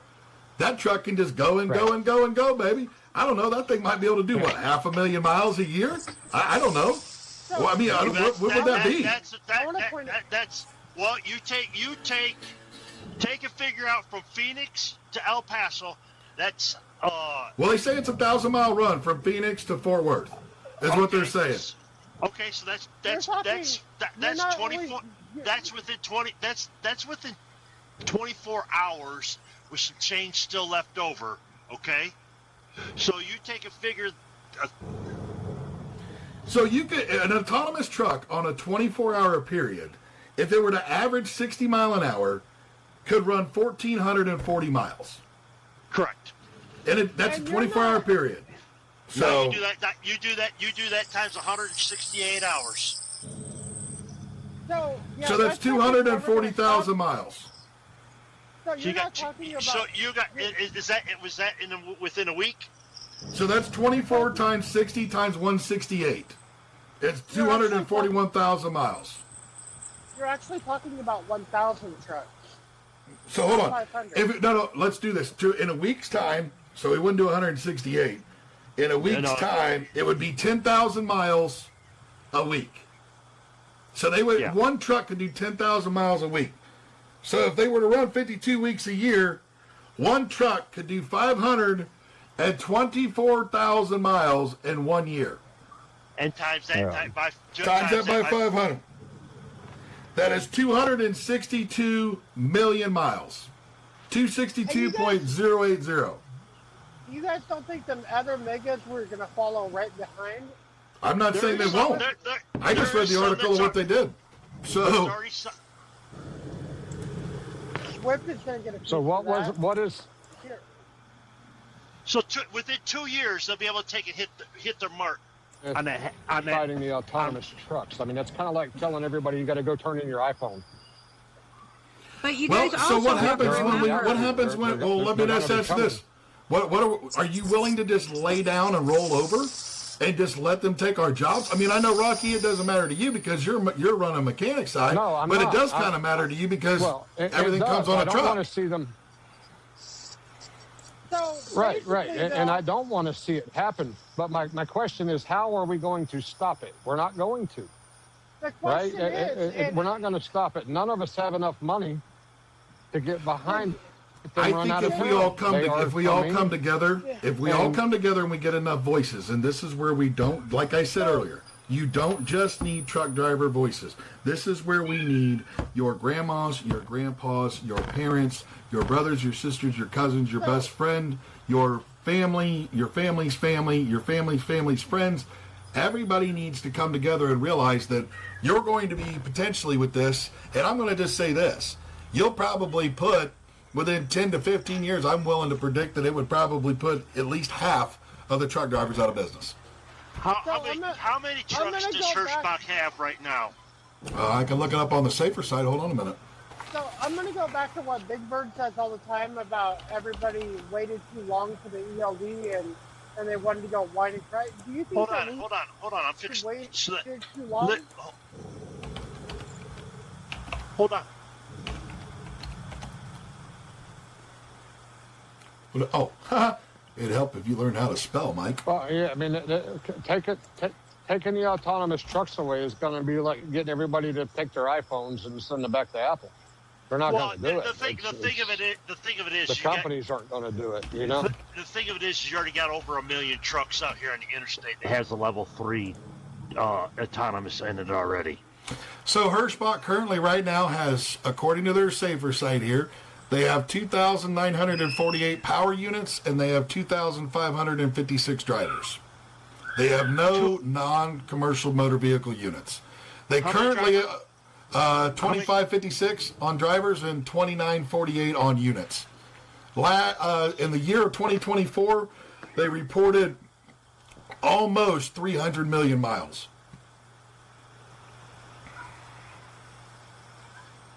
So right there. Right there, that's telling you that their drivers are doing about 100,000 miles a year right now, on average. Yeah.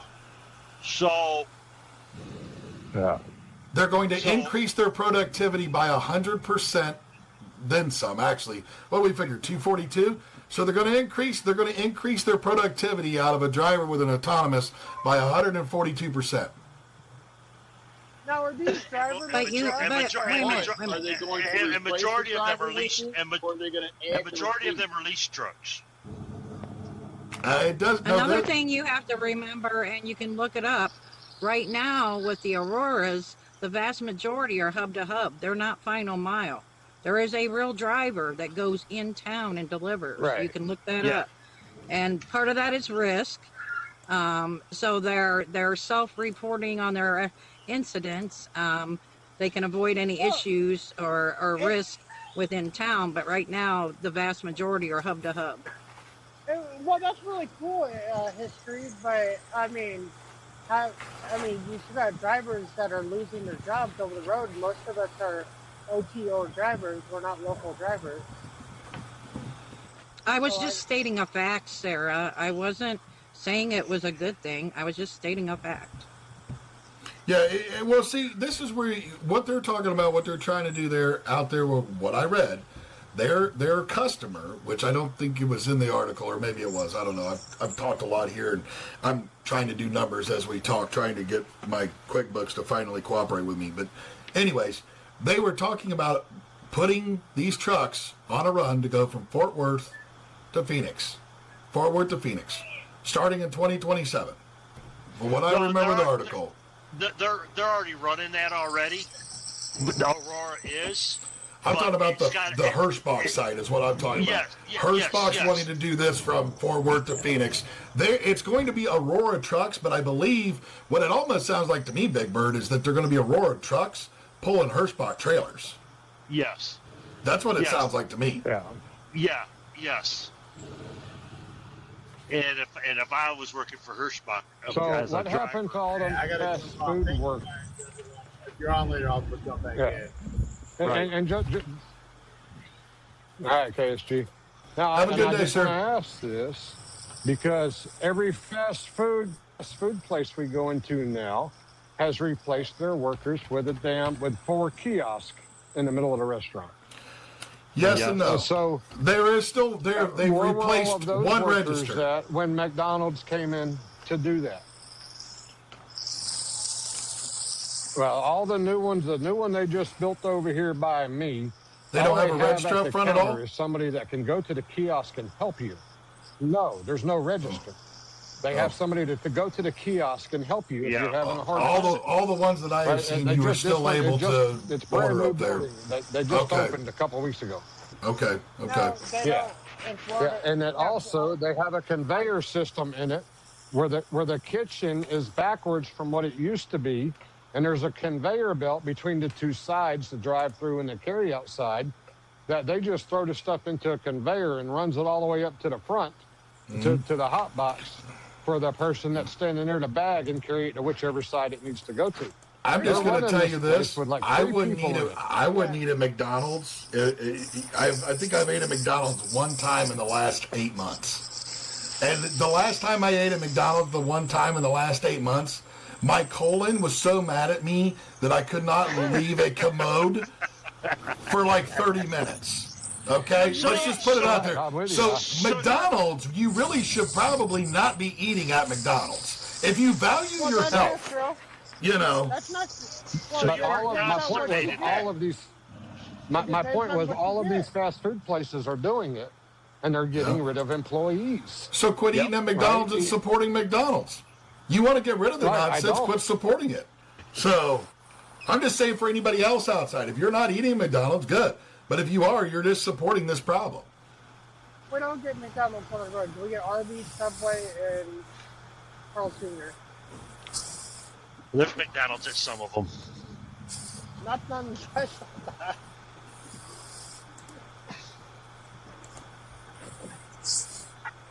But I understand what Rocky's saying about the autonomous part. How are you going to get rid of it? But I mean, if I was drivers at Hirschbach's right now and seen this deal, there should be a bunch of them pushing back on it. Hirschbach has a bunch of new drivers. We guys, understand. Listen. We understand. Guys, we listen. Hirschbach has an FB page, right, for the drivers. Go join it. Start posting about it in there. Tell them. They have a driver page on FB. And when they all start complaining about it, what is Hirschbach going to do? We're going to call Aurora and say, hey, have those 500 ready and get me 1,000 more ready. Why are they going to do that? Because they're tired of dealing with people. That's why I don't hire anybody to work with me anymore. I gave up because the people that I get are a bunch of fucking morons, and I don't want to deal with them. And that's why these companies are doing this. It's the people we have to pull from. The people we have to pull from in any industry to get a good worker, they're just like pulling teeth out of a freaking alligator, man. So what does a company do? They got to move freight. You know, just like why does Amazon have all these robots in their places now? Because they can't get people worth the crap. You know, they go through people that cost Well, so much to hire them. They stay a little bit and they leave. Well, hold on a minute. Hold on. You're talking about somebody that could pay a living wage, and we've already talked about this, that a living wage is somewhere around $50,000 to $60,000 net, which means that's around $90,000 a year, which on an hourly thing, not paid overtime, is around $45 an hour. How many people do you know that Amazon that are making $45 fucking an hour? I don't know if how many of them are worth it. Let's ask that question. Hold on, we're talking living wage here to where that somebody can just pay their bills. Not talking about going on vacation. We're talking about billionaires that have like $600 billion, and they can't even afford to pay their fucking people a living wage. You ain't no wonder you can't get good quality fucking help. They've raised the fucking rates to where that you can't pay your mortgage, you can't afford a car, you can't afford insurance. Hell, we've already done the math on the fact that literally just between childcare and freaking rent is $36,000 a year you need to pay. Yep. Just between childcare and rent. That doesn't include everything else. And most of these people are barely making that on gross before taxes. And you want these people to give two flying like fucks? $45,000 a year. Hold on, you want these people to give two flying fucks about a job that's not going to pay them enough to where they can at least pay their bills? This is why you don't get good quality people. That's why I'm telling you. That's why they're going automated and the autonomous stuff everywhere, is because they can't get people to work. Because they don't want to pay them. This motherfucker has $700 billion and he doesn't want to pay people a living fucking wage. He does. Why does he have that money though? Well, let's see here. Because he was given $250,000. No, he was given $250,000 by somebody in his fucking family to start the organization. Okay? Yeah. I have done the research. There's 989 billionaires in this country. Less than 8% of them are self-made, which means less than 8% of them actually went out with their own money, their own hard work, and created something. Jeff Bezos sure as the fuck didn't. He was given $250,000 to start this by his family member. It's easy to look up. He is not a self-made millionaire or billionaire. Well, and so if you want to go through, if I could give my son $250,000 and he could turn it into billions. I understand that, but what I'm saying is this: if you have $700 billion and you're not even able to pay your workers a living wage, you realize the amount of money that they fucking make right now on most of them is just a little bit above on an annual, a little bit above what you would have to make hourly 7 days a week for 32 years, working every day for 32 years to amass $1 billion, and he's got fucking $700 billion? You don't think it ain't the fucking... This is the reason why people want to bitch about the fact that we have all of these kids that fail to launch, right? Well, how is it that they're fucking out here making $17, $18 an hour, and that $17 to $18 an hour gross is about $36,000 a year? If they have a child one child for daycare, and one fucking average rent payment takes up their gross wage, and you wonder why they won't leave. Because, well, I don't know, they can't afford food, they can't afford the gas to get there, they can't afford a fucking car or the insurance for the sumbitch, they can't afford a phone, they can't afford fucking internet.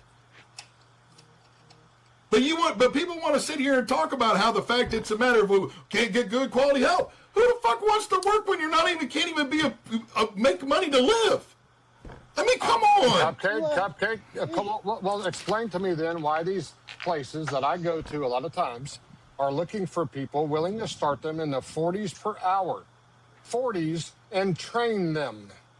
Some of their guys are making upwards of $60 an hour. I got a dealership right here in Jacksonville that is offering $40+ an hour to start. They're advertising $40 an hour.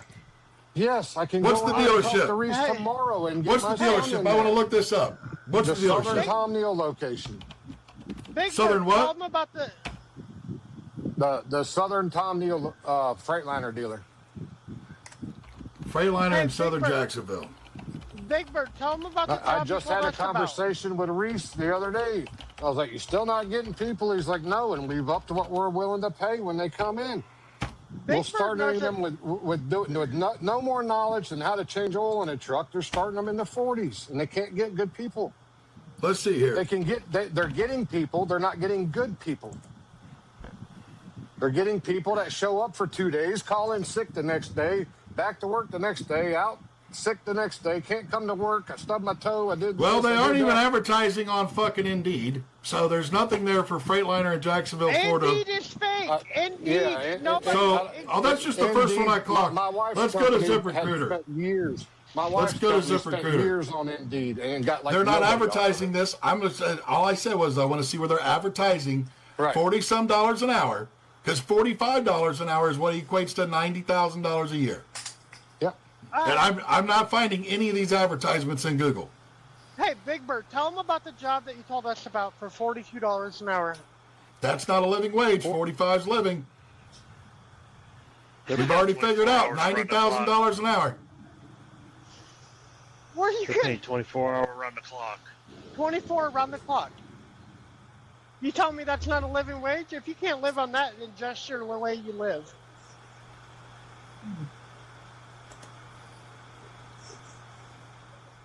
I mean, I'm not seeing it anywhere that they're they're.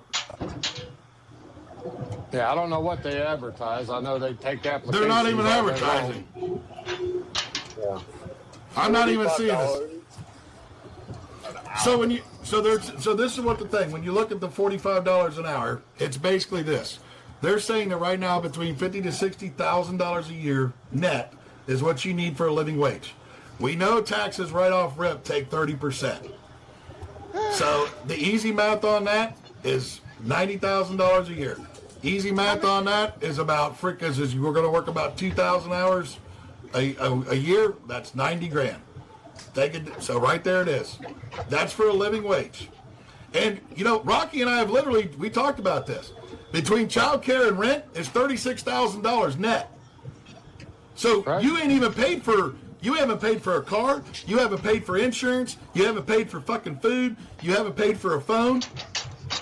That's just the bare minimums. There's no cable, no internet there. Hey, would you agree though? Put gas in a car. If people want to sit there and want to talk about the fact. That right there those are all needs, though. That all right there is luxury. Those are luxury that you just talked about right there. What's luxury? A car? Food? Gas? A car, a driver's license, and a phone. That's all luxury.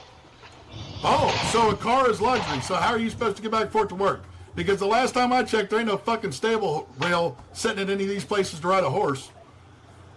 Public transportation. Every place offers public transportation? No, most of them do. Really? Yeah, when you're in the city. Yeah. Really? You're in the city. Yeah. So the city of New Lebanon here, the city offers, or the city of Farmersville here offers fucking public transportation? Please tell me that one, because... No. We're talking about your bigger metropolitan cities. Yeah, well, you're talking about a few places, not the majority of the United States. But if you're buying a car that's costing you too much, if you're renting a place that's costing you too much, the average. Do you know what the average rent is, Dylan? The average rent is $1,700 to $1,800 a month. Dylan, you understand if you're renting of average. If you're renting from a place that is costing you that much, that's your own personal issue. That has nothing to do with us. The place that I rented for $500 a month is now charging $1,600 a month 25 years later. It's a 2-bedroom apartment, dog. This is not a big fucking place. He is right on that part. If you cannot afford the rent or the car you're paying for or anything like that, then you probably should not have the car you're trying to afford. You probably should be trying to downsize to a different house. And I live off of $45,000 a year, so and I still have money left in the bank. So I don't understand the whole logic behind. How much federal assistance are you receiving? I have my own land. I have 5 lots. My land's paid off. I own my land. You're full of shit. Sorry, you're full of shit, sir. You're full of shit. You've been in my life tons of times. You're full of it. If you want to call my mom, I'll give you my mom's number if you'd like to. Bye-bye, Dylan. I'm not going to deal with him, Sarah. I'm not going to deal with somebody going to get on here and lie. So don't worry about that, because I've heard the same bullshit. So hold on a minute. I have to take a call from a trader.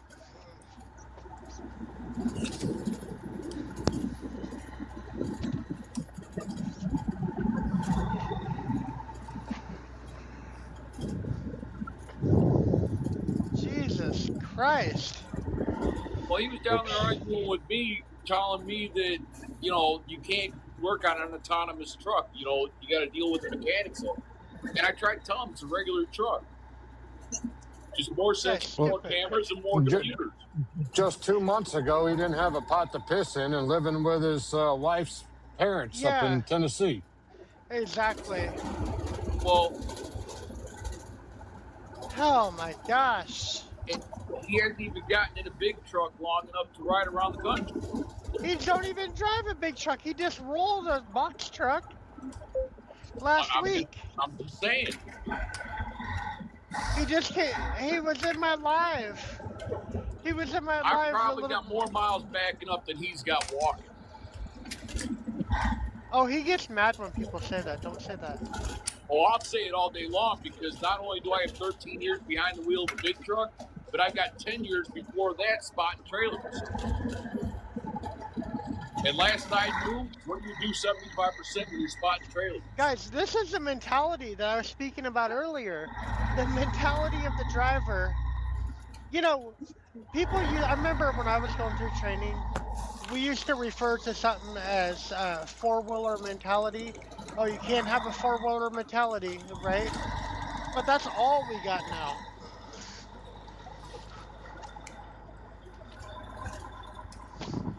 I don't know.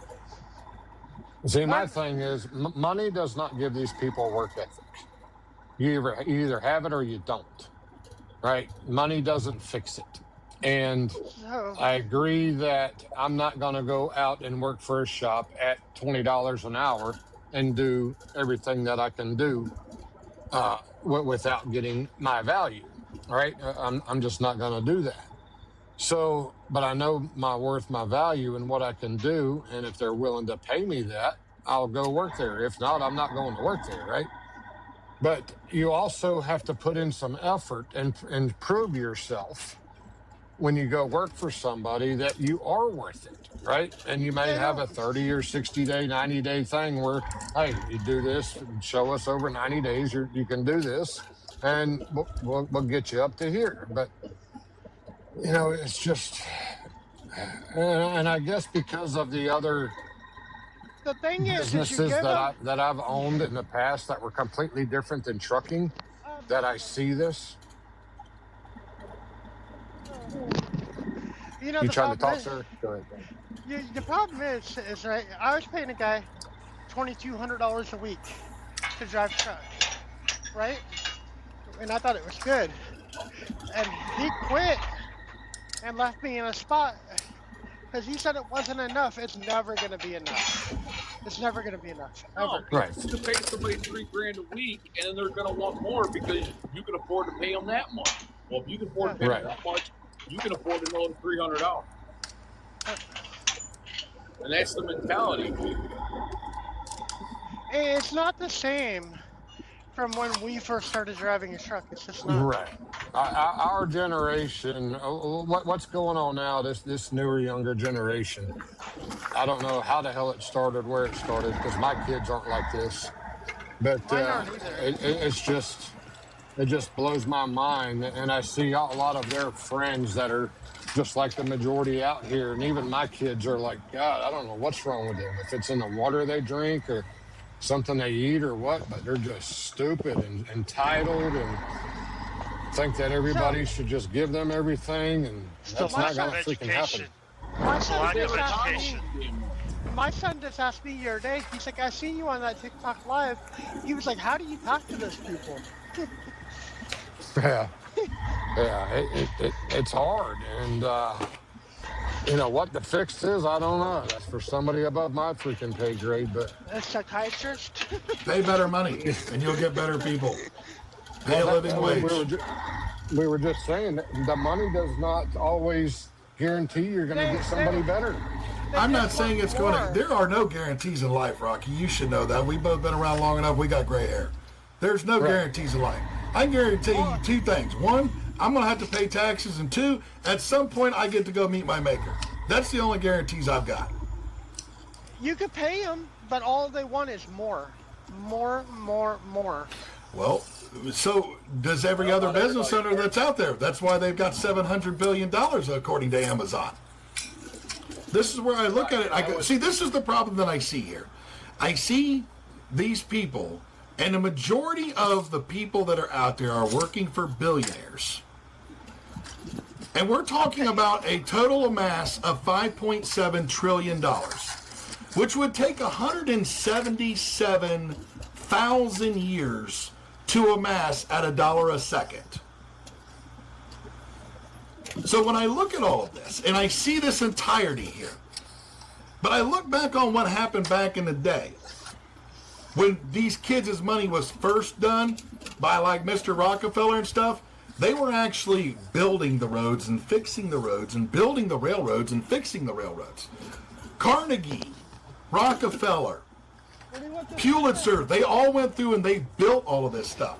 Now all of their families do is sit back and not do a fucking thing and want to keep all of the fucking money.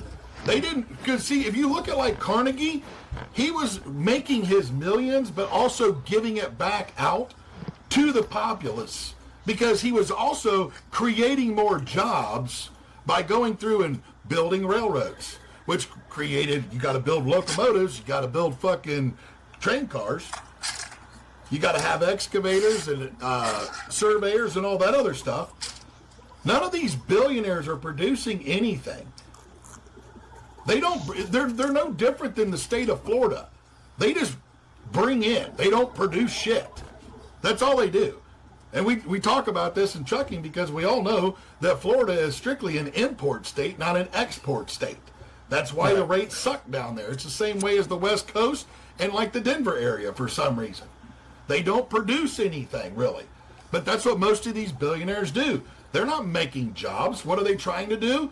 They're trying to go through and take more jobs away by just bringing in a robot, buying one thing, and taking the job of 2.5 people.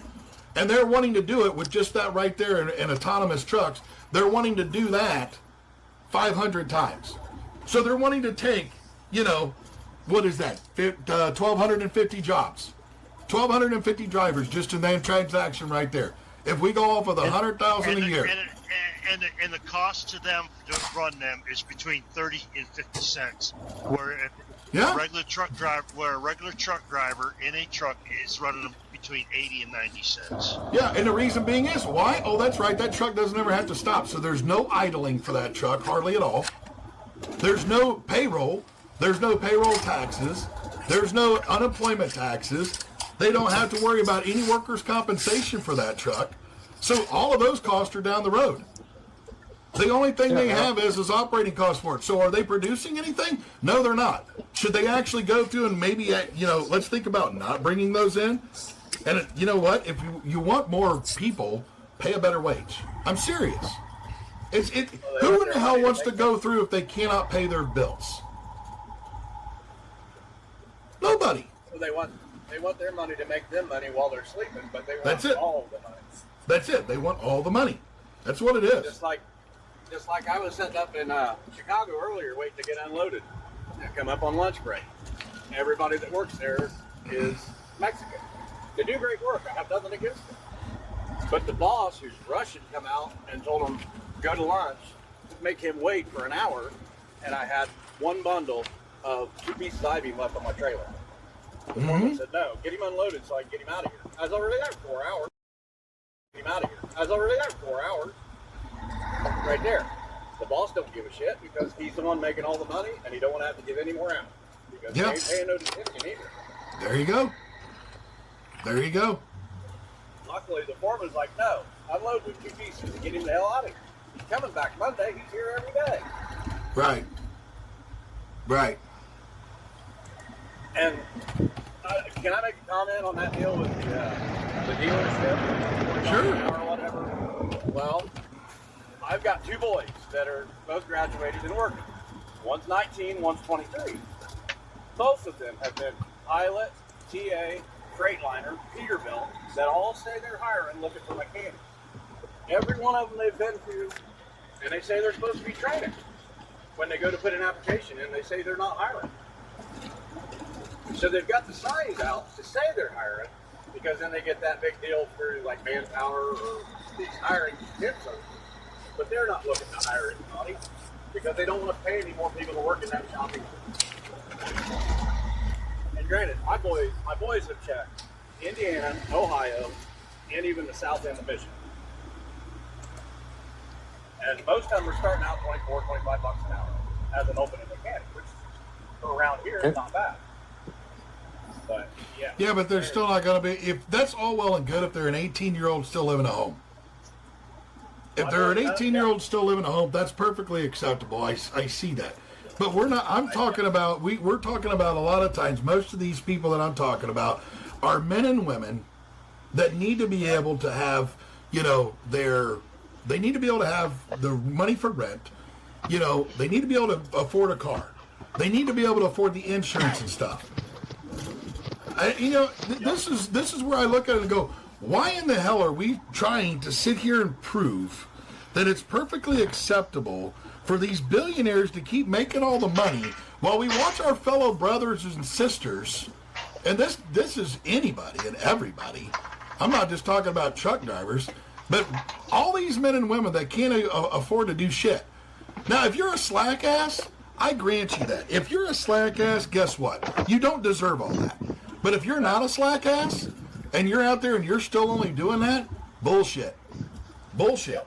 And I can tell you right now, I watched my stepson go to work for Amazon and bust his ass every day. Every single day. Was there for 2 years. And the best he made was like $22 an hour.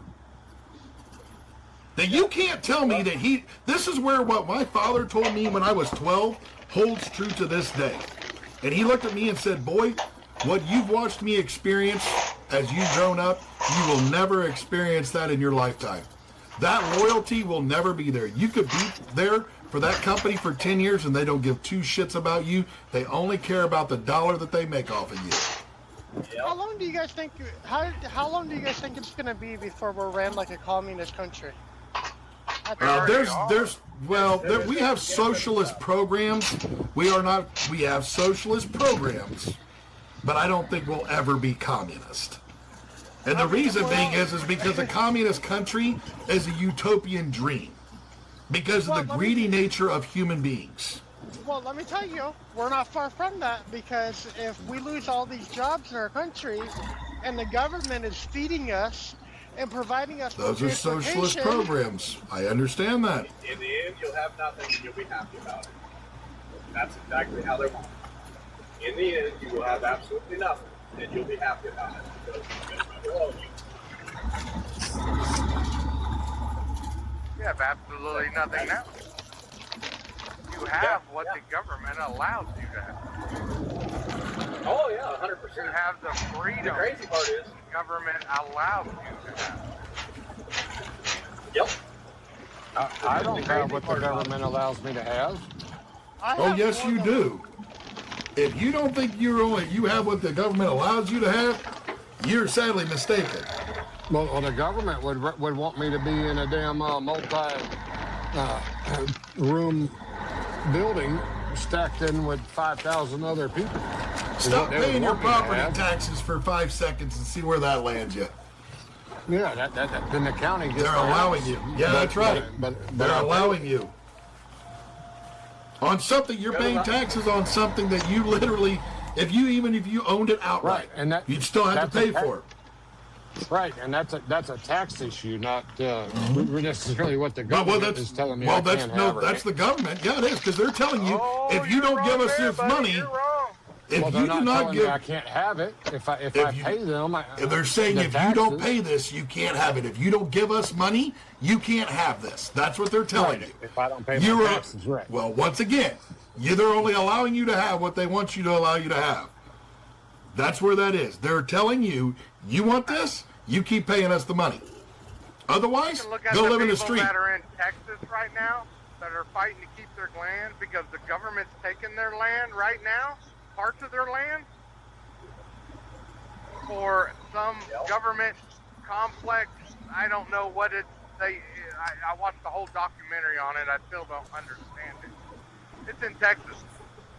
The government's taking parts of all these people's land that all connect over here, and they're taking it. I read something about they're going to be taking, and I don't know how true this is, but I did read it, that they're going to be taking Dale Earnhardt's property and building like a data center or something on it. Yeah, on one end of his property, somewhere up there, they're trying to put a data center. Yeah. On it. Well, that's where that eminent domain comes in. That they made them fucking leave that town. That town is a ghost town. Mm-hmm. This is once again, if you've heard of eminent domain, then you've also heard about the fact that the government allows you to have what they want you to have. if they want that land, they're going to come take it. I hate to tell you this. If you don't believe me, go look at all of the people that live on the res. The government did that to them. We're all going to live like that too. That's not exactly 100% true. Really? The government didn't take the land from the Native Americans? That is 100% true. Really? Who in this room is a registered tribal member? That'd be me. I'm just saying, did the government not come and take the land? My family lives on the res. So, reservation land, depending on the reservation and tribe, was because of treaty. Eminent domain is a completely separate issue. I understand that. But I'm just saying that if you go back in time, the government did take the land. Yes, they called it a treaty. They still took what they wanted. And that was under Manifest Destiny, and that was under all that other stuff. I mean, I'm not saying they didn't take it, but it's really hard to compare Manifest Destiny and eminent domain. Those are completely separate concepts. I'm talking eminent domain that happens currently. Eminent domain happens in the right now. And what you're talking about as far as the Manifest Destiny and what they did with the treaties in the past. All I'm doing is showing a progression of how the government will, if they want it, will come take it.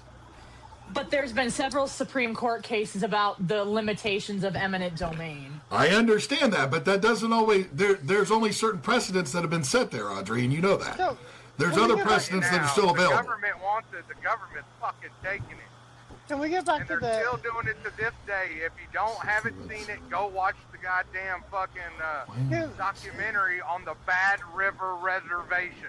Can we Bad get back? River Reservation. Can we get back? They took their land. They took their land in the middle of the fucking night. Can we get back to? Can we get back to the job situation, right? So what are people in the older people in trucking, when all the autonomous comes in? What do you guys expect them to do? Like, I don't see Brett going to work at a warehouse. Well, I can tell you, it's one of those things where, I mean, hopefully you can get a different job or a different career or something. He could probably work for Enride out behind the computer, monitoring them. I mean, that would be an option, I guess. It's a shitty situation. I mean, I watched this happen like I talked about earlier in the GM, when this all went here in Dayton.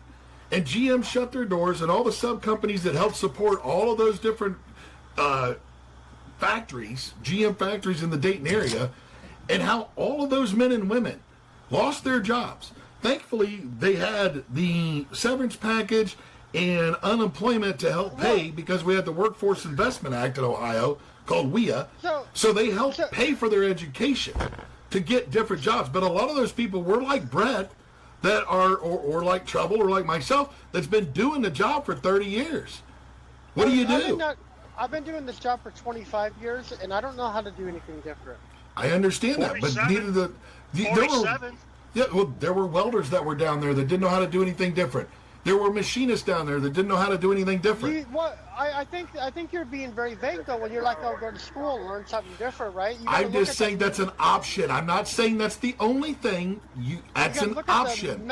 You got to look at the mental capacity of that too, right? I understand that. I just put an option out there. Back in 1980s, when they started putting the robotic arms in General Motors and Ford and Chrysler and all that, they were giving these guys severance pays and was paying for them to go to college or go to school or get a different trade of some sort. I mean, for owner operators, it's probably going to suck, or they're going to have to find something else down the line. I don't know about you, Big Bird, but I'm not trying to go work shoulder to shoulder with somebody else. I don't think I could do it. Well, there's one thing about it. Sometimes you just have to go do stuff you just don't like just so you can put money on the table. I know I did that a lot in my life. You're going to see me on the news beating people up. I mean, I got other things I could take and do. I mean, besides drive truck. I mean, there's plenty of things I can come up with and do. I mean, if I have to go back to shoeing horses or find somebody to shoe horses or whatever it may be, I can become creative to make money. If y'all will let me president, I will take care of all of y'all. Yo, Brett, you're starting that company, remember? You're starting that company, you're going to hire me. Trouble for president. Got a ring to it. I will retire I'm every thinking truck about rubbing driver. elbows with the Colombians and start selling cocaine if you really want to know the fucking truth. I'm not really fucking broke. That'd be insider You're trading talking with the about government, taking though. a step back. A lot of you company drivers, if you're a company driver, you got it fucking made. Yeah. You got it fucking I'm made. an owner operator. I'm an owner operator, and I got 30 years experience as a 10, and I'm a 1099 hand, and I just, a lot of people don't know, I got really hurt really bad. I'm still, and they had no insurance. When you're 1099, you don't have no insurance. You don't get it. You gotta buy that yourself. Right. Thanks to the government, my insurance went up from $220 a month, Blue Cross Blue Shield for 2 people, to $980. I was out of work for 2 months. I can't afford it. So what am I doing now? I went back to my roots. I'm in the oil field as a 1099. Still no insurance. Because I can't run, I can't jump, I can't dive over fences, so I can't run from cattle. So here I am. Here I fucking am, 30 years old, or 30 years in the business. I'm making $25 fucking an hour. What did your stepson or your son make? $22 an hour at fucking Amazon? Yeah. And 30 years fucking experience? No insurance, no nothing, no fucking retirement, nothing. Be fucking thankful. Be real fucking thankful. You could be broke up, busted up, can't do nothing fucking else. Yep. And you know what? He's working at Kettering Hospital now and not doing much better than that as a dishwasher.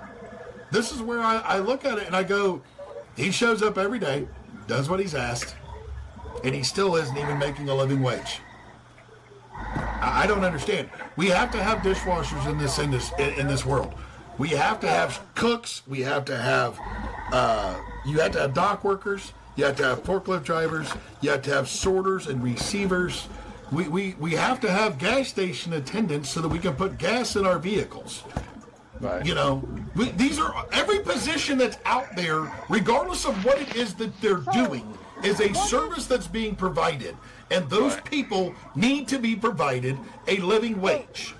Right. Otherwise, I'm doing it. Well, why do you suggest that we do Cupcake to make sure that we can all afford to live? Do you have an idea? I'm not the end all be all to knowledge. This is what I mean. Don't fucking look to me for every answer. I've said that many a times. You ask that question quite often of what I'm doing for this. The thing of it is, let me ask you this: what are you doing to help? What are you doing, Sarah, to help? What are you doing to? What are you doing? Nothing. So you are just a user. You're not actually providing anything. You're not trying to help. That's the problem I see. No answer. You can ask for more money, but in the long run, all you're doing is raising the price of fucking everything. This is where we need. Well, but see, this is where we.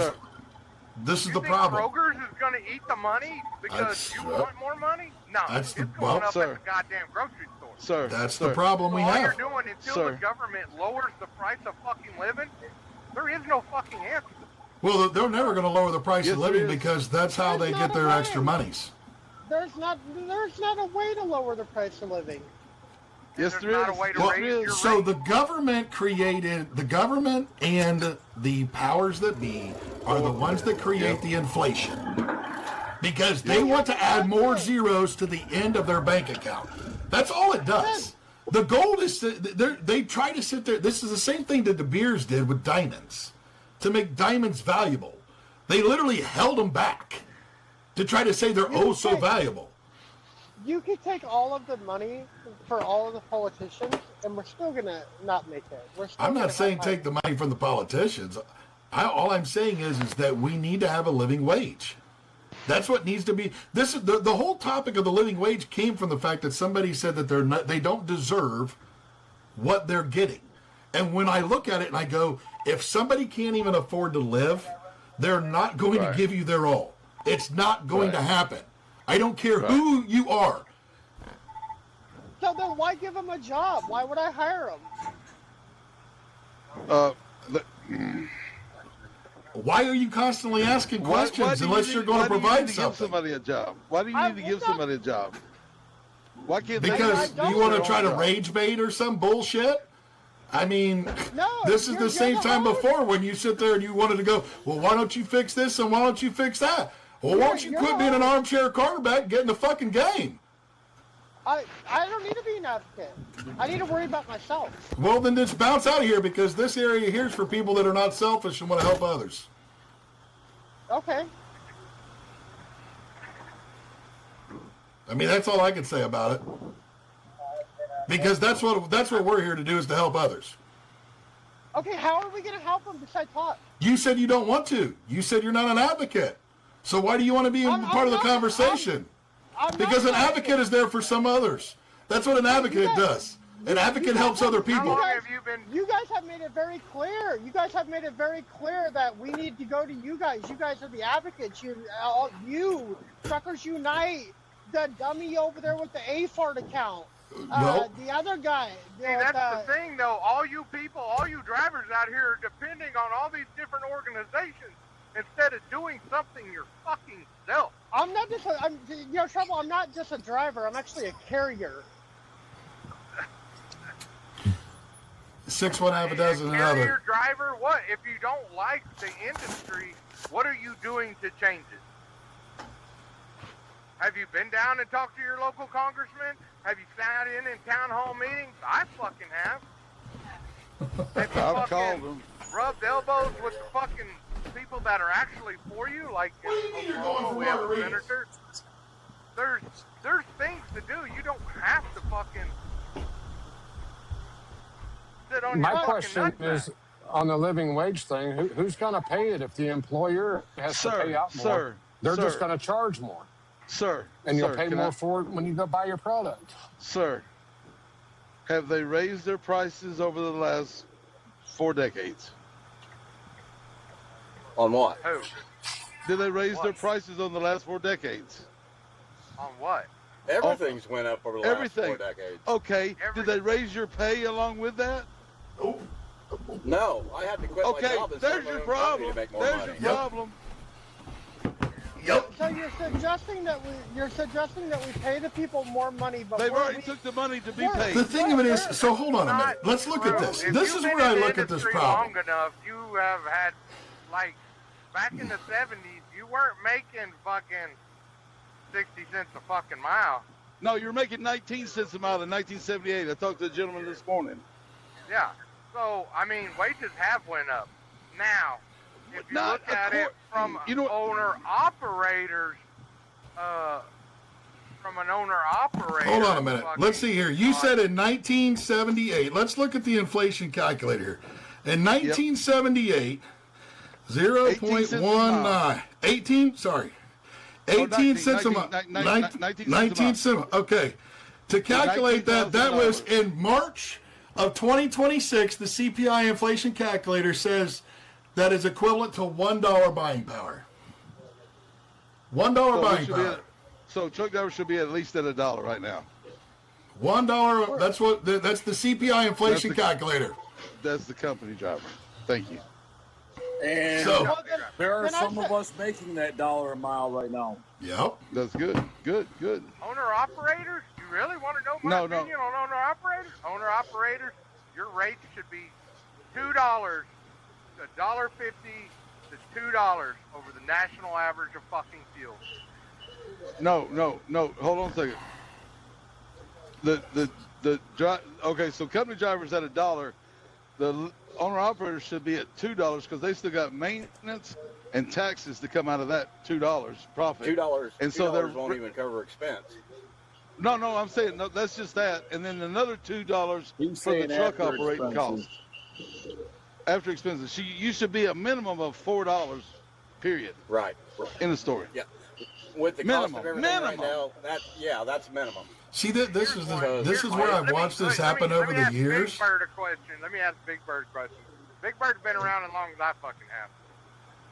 So, Go ahead. Big Bird, you remember back in the day when you leased on with a company and leased a trailer, you remember they used to take a percentage of what you got per mile. So Yeah. say, What was it? like say you paid 10% is Right. what you paid to the lease company you work, 10% Yep. on your trailer, and your wage was $3 a mile. That's what your truck was bringing. They took 10% of $2 a mile, and the last $1 a mile went back to the truck. They do that now. Well, back then it was right around 75 to $1 a mile. Right, But right, you- right, but- right. I was just throwing some numbers out, but Right. I mean, that's I know Big Bird remembers because it used to take a percentage of what your total was. It wasn't a percentage of $3 a mile. It was No. a percentage of $2 a mile, Each load. and the last $1 a mile went to the truck. Yeah, the truck got paid $1. It would pay your truck and your fuel. 4 years But ago, when I got my own truck and leased on, the guy that I was working for was taking 10% for trailer, 10% for IFTA, 10% for insurance and plate. Oh shit! And and then tried to tell me that on his contract that if I quit for the first year afterwards, I couldn't haul anything within a 300-mile radius of him, which is 40 miles from my house. How crooked is that? I couldn't haul anything that he could haul, which is anything, you know. Yeah. That's crazy. And now they're Yeah. charging, you know, I don't know what lease rate is. I know what some cow hauler lease rates are, and I'm like, oh my God. Like you have no Yeah. skin in the game. All you have is a fucking trailer. You have no skin in the game. I'll be honest, and I'll be honest on you. This run that I'm doing right now, and it's Columbia City to Hammond, Indiana. So it's 133 loaded miles. I make $1,000 on that load for oversized. So yeah, that's good money. But when it costs me $300 in fuel, I ain't making any money if I'm paying a driver. Right. And that's the way they've got it set up, so you can't expand and compete with them. That's why they got it like they got it. No. And see, that was the whole reason when I got my own truck. I've been driving, well, legally since 2002, driving a truck. And I started with Carter. They had 50 trucks. Now they have 3 terminals in I don't know what other states. I know there's one in Anderson, Tennessee, and somewhere Alabama. Alabama's got one. Yeah, and they have exploded. And they've got they had like a training- 400 trucks out of that one in Alabama. Right. I think they've got like 10,000 trucks altogether. But they did away with their training program. And then, like, before I bought my truck, I went to work for a milk hauling company. When I quit, I was making 67 cents a mile. And, you know, it's great money. I was bringing home $3,800 every 2 weeks. I thought I was living large. Had money in the bank, was doing good. Yes. I have a question. All right, so that 19 cents a mile, let's multiply that. Just say a driver run 100,000 miles a year. That would be 19,000. What does that evaluate to today? Oh, on the CPI? Yeah. Give me a second, bub. 19,000 in 1978 to today. $100,384.75. What? What? You said $19,000. Yeah. It equates to $100,000. $100,384.75. $138,000. No. 100,384. Oh, just okay. a little over 100,000. Just a wee little bit. A little bit of chump change in there. There you go. That's the right number. Well, now, hey, if you guys. run 100, go ahead. I'm going to go park this truck for the weekend. You guys have a good weekend. I got to fix what I broke this week. All right, buddy. So if you run the 125,000 miles, that would be like 27,000. So 27,000 would be equal to what? Say that one more time.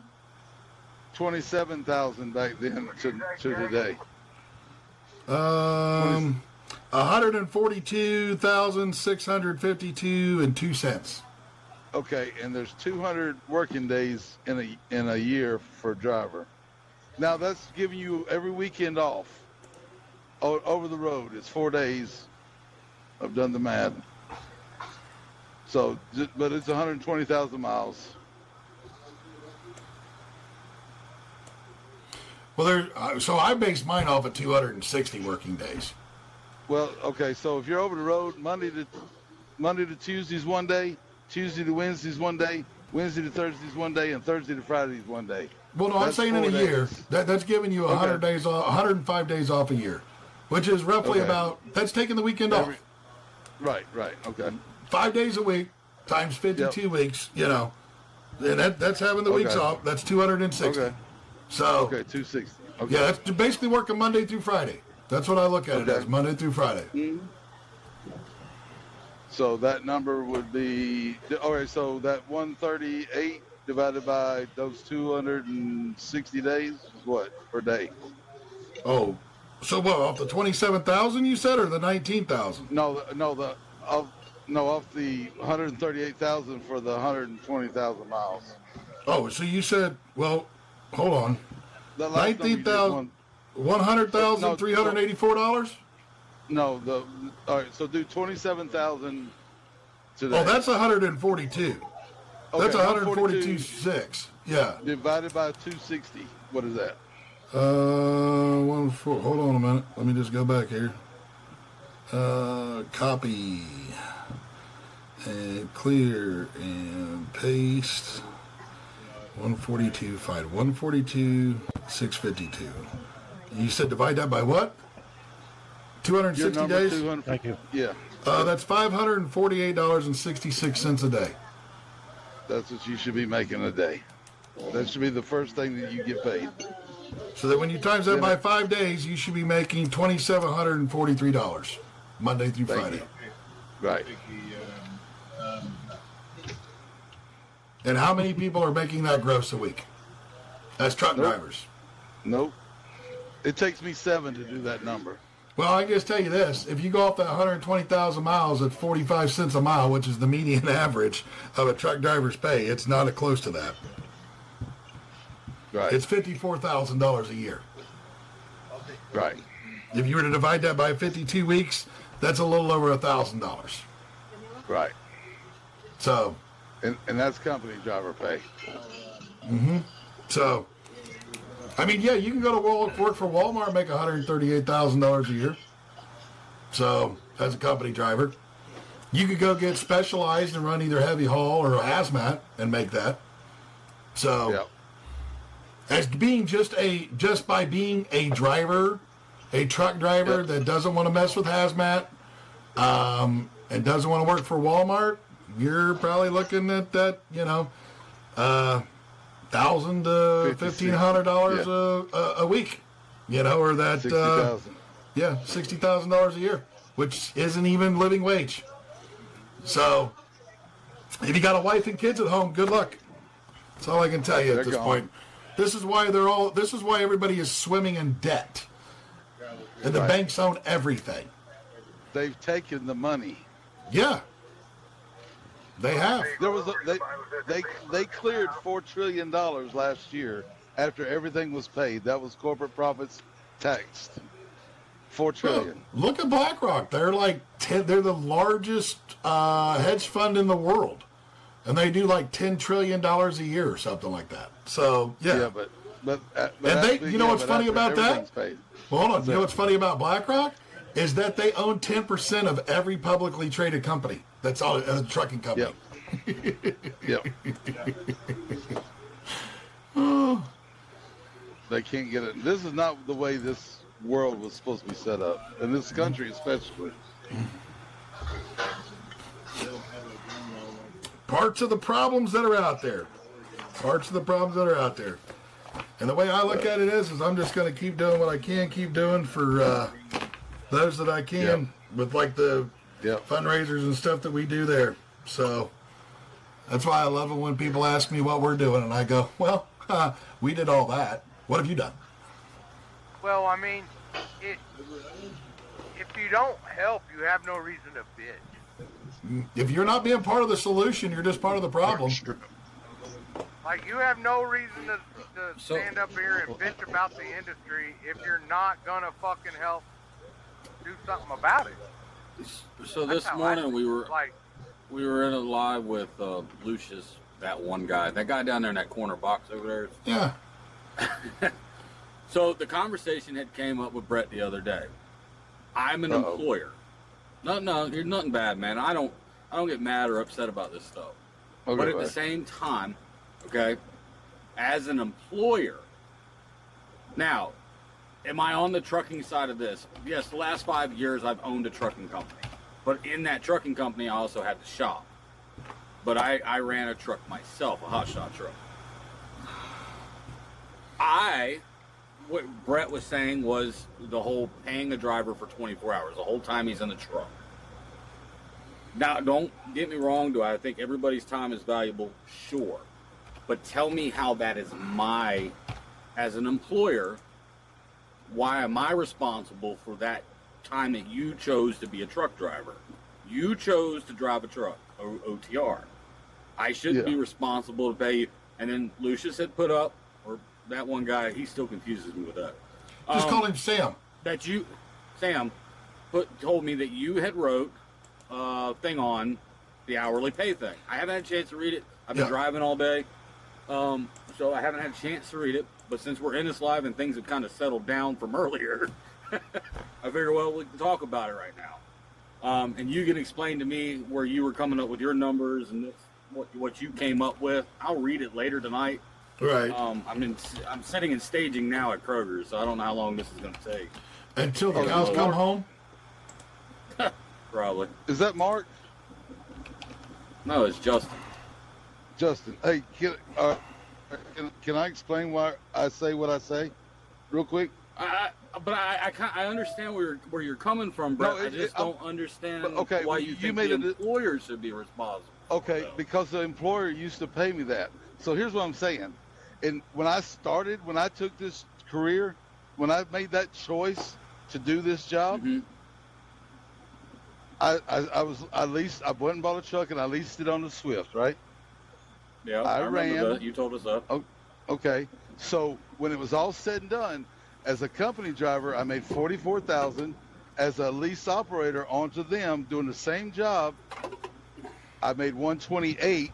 Subtract my expenses, I was at $80,000. Okay, that was $80,000 in 1997.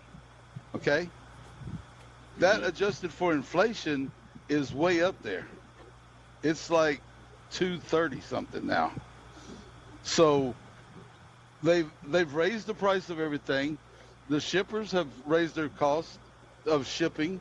I mean, and now I took home $80,000, right?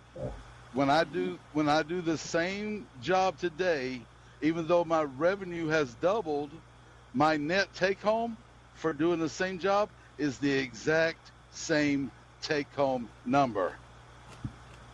So did I expect to be making the same thing 30 years later? No. And I've worked at a company where I made way more than what I'm making now.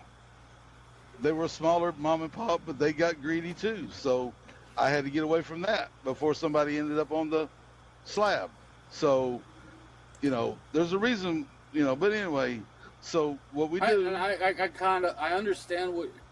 I understand what you're saying about you how, and I agree with you because, so 5 years ago, before I opened my shop, 4 years ago, 5 going on 5, before I opened my full 3-bay service shop, okay, I was mobile. I cleared gross for the year by myself, no employees. I cleared $425,000. Okay, that's what I cleared. Now I netted out of my expenses, I think 3, because I didn't have that much expenses. I think we had it was like 365 or something like that. Okay. So, not bad, right? That's a pretty good number. So what's the question about the hourly pay that I have? Oh, we got sidetracked here. I'm sorry. I was trying to figure out where you came up with your numbers. That's what I was trying to find out. So I put citations in almost every writing that I do, minus the one that I still have to get up for Matt that he wrote, which is an opinion piece. And what I did is if you look, basically that hourly pay is a way to kind of show that it would, if you were to pay a little more money and pay an hourly rate and to go through, so I had to pull it back up, so because like I said, I've been dealing with numbers all day.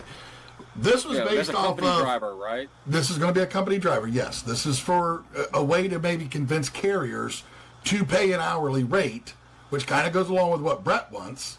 With to be paid hourly instead of, and a lot of people do.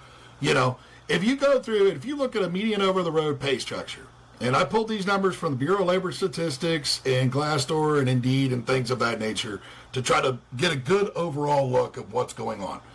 If a driver's driving about 2,750 miles a week and they do 60 on-duty hours, and they're compensated on the median 63 cents per mile. And the reason that number came out is because like Walmart, and they have their $138,000 a year, heavy haul makes more money, all that other stuff. So that's where a lot of those numbers came. But the weekly income would be $1,725. At 50 weeks, which gives the driver 2 weeks vacation as well, the annual would be a little over $86,000.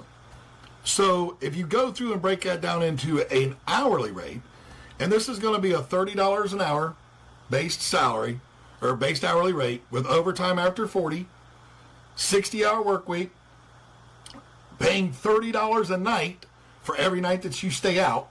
So you're getting paid to sleep in the truck, which I know that makes Brett happy. This is working 7 nights a week and 50 working weeks a year. So when break that out, you break that down to 40 hours times 30 is $1,200. 20 hours of overtime is at $45 an hour is $900. So your base weekly would be $2,100. Overnight pay $210, a total weekly pay of $2,310 now. Now this brings an annual rate up to $115,500. So we're getting a little closer to that. We're definitely going to be at that living wage mark. Okay, so yes, it's an increase of $29,000 over the cent per mile model, right? And that's about $2.9 million a year.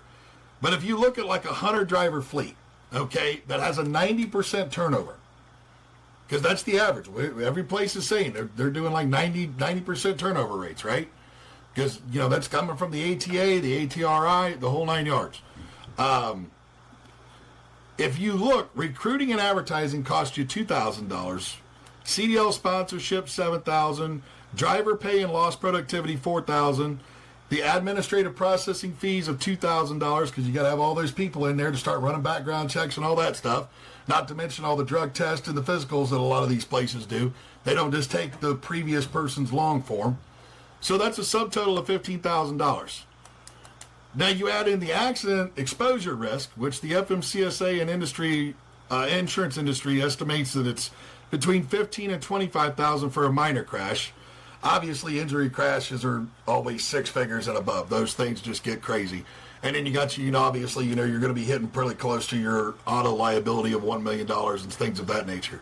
So when you look at that, at 90 drivers a year, and if we just do a total turnover cost of $25,000 a driver, okay, so if you add all that stuff up there, the $15,000 for all of the recruiting, the CDL sponsorship, and then we say, another $10,000 on average because of the crash and everything else that happens. So there's $25,000 for every driver. You times that by 90 drivers, that's $2.25 million annually. So when you look at that, your turnover cost is $2.25, but by paying hourly and paying a living wage that keeps the drivers happy, what happens there is your turnover rate decreases substantially. And now since you're getting longevity out of your drivers, it actually saves you money by paying somebody $30 an hour instead of 63 cents. And you give them that overtime and that other stuff, it actually winds up saving a company money in the long run. Plus, it takes the stress off the driver that didn't work yesterday or lost a Makes half a a safer day driver. sitting. Makes a safer driver because one, He's they're not not so racing worried. the clock.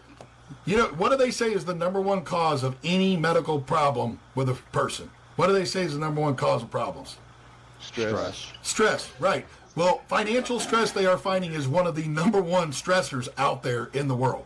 If you remove a stressor, you're making your driver healthier, less fatigued, less chance of becoming ill, less chance of rushing and hurting and wrecking a vehicle. So your insurance costs go down. You keep drivers around, So you're going. What also helps there is they're not stressed. Your insurance costs go down. You got a happier driver. They help to recruit other drivers. It's a win-win. And maybe even generational. So here's my thing then. So like for a small carrier or a small owner-op or something like that, or say like in my position where my intentions are to hire drivers, put them in my trucks, things like that, right? Okay. Be a small fleet owner-op, right? Okay. Not necessarily fleet because I'm not carrier because I'm planning on leasing my trucks out to Right. carrier. Somebody like me, I don't feel like that's affordable to me as a small business, right? Okay, well then don't go into business then. Well, So so hold if on you now, well, before you are you say talking? that- Well, hold before on. you Let say me ask that, this Brett, question: because Are I you ran a signing very your own successful contracts? shop. Are you? Well, let me ask this here, Justin: Are you signing your own contracts? Well, yeah, I would sign all my own contracts. Okay, so you're going to be able to go through Negotiate. then and negotiate your rates, correct? Yes, exactly. So you would be able to then negotiate the fact that you would be able to put it into a figure to where you can negotiate the rate to make sure that you're covering your cost with a profit margin to be still successful at paying that driver that $30 an hour with time and a half on overtime. If I was going to pay hourly, yeah. I'm just But saying. I grew up in an industry, and I know the industry as a mileage. You chase that mile, you put the miles. down, you I make understand the that. Well, you can still. So, like, if in my spreadsheet that I have, I can break it down on what I need per ton, per mile, or flat rate cost for that load. Right. I can look at my but spreadsheet. You can tell me right now. Just give me a number. Miles. How many miles would you need? Throw one out there at me. Well, I would want my drivers to make about that 2,100 that you said a week. Right. Per So mile. what I'm saying By is the though mileage, is though, I wouldn't. okay, but breaking So that down. I mean, I got to think. Break it down. Like, I'm not very good at doing math in my head off the top like that. Man. So what you're talking about? So to break it down per mile, you're going to say that if you're going to do those kind of are you looking at 120,000 miles a year or what? Yeah, easy. Because I mean, if we break it down here, we said 2,750, right? So we talked about paying them 2310, right? So we're going to say 2310 divided by 2750 is 84 cents a mile. And that's about the average, though. Hold on, not a lot of them out there. I mean, not a lot of them, no. And the worst of it is the worst of them is this, though, Justin. It's not the small carriers like yourself, sir, that are the problem. I worked for a smaller carrier, exactly, and that's that billionaire that I keep talking about. That's the problem. So here's the. I don't know. You can take this as a proposal, I guess. Maybe is there a way to get a seat at the table with these big mega carrier CEOs as you as FOPT to go to back with them and say, hey, look, I have this spreadsheet, I have this breakdown. This would save you money in the long run because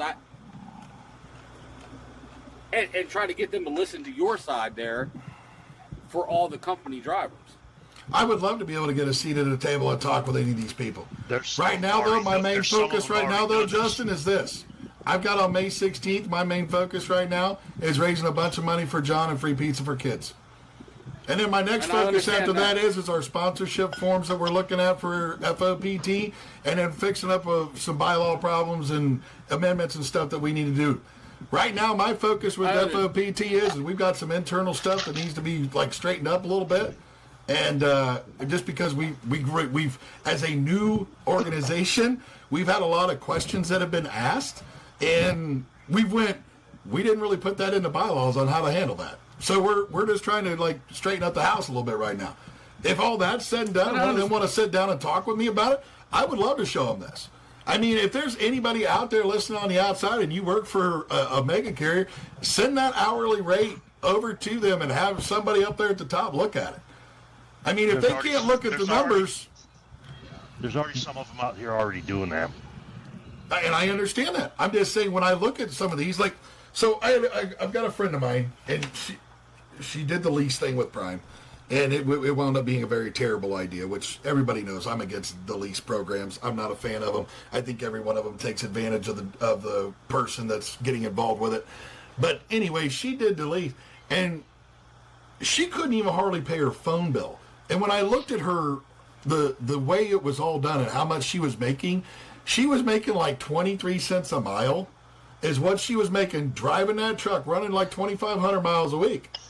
And I looked at her and I said, do you realize I made more money than that per mile back in 1997 and 98 when I first started driving?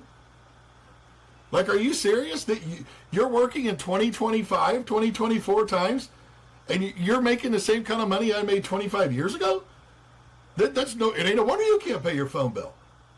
You know, no different than we've talked. I mean, you go back and look at the wages and stuff back then, it's insane. So, yeah, I mean, this is part of the issue, though. This is where you get through and you look at you look at these problems, and it's all created by the bigger companies, the bigger carriers, the so on and so forth, the billionaires. They've got all the money. But when I was saying earlier, I've gotten the opportunity just the short time I've been on the road. And I've talked to a lot of these guys in the terminals, and then on the drive, at the truck stops. And and I sat there and I said what they said about advocate groups, IOTA and things like that. Mm-hmm. And how they all know they're not for the driver. And I know one of your big mission statements that I've heard from you and Matt and Sam is y'all want to be the difference. Mm-hmm. I think if you could get a seat at that table with these mega carriers and make that change with them, I think that might make a difference in people's eyes. Hey, you know what? I would gladly take on that task. I would. The problem of it is I see is going to be getting the seat at the table like you talk about. That is going to be that's going to be the hardest thing to make happen. And it's you got to think though. You got to try to get them to understand. And it's no different than, like I said earlier, when we were talking about the fact of the reason why people are having troubles getting people now. Because they won't pay a living wage. Yes, I understand there's good quality talent out there at times, and I understand that. A lot of that talent, though, already has a job. So you're going to have to try to get these people that are burnt in more ways than one, because they've been taken advantage of most of their adult life, to believe an employer is going to be and is going to do something. My brother-in-law got told by a freaking Freightliner more times than I care to count that they were going to send him off and send him all kinds of training with Detroit and everything else like that. They never did. I think he was there for a year and a half. They never sent him. Never once sent him. And I just kind of go, what the, and then they wonder why, he didn't want to stay. They make all these empty promises that we're going to do all this training and we're going to do all this for you and we're going to pay you all this money. And then as soon as they get you in there, they don't care. They just send you down the road. Can I ask a question? Yeah. What are you trying to do just by going to a CEO and telling them how to take and run their business and how they should take and do their pay structure? It's not about taking and running their business or their pay structure. Okay, I've listened in on some of these meetings, and they have a problem, and they know they have a problem, and I think this is a perfect opportunity for what's being said. It's not about trying to tell somebody how to run their business. Absolutely not. But if there's a problem with turnover, and that's what they were just sitting there complaining about, and the multi-millions of dollars that it costs them, and it was word for word, verbatim, okay? I wish I could have recorded it, I would have. Maybe they would listen to an outsider about that. I know as a company owner myself, if somebody had a better idea of a way to fix something so I didn't go out of business, I would take that and I would pay whatever it costs to have that consultant come in and fix my problem. or not fix my problem, but help me fix my problem. These bigger companies already know that. I don't think they really give two shits. Is one of the biggest problems that I see. I really don't think they care. I think they're happy with the status quo. They're happy making their money. They could give two craps about the fact that they're going through and they're churning through drivers like none other. They talk about truck driver appreciation. They talk about safety. They talk about all this bullshit, and it's no different than you hear every 2 years in the elections. We've heard this same nonsense out of freaking politicians about they're going to fix DACA and Jason's Law and Connor's Law, and now we're on Delilah's Law, and then we've heard that we're going to do this, but we're not going to raise taxes, and then taxes raise, blah, blah, blah. They don't care. And so this is the funny part about it is, go watch the movie Bug's Life. Chopper flat out said it. When they finally realized that they're going through, and we outnumber them, and we are actually going to come together and say enough, there it is. When it comes down to it, all these mega carriers have adopted the exact same thing as JB Hunt has. As long as they make 2 cents a penny a fucking load, that's all they fucking care. Profit. They don't give that's two shits. like me currently in my situation, sir. It's just another way to stroke your head and fucking say, okay, my little buddy, we sure appreciate you, thank you, and send you with a hot dog and a hamburger right back out in there. As long as it's a chili dog with mustard and cheese and onions, I'm good with it, Trouble. The problem is these people keep filling out the applications and going there, knowing what they're getting themselves into. Why are you going to someplace that you already know? No, they don't. They don't know. Big They Bird, don't know. Big Bird, you know my situation. We've all had the conversation about my situation. I'm not here to make money. And that sounds horrible. It really does sound horrible that I just said I am not working. I'm not driving this truck 3,000 miles a week to not make money. I'm here so I can get that lower insurance rate so I can step out and do my own thing. Then that's just a requirement that I have. She's going to keep it. She's got last one touches and gets to keep it. No, right? Because the insurance has got me by the neck. You want to make a change? Let's make a change there. Let's get some lower insurance. Well, I can tell you this. I know Matt and I had a conversation about that whole insurance thing, and this is the thing about insurance that cracks me up. They already know that accidents are going to happen because people make mistakes every day. Yeah. All they do is they're just using a way to make money. That's all they're doing. There is no guarantee that they insure this person and by this way, shape, or form or whatever, and that they're going to get better money. They don't know that. So they look at it as what are they going to do for profit? And if you break it down, I guess for me to better, the wording that Brett used, the $30 an hour for every hour you're in the truck, that's where I was like, as an employer, I just can't see myself paying you for the 10 hours that you're going to be off.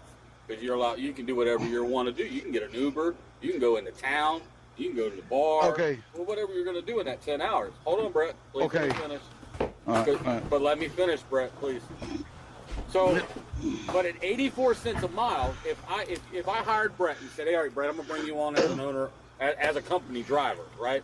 All right, Brett, I'm gonna pay you 84 cents a mile. That's what I'm gonna pay you. That I understand as an employer. But when you come to me and say, hey, Justin, I want $30 an hour for 24 hours for 7 days a week. I'm like, okay, that Justin. can't happen here. Okay, Justin, how about this?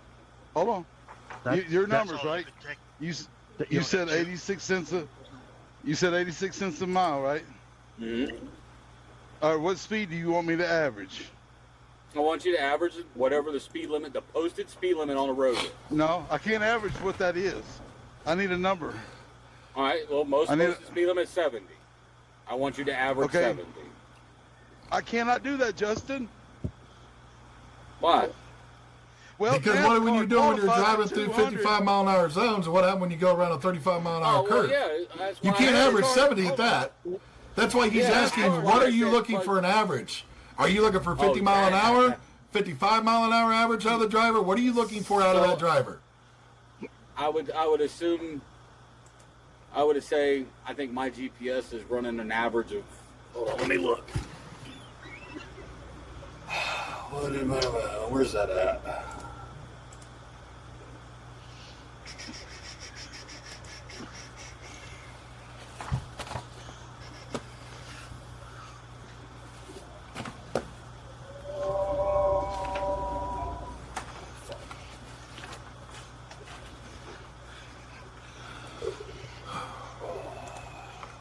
I'm just going to say this while everybody's waiting for him to figure that out. When TMSs do not communicate well with QuickBooks, your life turns into a nightmare. I'm just going to say that. I get you. I have been sitting here. That's why I'm looking. When I'm looking straight ahead, I'm looking at my QuickBooks and my TMS and all this stack of invoices in front of me, and I've got everybody over here on the other monitor. So, we got you. I'm trying to find my average on my. Well, okay. Well, Justin, it's like this. I will say this: the average person, the average driver out there right now is averaging about 50 to 55 mile an hour a day. Yep. That's about what it is. Okay. That's what they say. It's between 50 and 55 mile an hour is what a driver is averaging throughout their day. Yeah, and that's what mine says here is 52. So. Okay. Well, then there you go. We're on the money. All right. Okay, Justin. Now, so 52, right? Let's go 50 at 80 cents a mile. That's $40 an hour, right? Mm-hmm. Give me $40 an hour. Don't have to pay me for sleeping, and I get paid off my ELD. You want to do that one? Well, that's what I'm only paying you for 14 hours of. Just we're time and a half after 40. Because this brings in that GOT Act that's out there of guaranteed overtime for truckers. You don't have to pay in the trucking industry. You do not have to pay overtime. I just thought we're talking about the model. We're talking about the model that I just put up there, which gives overtime to drivers. Well, see, here's the problem with that. I see Cupcake just on that one. The customer wants a flat rate, kind of. So just take the overtime off and set it up into a 14-hour day or whatever. That's why I did my 30 for all day long, or 60 for the other if you're just paying for the other thing. But when you throw in the overtime, it throws everything out of a little bit of a whack. It gets confusing already. Actually, it really doesn't, because I worked for a company before I became an owner-operator in our regional account. You got paid anytime, everything after 40 was overtime. Right. And I was making $27 an hour. Right. And we didn't go off the ELD there. Right. Because a lot of times we would do things off the books on duty time, because you might get to the yard right at your 14, but you still got paid to fuel the truck into your post-trip or pre-trip. Right, so you might actually be getting paid for that amount of time. You still had to follow the ELD rules of a 10-hour break from when you got done. Right. But you would still do that. So yeah. Right. Okay. So Justin, that's $40 an hour, and I'm gonna log my logbook. When I'm fueling, that's gonna be 15 minutes. When I'm getting loaded, I'm on duty sitting at the dock. Okay. I drove in there. It took 2 hours to drive into the dock. I'm getting unloaded. I'm on duty. Okay? I'm on duty for 5 hours. And then I'm going to go pick up another load at 3 o'clock in the afternoon. And I sit there till my clock runs out. Now, I've only drove 400 miles today. But guess what? It just costs you $40 an hour for 14 hours. Yeah, and then that... What's that number? That's way over my $30 an hour for every hour. Well, and that's why I would boil back to I would only pay by the mile. Well, see, 14 times 40 is $560. Okay. Yep. Divided by 24, what's that? $23.33. Okay, we can go with that number.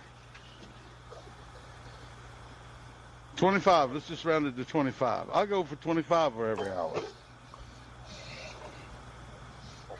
But why not pay a percentage of the load? And that's the other way. Here's the problem. Because you know why? Because y'all the people steal. They don't tell you the real rates. There's the problem. Everybody That can see I this know. right.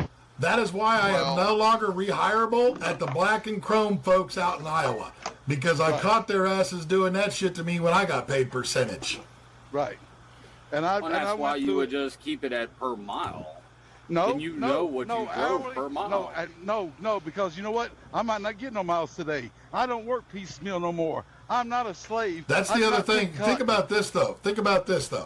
Think about if you're going to say per mile, though, how are you compensating that driver for sitting at the dock for 10, 11, 12 hours waiting to get loaded or unloaded?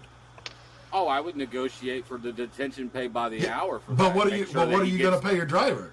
25? $30 an hour for that? If I get paid $30 an hour, if my company gets $30 an hour for that detention pay, I'm giving. This is me now. This ain't every company. I'm gonna give him $30 an hour for his detention. Okay. Yeah, but that makes no sense because now you're. Well, hold on. No, that doesn't, because you're not making any money off the fuel to cover the fuel or the cost of that truck, though, either. Right. But I can make it up on the back end as a business owner. That's where you got to play quick and do your quick hustle. You hustle. Everybody's forgetting about hustle.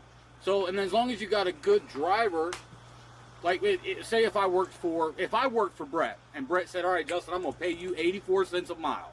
Nope. Bet. Hold on, Brett. Let me finish. I'm using this as a scenario. Okay, an example. My example is I'm going to go to work for Brett for 84 cents a mile. I get stuck at a shipper or a receiver for 6 hours, and they pay Brett 30, and Brett does what I just said. He pays me that 30, and we're under that agreement. You know what I mean? Well, I'm gonna get out there and I'm gonna hustle them miles out so he makes his money back and gets the next load, and he can make off of that top. But see, that's the whole problem. But no, their drivers, a lot of drivers ain't like that no more, though. We're not out here hustling. I understand that, but well, so hold on. When you bring, I'm going to say this one here that I agree with Bob on. This fact of this constant hustle and hurry is what has caused a lot of our safety issues out here in the industry. This constant got to hurry. Drive. Got to go. And now we got all these guys playing freaking the Talladega 500 down the highway, you know. Racing against the clock. And it's like the one guy, he got ran over in Michigan in the truck stop because the one guy come flying in there at like 35 mile an hour or something. Yeah. And that's why some of these companies are going to that hourly rate on paying them around the 24-hour clock. Right. On that. And then that they're giving them for the 34 hours. Some of them are paying for their hotel expense for their 34. I don't know. I was brought up different, I guess, man. I was brought up to hustle. Look, I am not saying. Well, hold on. I am not saying that. Hold on, Justin. I'm not saying that you don't have to hustle. I hustle. I work hard. I'm not sitting there waiting around the whole night. I'm not sitting there lollygagging at the truck stop for 14 hours unless I have to.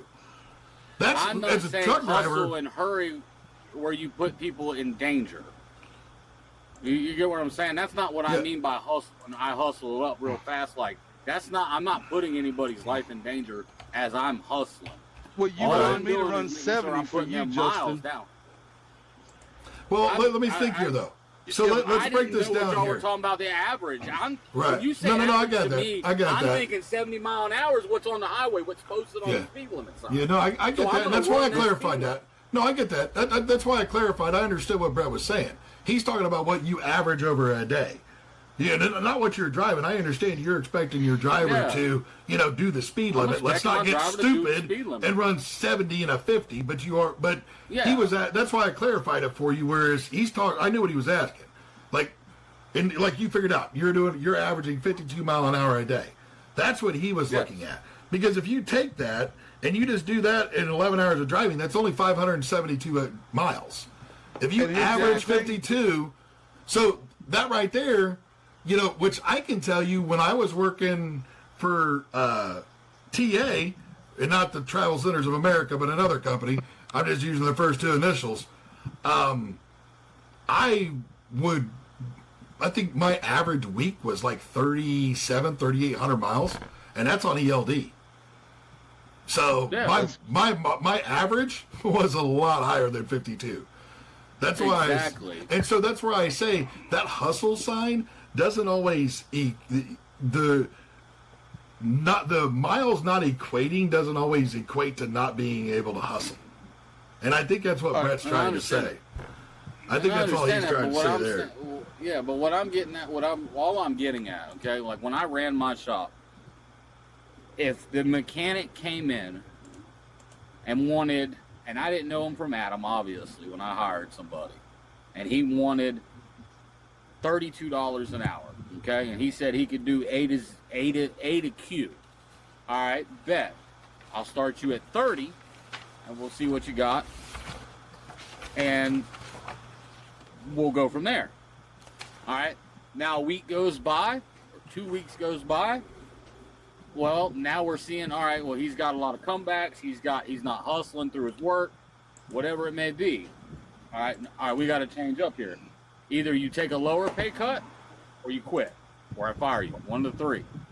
That's how I operated with that, because it's not that you're not worth it, okay, as a human being. Every human being is worth whatever they believe they're valued at. That's your thing. But as an employer, I have a family to feed just like you have a family to feed, and I have bills just like you have bills. So if I'm not making any money, then I have to cut whatever that is causing me that I'm not making money.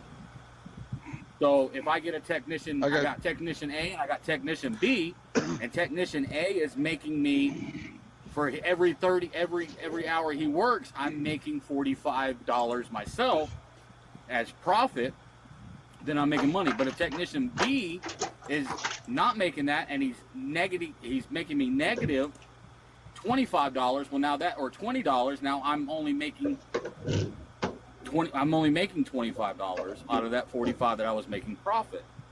So I'm wrapping my head around, if you're not willing to run the miles, and you're only willing to run 300 or 400 or 500 miles a day, but you want me to pay $2,100 a week, but the truck's not making me that, how do you expect me to pay that? We're not talking. This is a situation though that we're not talking about hiring slack asses either. I'm not talking about paying somebody that kind of money that's going to just sit at the truck stop for 14 hours a day and drive 2 hours. Like I'm not saying that on that hourly that you should be accepting of no productivity or 50% productivity and do that. I'm not saying that, because it's like I've said also in the past, even as a company driver, you're still signing a contract because you are saying that I'm going to provide these services to you as a business under myself. I'm going to provide these services to you for X amount of rate. Which if I go to work for you, Justin, and you hire me on and you say, hey man, so I need another truck driver, and I go, yeah, okay, what are you willing to pay? And you go, well, so I'm looking to pay like 85 cents a mile. And I go, okay, all right, well, what about all my off-duty time? As far as or my dock time or my detention time? Is there any breakdown pay in that as well? Because as a company driver, I don't, it's not my responsibility to maintain the truck.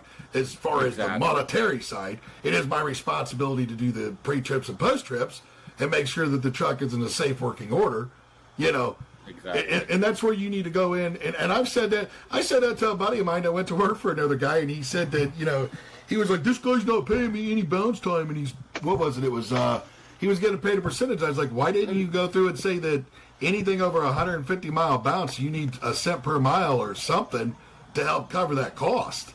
Because you're not the one that's setting up the loads. So if you're making 28% of the load, but you're going to have to drive 600 miles and burn up your entire clock for a day, you're not making that 28% of nothing is still nothing. And I would run it on that scale of, hey, $25 an hour for your breakdown time, and then $25 an hour for your detention time. Right. And that would be off the rip. We would negotiate that at the very front of hiring process. Right. And all I was just trying to say is that I don't think either Brett or myself are trying to say that somebody that's going to be a slack ass deserves to have that kind of money. No, yeah, exactly. You know what I'm saying? Like, as a business owner, of course, that makes no sense. Why would you go through and pay somebody $120,000 that's going to sit there and specialize in sleeper berth activities instead of, I don't know, heavy haul freight or whatever you're hauling? So, yeah, and that's what I'm getting at is I just didn't understand and now that you broke it down to mileage wise, I understand that. But at the same time, if the truck's not, as a business owner, if the truck's not producing that money, how can you expect me to pay you that amount of money if we're not producing that amount of money? Okay. I don't think anybody's saying that. And what I'm trying to say, Justin, the driver has no control over any of that. He doesn't have control over that. But when you said it the other day, Brett, what got me was you want 24 hours of that pay. And I was like, I can't justify paying you for 10 hours of you sleeping in your truck. Well, so you can, because think about it. In a way, you can because even if you pay them $30 for the 14, you are still paying them to sleep in that truck, and you can split it up the 30. You're still paying them. Well, even the way that Cupcake. Hold on one second. Let me just say just this. With the way Cupcake just broke it down for me, with the 84 cents a mile at $2,300 a week, that's about the same as still paying him to sleep in the sleeper berth. But hold on a second. No, because I'm not going to get your 2,300 miles. Yeah, it is. If you're doing 2,700, but hold on, this is at 2,750 miles a week. So you're already going to have to be an above average driver because the average drivers out there are only doing 20 to 25. Right. Okay. Well, here's the thing. If I do that for 3 weeks and then I go home for a week, I just depleted my paycheck. From it was good enough while I'm working, but I've been out for 3 weeks and I want to go home for 4 days or 5 days. Now I got no money. So now we dropped that $30 an hour or 25 or whatever down to 17. Well, so this is where when I broke down that hourly pay, that was based off of 50 weeks a year. That's running and gunning. That's working, you're working 5 days a week, basically running those 60 hours a week. It's based off of 5 12-hour days. Going home. And I understand that, but this is a lifestyle. This isn't a. No. Trucking is a lifestyle. I went home every week. I went home every weekend and worked 5 days. Went home every weekend and made what I said I make today in 7 days. Well, I understand. I understand, Brett, that the wages nowadays. You've heard me say it. I am a fan of living wage. I don't believe that anybody should not be making a living wage. I truly believe if you were to go through and put drivers on salary, we would probably lower the safety problem that is out there. The change in wages started after ICC was depleted. Right. And they come up with this piecemeal thing. And that was the Interstate Commerce Commission from years and years ago. That's what that was what they broke that up and brought the DOT, the FMCSA, all of that stuff came in after the fact. So correct. Yes. It changed it from what used to be to a piece rate.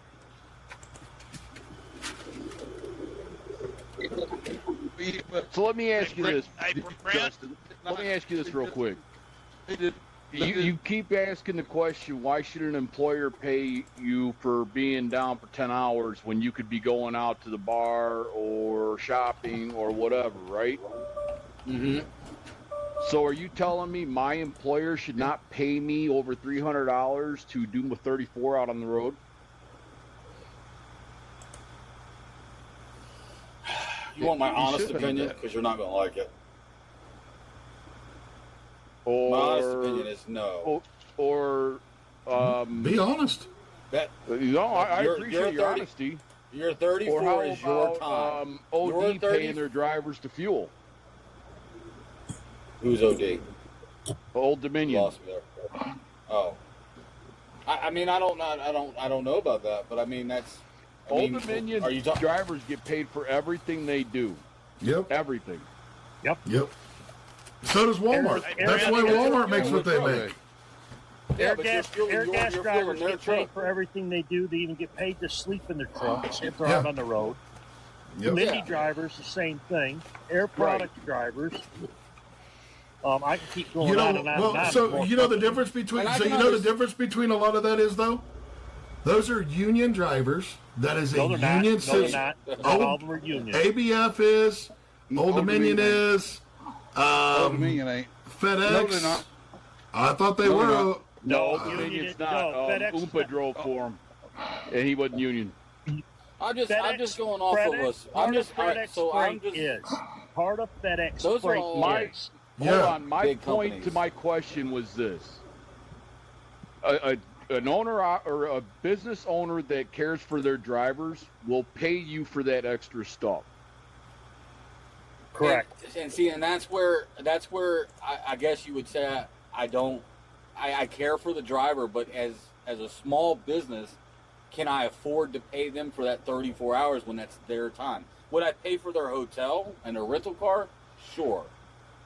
But what they do on their own time that's their time. Why would I be responsible for another human being's personal time? It's not a matter of being responsible. How about 60? And you guys are leaving out the biggest $60 an hour the biggest part of the whole equation.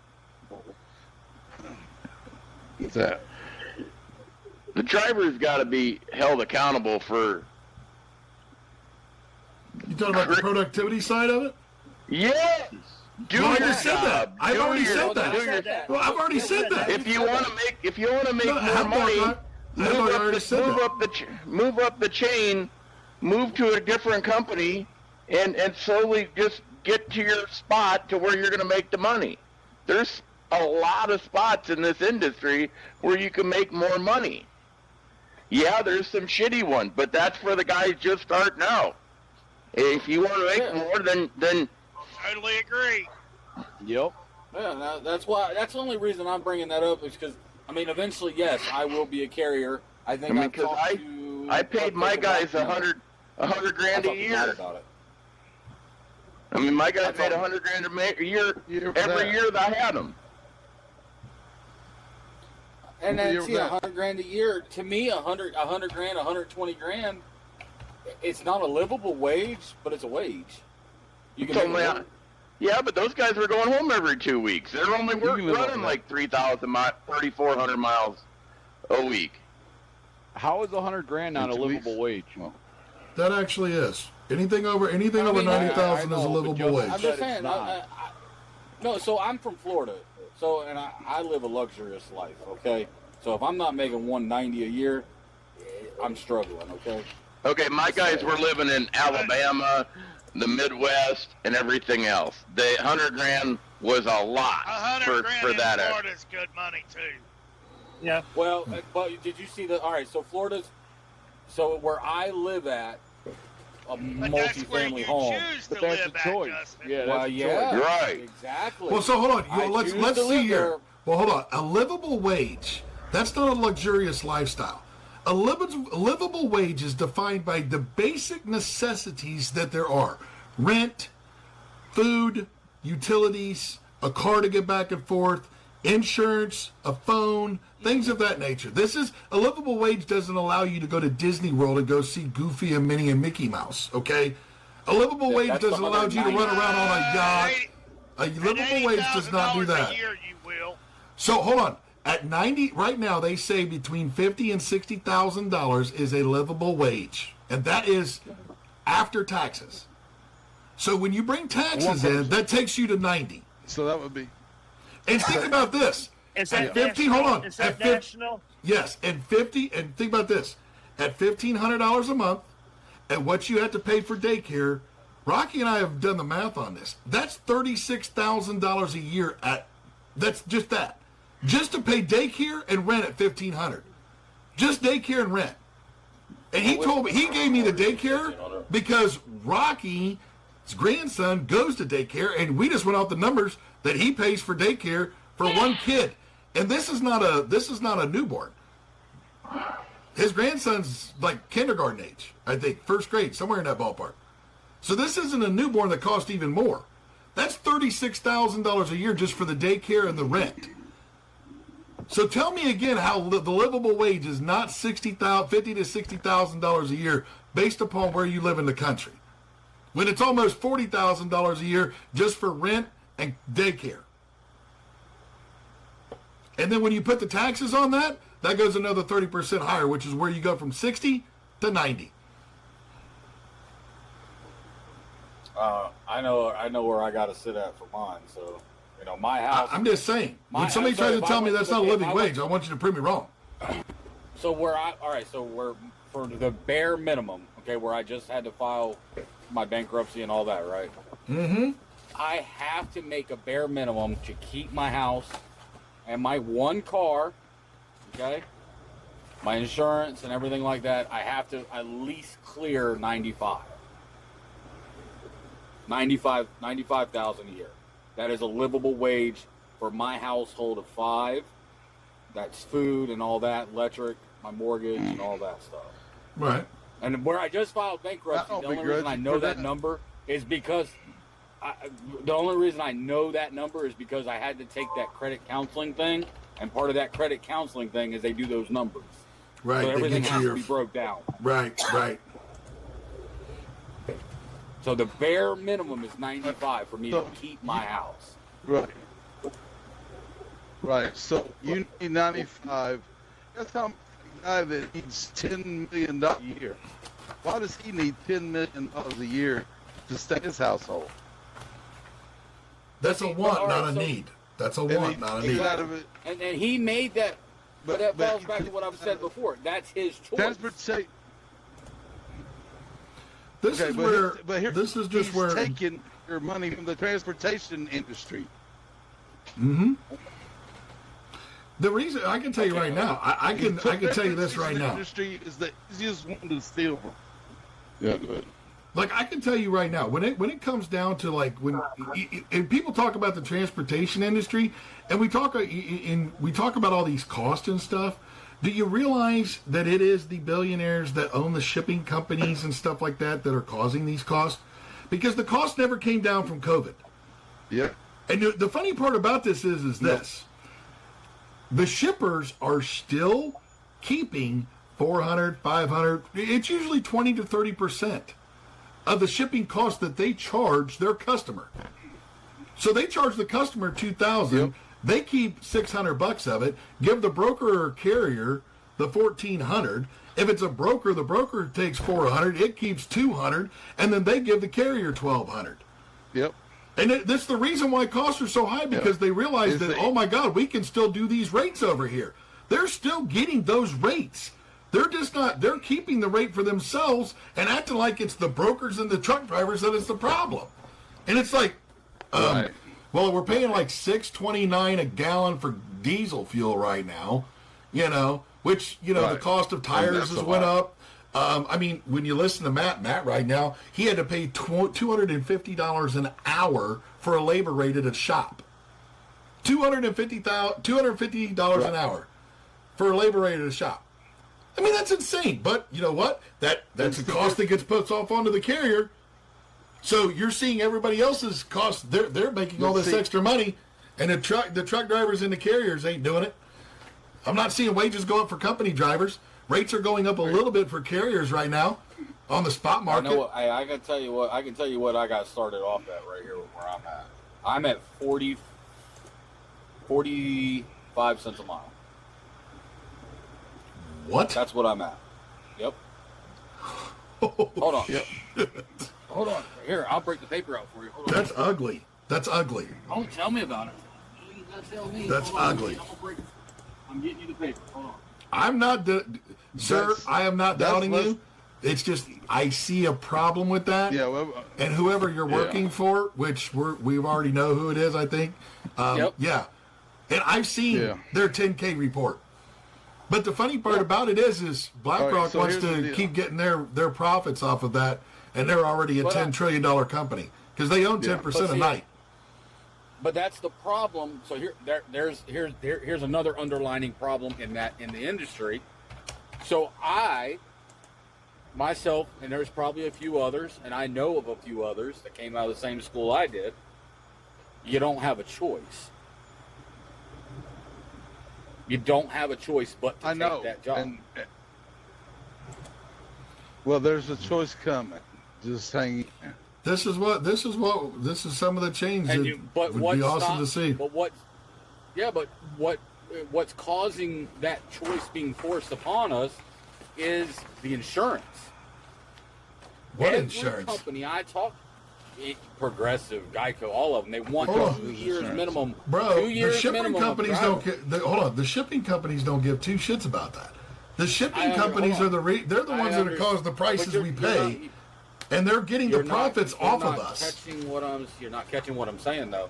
I didn't have a choice but to go to night. Oh, you're talking about because of your lack of experience in the industry. I got you. Exactly. Even though I've been driving wreckers and I can put things in holes that most men probably can't. You know, and I've been driving hot shot, but none of that hot shot ever counted. For which I don't believe that should even be a thing. If I'm out here just like you are, driving and putting down 3,000 miles a week with 63 foot of truck and trailer, what's the difference? Oh, I don't have air brakes? Okay. I'm not 80,000 pounds? See, I mean, that's the only difference is I don't have air brakes and I'm not 80,000 pounds all the time. Right. Oh, I get what you're saying. I'm still 63 foot long in total length. You know what I mean? Right. Oh, no, I understand what this is where I talked about. I don't think that these wages are right for people. That's where I look at this and I say that. Right for people, but at the same time, if you want to give these new drivers more options, these other companies don't, like Mercer and them, they don't have an option. They have to go by what their insurance says. Their insurance says that he has to have a year. He has to have 2 years. Yep. Well, I know. You got to start with the head. I mean, I understand the shipper is the head. I understand that. Okay, I understand the shipper is the head. The mega carriers are not really the head, but the shipper's the head. But when it comes to new drivers, and the new drivers just keep feeding into them. Well, hold on. Let me look at this, though. If you look at what I figure on that hourly and go to that hourly pay and you start going through, see, one of the things that a lot of these nights and everything try to put down your throat is we can't afford to pay you that because we're constantly having to train drivers because our our turnover is so high. Okay? Well, if you would actually do things that would retain the drivers and not treat them like numbers and pay them a livable wage, your turnover would not be so high. So when I sit there and I put out those facts and figures on the hourly pay, you have to look at that everyone, and these are averages, that every new driver is costing every company $25,000 every time they have a new driver come in, every single time. Because of the damages from hitting trailers, hitting trucks. We all see it. The new drivers that have never driven anything that size. I'm not talking about the hot shots. I'm talking about the men and women that are coming from driving their Honda Civic to hopping into a rig. It's a lot bigger. It's a lot of. To some of them, it's intimidating. So what I'm talking about is this is why they say that they can't pay the drivers any more than 45 cents a mile because their training cost and everything else is so high. If you would pay these drivers a livable wage, it would keep them around and keep them happy, provide them good benefits and stuff, you no longer have turnover. The other thing is this, don't blow a bunch of sunshine and Skittles up their skirt and tell them the things that aren't going to be true. If you're figuring to hire someone, be honest with them. Yeah. Tell them exactly what it is. I don't know how many of these recruiters. I used to, when I worked for Black and Crum, I would stop in because we got paid a certain amount of money to stop into the trucking schools. And I would stop into the one down here close to where I lived. And I would listen to these recruiters come into these schools and blow all kinds of sunshine and Skittles up these guys and gals' skirts. Oh, no, you'll be home every weekend. Oh, you'll do this, you'll do that, you'll do this, you'll do that. Bullshit. They'd come out and get in my truck, and they'd say, is that real? So what do you do? Look, bro, if you aren't living in certain lanes, you're not getting home. you might get home every 2, 3, 4 weeks. But that bullshit of them telling you they're going to get you home every week, did you ask them what freight that they're moving in your area? Do they have any freight in this area that they're going to be able to get you home? Well, the guy told me I could be home every weekend because that's when my wife's off. Did you ask him that he's for sure going to be able to, you're going to be delivering loads in that same area on Friday? Or at least delivering and picking up and going through that area on Friday to stop and see your wife and kids? Well, they didn't say nothing about that. Exactly. Go back in there and ask them that. After about my 6th visit, they asked me to not come back anymore. Because the recruiters were pissed. When I sat down with my driver manager Monday, okay? He said, how long do you plan on staying out? 3 weeks. I want 4 days. I am going, this is how I worded it, I am going out for 3 weeks and I'm going to be home for 4 days. Why did you cut your time? Why do you not get 6 days? 6 days, 2 days a week. I'm going 3 weeks straight and then 4 days home. Well, right, but that's his personal choice, Brez. If he likes to stay out that long, he likes to stay out that long. No. I'm just saying take the 6 days because he's out for 3 weeks. That's his weekend that he accumulated. I understand what you're saying, Brett. Usually what I do as an owner op, I take 3 weeks out and I spend a week home. I take 7 days home. So 3 weeks out and 7 days home. Okay. That's how I do it when I'm an owner op.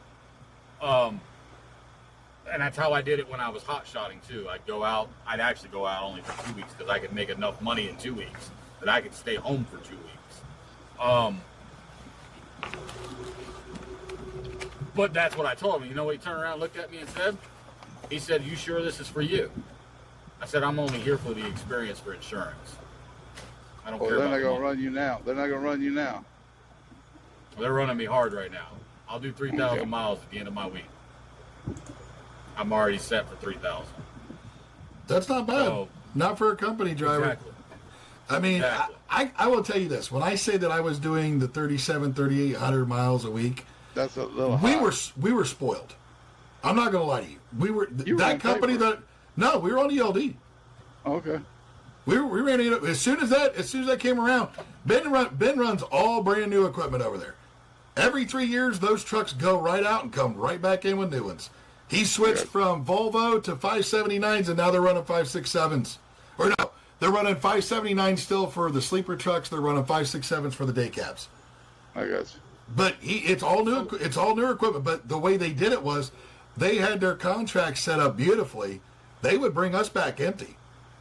You get down there, you get to where you're unloading, they would turn around. Bro, I don't know how many times me and my buddy BJ bounced straight back from Goldsboro, North Carolina, back here to Ohio. Boom. We get down there, unload, call them up. You got to load? Nope, just get back here. We got another load, got to go. All right. And we just straight back. And that's the way every contract's supposed to be, though. I'm not saying, I'm just saying we're spoiled, though, because a lot of contracts, you know this, Brett, do not work that way. Yeah, they really don't.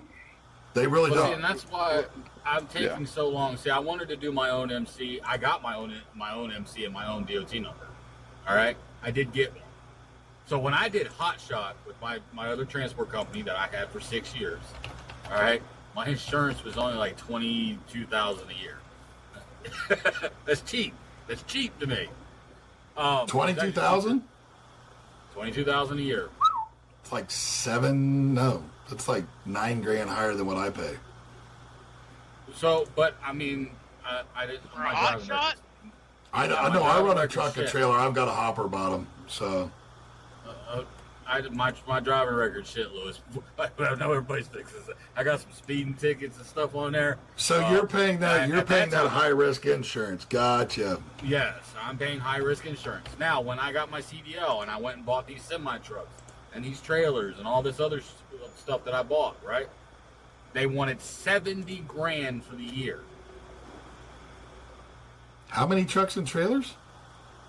I was only trying to insure one truck and one trailer. Holy cow! Now, when I was talking to my insurance agent, he said, Justin, go get a job. Drive for somebody for a year. Then let's restart. So I put my MC and my DOT on hold, and then I came up when brainstorming after listening to these lives, because I'm new to this stuff with you guys, because I usually don't get involved. I never have. I usually just stay in my lane and I do my thing. I take care of my family, make sure my kids are good. But I started getting involved because I come from a family of truck drivers and military people. So and I want to make a difference. I want to make a change. I want to be that change. So I got the bright ass idea. So when I do activate my MC and my DOT again, I want to make my company a mega carrier. What? And I want to do it now. Hold on, Brett, before you say anything. I want to have people like Brett as a member in that company. And I want to have multiple of them, not just one, not two, not three. I want to have 20. I don't give a shit. 20, 30 of them. And I want to use my mega carrier as an umbrella for everybody else so they have that buying power like the mega carriers have now. There's a lot of structure that I'd have to figure out, and numbers and all that to do all this. There's a lot to it. It's just not just doing it, obviously. But that's something that I've made that a goal now, is to figure out and educate myself on how to do it and bring in these 20, 30, 40 multi-members into one company and umbrella it over everybody else, so everybody has that buying power, and it gives the owner-operators and the independents more power in the industry. I mean, that's my thought. I could be wrong. It's an idea. Benjamin Franklin, and all them started with an idea. Everybody's got to start with an idea. Everybody starts with an idea. This is true. This is true. Matt and Sam gave me some good information on that, and that's why I'm at the drawing board with it. And I'm trying to get the research and education to it, because it would work, I think. I honestly do. But you can't have a bunch of greedy motherfuckers in it. No, good luck with that, though. Anytime you start dealing with any of that, good luck with all that. That's I understand now. I'm gonna tell you right now, buddy. That's why I say that the communism is a euphoria dream.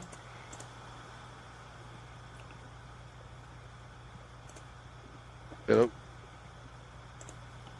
Well, I mean, I just sit there and I look at all these other families, like or I don't know. Look at the Cubans, how they all work together. I mean, yeah, they're a lot of the Miami ones are taking all that cheap freight right now. They work together. We've been conditioned. We've been conditioned in America to work against each other, even our own family. You ain't lying. We're divided. Right. Look at what just happens in these lives. Look at just what happens in these lives. Oh yeah, it's crazy. It's a constant argument at times about when we want to try to make things better. It's a constant argument. Just bringing up the simple fact of going to an hourly rate and trying to do this and trying to do that. It's a constant argument. I mean, as the only pushback I have to that though is, as a small operator, it makes it hard for a small business owner. Okay, Justin, it wouldn't be hard for a big company. All right, no, hold on a second, Justin. How much if I pay my driver? Okay, here's my thing. If I'm going to pay my driver $30 an hour for every hour, do you think if I bid that freight at $100 an hour that I could do that? That I could survive? If you could get the shippers to pay you by the hour. Well, this is the one thing I don't understand. When I hear this hourly thing, do you know that most of your dump trucks are all paid by the hour? Yes, I know. Yeah, okay. My I was curious. Mixer driver. Okay, I didn't know if anybody knew anything about that site, because one of my best friends runs dump trucks. So okay. That's where I kind of got it from. But I'm just saying, the shippers that we have, they don't pay us by the hour. Almost anybody, the whole 6 years that I ran Hotshot, it was always by the mile. Hey, what are you gonna charge me? What's your rate? Okay. What's your RPO? All right. So what was your rate per mile on the Hotshot, if you don't mind me asking? I was averaging. My average was $3.25. And how many miles per hour? Oh, I don't know that, man. How many miles per hour were you going? How many miles per week? No, I'm just saying, how many miles per hour were The you 2 averaging? weeks that I was. Was you averaging How many 60 miles an hour, 50 miles an hour? I would say 60 in my truck. That pickup truck of mine. I'd say 60. You was averaging what, sir? I'm sorry. 60. 60 mile an hour? And I you were would say, charging yeah, them, I didn't measure that. and you were charging them $3 something a mile? So that's $180 an hour if you break it down like that, right? Yeah, I mean, yeah, you could break it down like that. I never broke it down like that. Okay, well I do, and that's why I do what I do like this, right? I can do it. I can run a semi truck for $100 an hour, 24 hours a day. And you're at 90, you're doing the same number. If you do it, divide it in half. So you can average $2,400 a day, Brent. Yes, that's what. Yeah, because when these shippers give $5 and $6 a mile, they're paying. Just say the load's 500 miles, right? And it's $500 or $5 a mile. That's $2,500. I just saved them $100 if they're paying $6. I think my average a day, and I did this simple math when I did it. So my average a day was about $1,200 to $1,500 a day. On your hot shot? Yeah. That's where I did it at. How is this motherfucker going before me? My appointment time was at 7:30, you son of a bitch. I know I'm out of time. I got 1 hour left. But see, the way mine works is the shipper and the receivers have an incentive to get the stuff off of the truck. When you show up and you do it, and it's a minimum of 18 hours on the one, and it's a minimum of 18 hours on the one thing, and $200 an hour on an 8-hour day. So it's you can do it that way, but when I got to sit on a load and I'm there a day early, then they can take it off, or they're going to pay me to sit there. Well, there's no reason if I'm there early. But there's where the appointments come in. They say, well, you're a day early. Okay, well, I'm going to charge you $100 an hour from the time we pick it up, coming to you to pick it up, to the time we get it off. It's $100 an hour, and I promise you, it's not out of the realm of the number. Because if it's the thing is, Brent, in the box industry, whether it be dry van or reefer, there needs to be accountability for why they hold the truck up so damn long. Right. That's what I'm saying. This is what this does. It holds them accountable for keeping you there. But it's like a lot of other things. They hire these people in, and they have a terrible turnover rate. So half of their crew have no idea what the hell they're doing. Right. The other half don't give a shit. They're there for a paycheck come Friday. Right. Because there's no incentive. They're going to get their $20, $25 an hour, $30 an hour, whatever the hell they're making. Right. And they're going to work their 8 or 10 hour shift and go home. Right. See, me, I don't know. I guess I'm just completely different when it comes to this. I do this for the view. I do this for the view, man. I'll be completely honest. I could care less about the money. I do it for the view. I do it so I can take my kids out on the road. That's not true, because you have to support your family. That money don't fall out of the sky. Well, in my case, sometimes it does. I do drop shipping. So, and my wife does what she does. It's dry cleaner stuff. So, when we have money, I don't have a lot of it. I'm not rich. I'm not wealthy. I live within my means.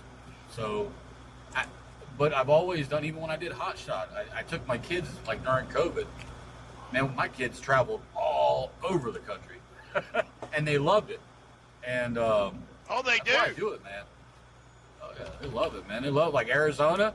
Man, I had my kids in the desert crawling rocks with cows that roam freely out there with no fences,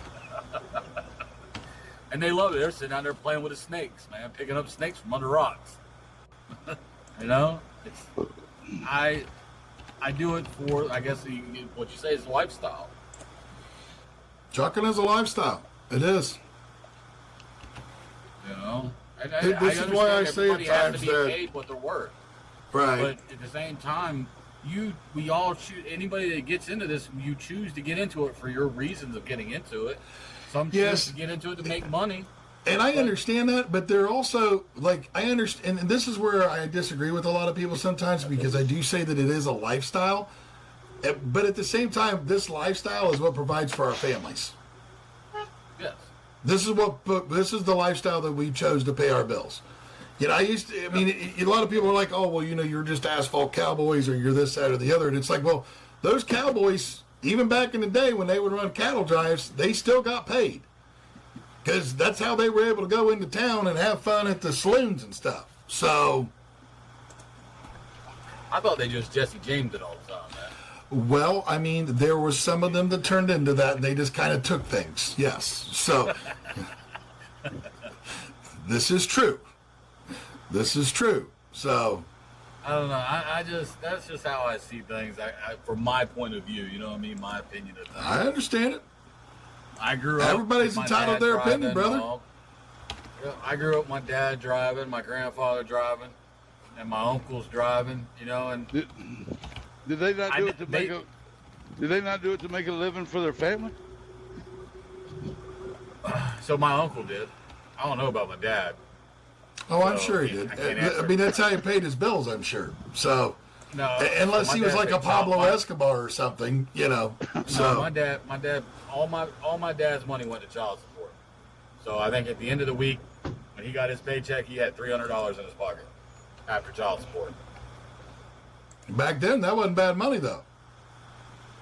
Well, that was 2000s. I'm just saying. 2007. So, yeah, man, come on, I'm 89. I was born in 89. So let's look at that on the CPI. So if he was paying that, we'll just say 99, because you'd have been 10 years old. No. He well, yeah, he was driving in 99. He was 99, 2000, 01, 02. So that's equivalent to $600 today. Okay, but hold on. $300 a week is $15,000. Do $15,000 on that number. Hold on. Now I know what my dad made. I know what my dad made before child support came out. My dad. So he was at 15,000 back then. He was making $30,000 a year after child support.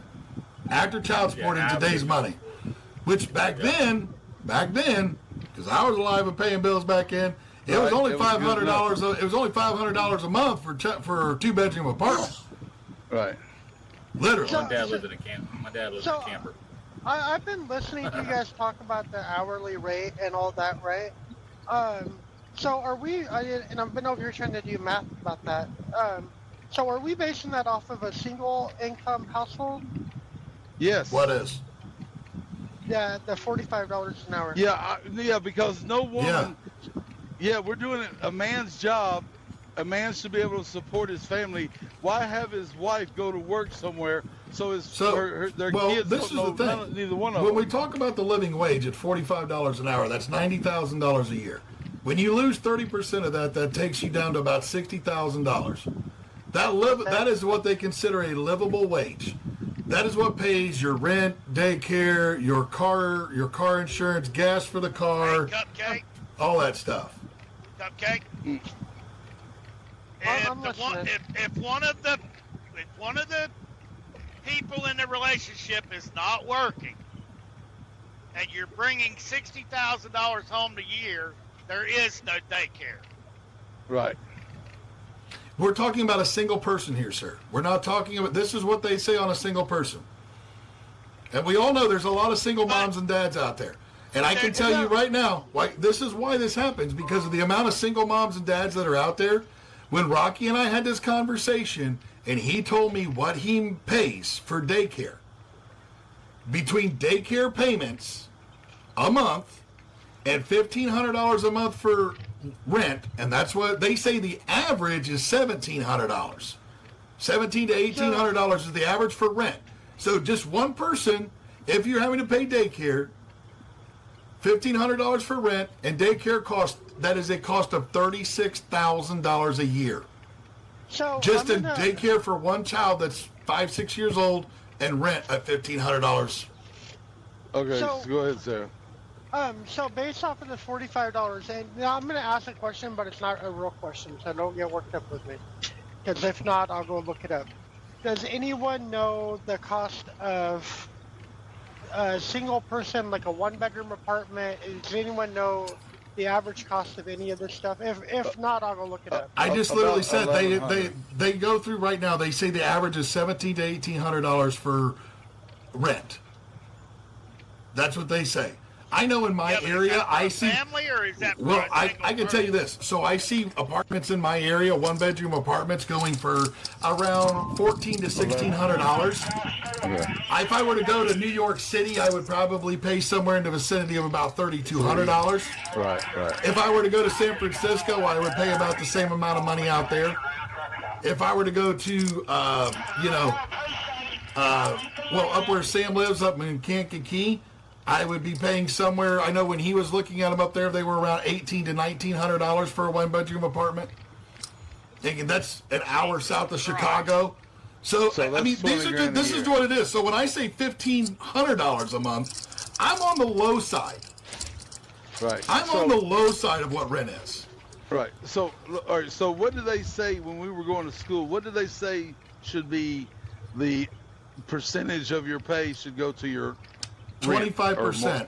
25% is what they used to say. Yes, sir. Right. So if rent is $20,000, then that means you need to be at $80,000. Yes. And right here, I just did the math. 1,500 times 12 is $18,000. Yep. So, based off of looking at stuff lately, because I've been hearing a lot about 1972, so I've been looking up a lot of stuff, right? So, would you guys agree that this problem has been around since the mid to late 70s? Yes, you're so correct, and I will tell you, you're right on the button, and I figured it out. I'll tell you why. Because whichever way trucking goes is the way this country goes, and you can look from the mid to late 70s when we had the first oil embargo. From that point on, every time the trucking and transportation suffered, the country went downhill. Every time. So I'm going to say something that's really controversial here, and I said it on our podcast that we did the other day. When they decided to remove the nuclear family and make it to where that we had to have a 2-income household, and that happened right around the 70s when all that bullshit started. Women's lib, and it was. And what happened was they decided to use how some women like to go to work and some women like to stay home with their kids. They use the fact that if we make it a 2-income household, that's more taxes for us. Yep. That's lower wages we have to pay because now we just increase the work pool by 50%, 70%. So now there's only so many jobs, and now we have more workers because now we have removed the nuclear family of having one person stay home with the kids and one person go to work. Now we have both people go to work. Nobody stays home with the kids. And so what happens? Now we have daycare that gets involved. So and guess what happens there? Now we can go through and we can use subsidies for daycare, which means we have to increase the amount of taxes that come out. And then you see what goes on with the Somalis and stuff that are happening in Minneapolis right now with the fraud. Minneapolis ain't the only one. I'm not saying they are, sir, but that's the biggest one that Nick Shirley has caused. I'm not saying that. I'm just saying everybody is pretty much aware of that one at this point. Yeah. After the point of that happening, and I'm in agreement with you guys. But after the point of that happening, what happened to? Why was we always told to work harder if we wanted nicer things? Why was we told that back then? Because if they want you to, if you work harder, they're wanting you to put in more hours. That's what they mean by work harder. Put in more hours. Put in more hours. Work more. Because what happens at that point? All you're doing is you're still not making any wage. You're making more money for them because you're producing more, and barely getting a Right. little bit for it. Yeah, at time and a half, you might be getting what you should have been getting the entire time. So, and then you go through, and you now have 2 people that are doing that. So now they're getting twice the amount of tax out of it, and twice the amount of money back on the productivity. And they got a whole extra person, a third person that's doing the work, because both of them people are working overtime 20 hours a week. So now they got 2 people doing the job of 3 people, keeping the wages lower. Well, and the government wants you to work overtime because it puts you also in a higher tax bracket, and they get more money. That's why I said money, money, money. Time and a half is not taxed no more. Yeah, we're talking. You're talking about within the last 6 months. We're talking about since 1970. So for the last 50 years, overtime's been taxed. At a big rate. Yeah, it has. And that, actually, on that right there, on that overtime. So if you make 10, or say you make $20 an hour, and then you get 35, what they're doing is they're subtracting your $20 an hour from the 35, so you're only not paying taxes on the 15. Well, you're paying taxes. You're right. You're no tax on overtime right now, but that's only up to a certain amount a year. Right. Yeah, I don't remember the exact. And what happens when that turns around and it goes out the door? Right. Now we're back taxed on overtime again.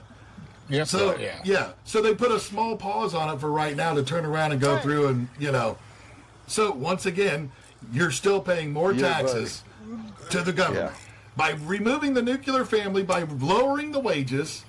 We've removed the nuclear family. We've paid more money in taxes. We've created more money for the billionaires. And the rest of us are sitting around trying to figure out why it is we're trying to rub 2 nickels together to make $1. Right. So, and here's the thing. If you take that $1,200 a month mortgage payment, not between you and your wife, only on the man. The man should pay 25% of his pay. His wife pay should not be involved in any of that. That's no, because their money extra. If you go back and look at it, the money that they earned as a husband that went to work, or if the wife that went to work and the husband stayed home, the husband or wife that stayed home, they were making enough money to account for the fact that they were doing the work at the house. Because let's be honest, if you go back and do it, the wife ran to the grocery store. She would run all of the errands, or the husband would. They would take the kids to the doctor visits and stuff like that. Instead, now what do we have? We have grandparents. That's the problem. That's not the case anymore, because now we have grandparents raising kids because a lot of the parents can't even move out. And the grandparents are having to watch the kids just because some of them can't take care of daycare. And the government's over here living in high cotton. Good. But and so I don't know. I'm assuming I'm the youngest person in the room. Yeah, as probably. a millennial myself. Yeah. I know a lot of my friends, or not.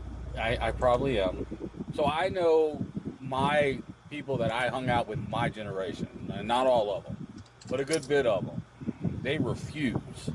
They refuse to work and do anything because they don't want to.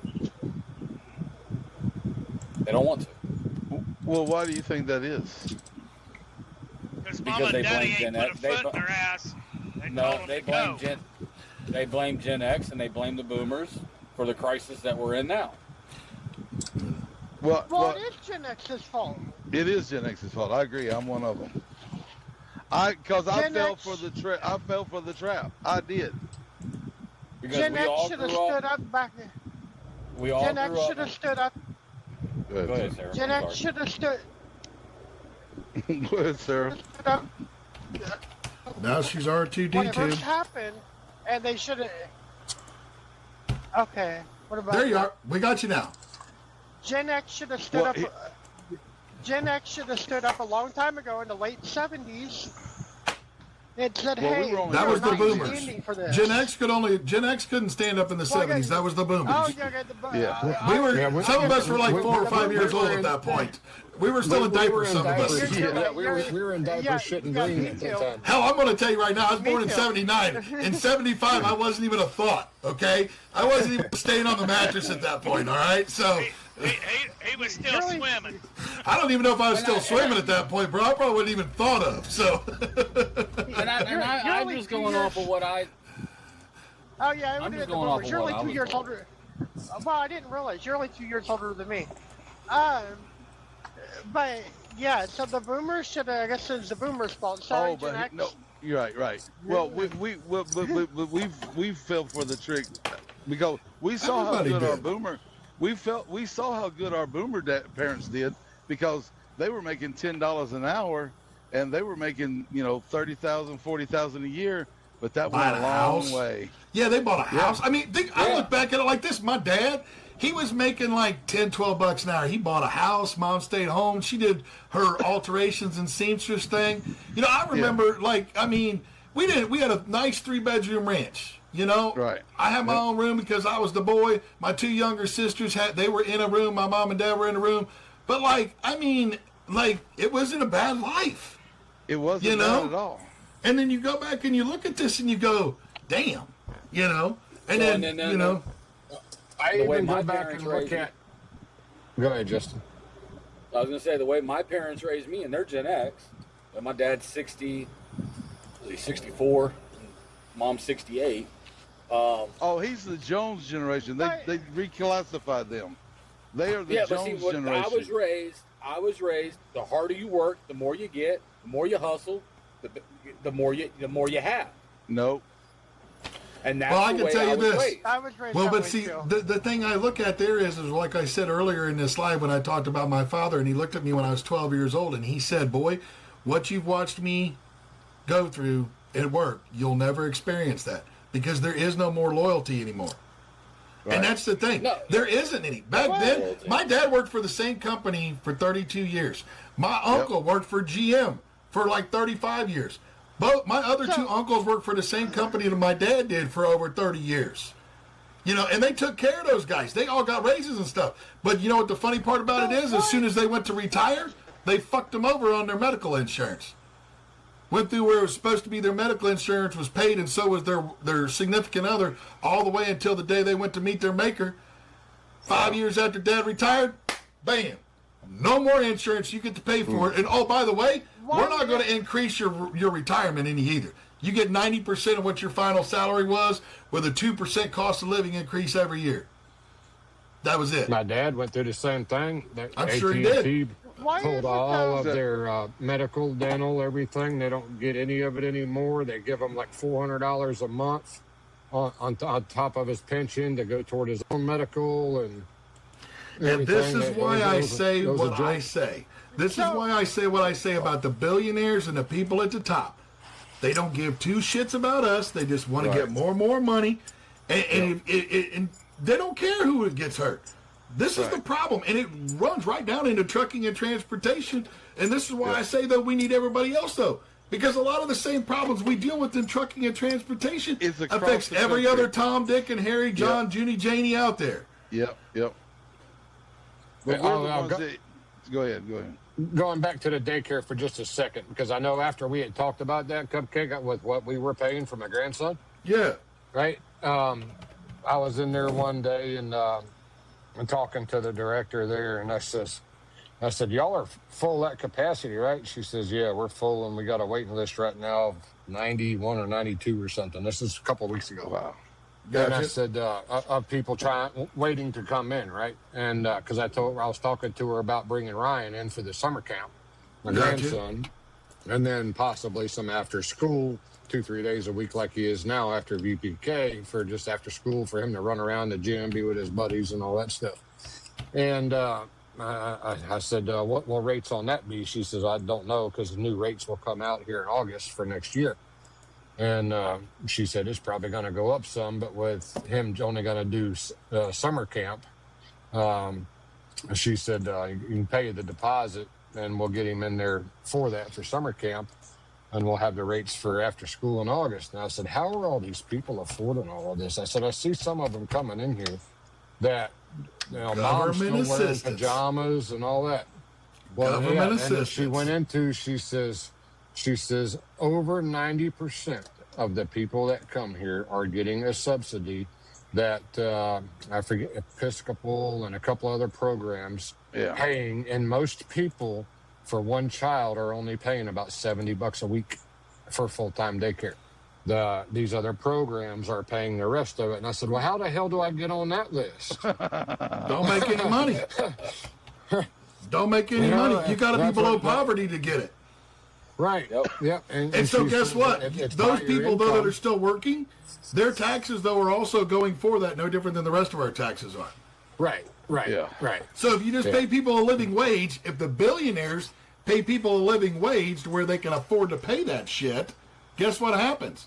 We don't no longer have to pay the tax bill for some of us that are making the living wage. Maybe that tax bill will go down. Yeah, it's crazy. When I found that out, I was like, well, shit, why in the hell am I paying so much? She says, well, it's all by income when you fill out all the paperwork and all that and everything. So, and I said, hell, our expensive days are over with anyway now with him in VPK and fixing to go to kindergarten. But, and, we don't pay. Well, right now, I think we're paying 154, just shy of 160 a week for him to go 3 afternoons a week. Mm-hmm. So basically, $50 a day. About $50 a day for him to go from 2:30 to 5:30, 6 o'clock. Man, that's some good hours right there. Man. Oh, I can tell you right now, our next door neighbor ran a daycare where Bobby and I, the last house we had, and I can remember having conversations with her. She made, I'm just going to I'm not going to put her name out there, but she made money. I will tell you this, though. Her employees didn't. You can tell that by the way they drove in and what they drove in. Yeah. So I don't know how many of those girls I watched roll up in there with a hoopty.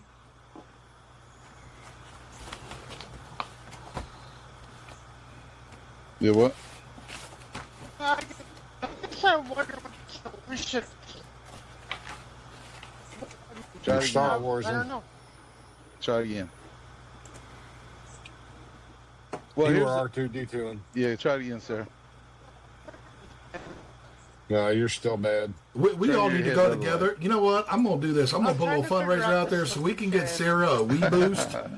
And we will buy the Wii Boost, and we're going to send it to her, and she'll get the Wii Boost for free so that we no longer have to listen to R2D2 bullshit. So if anybody is out there, we have We the FOPT Zelle. We also have a Cash App. We're going to do a donation for Sarah so we can raise about $500 to get Sarah a Wii Boost so that we can talk to her without having to listen to R2D2, okay?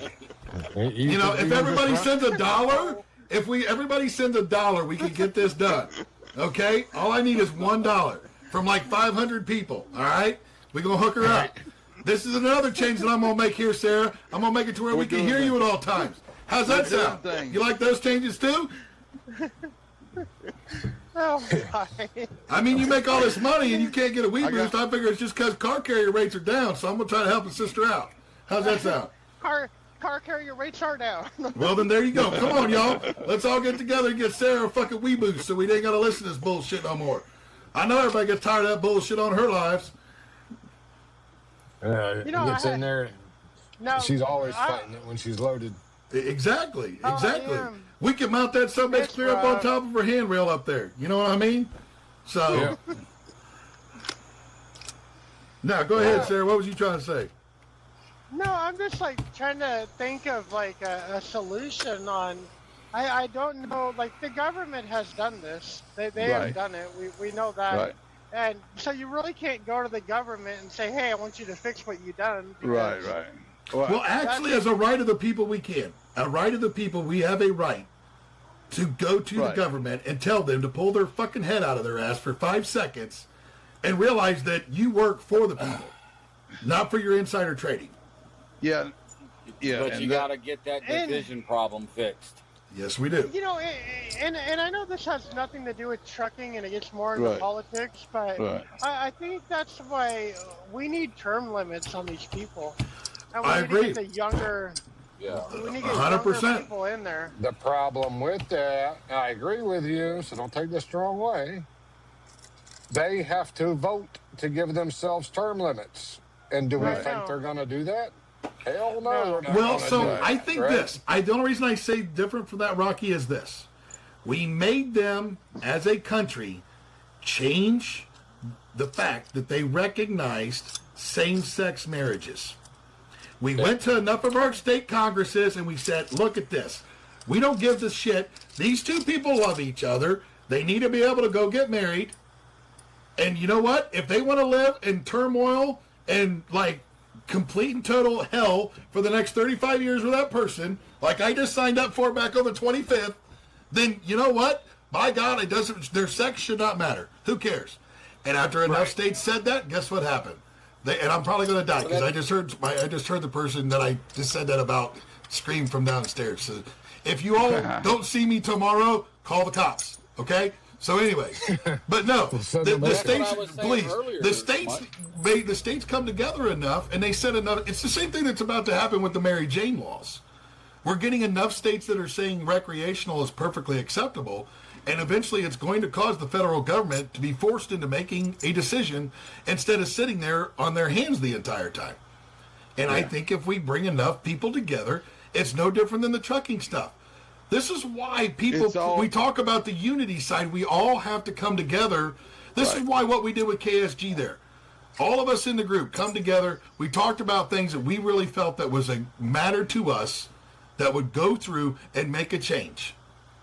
And then he's going to take that to somebody he knows that's up in the upper echelons, and maybe, hopefully, by the grace of God, things might actually happen for us.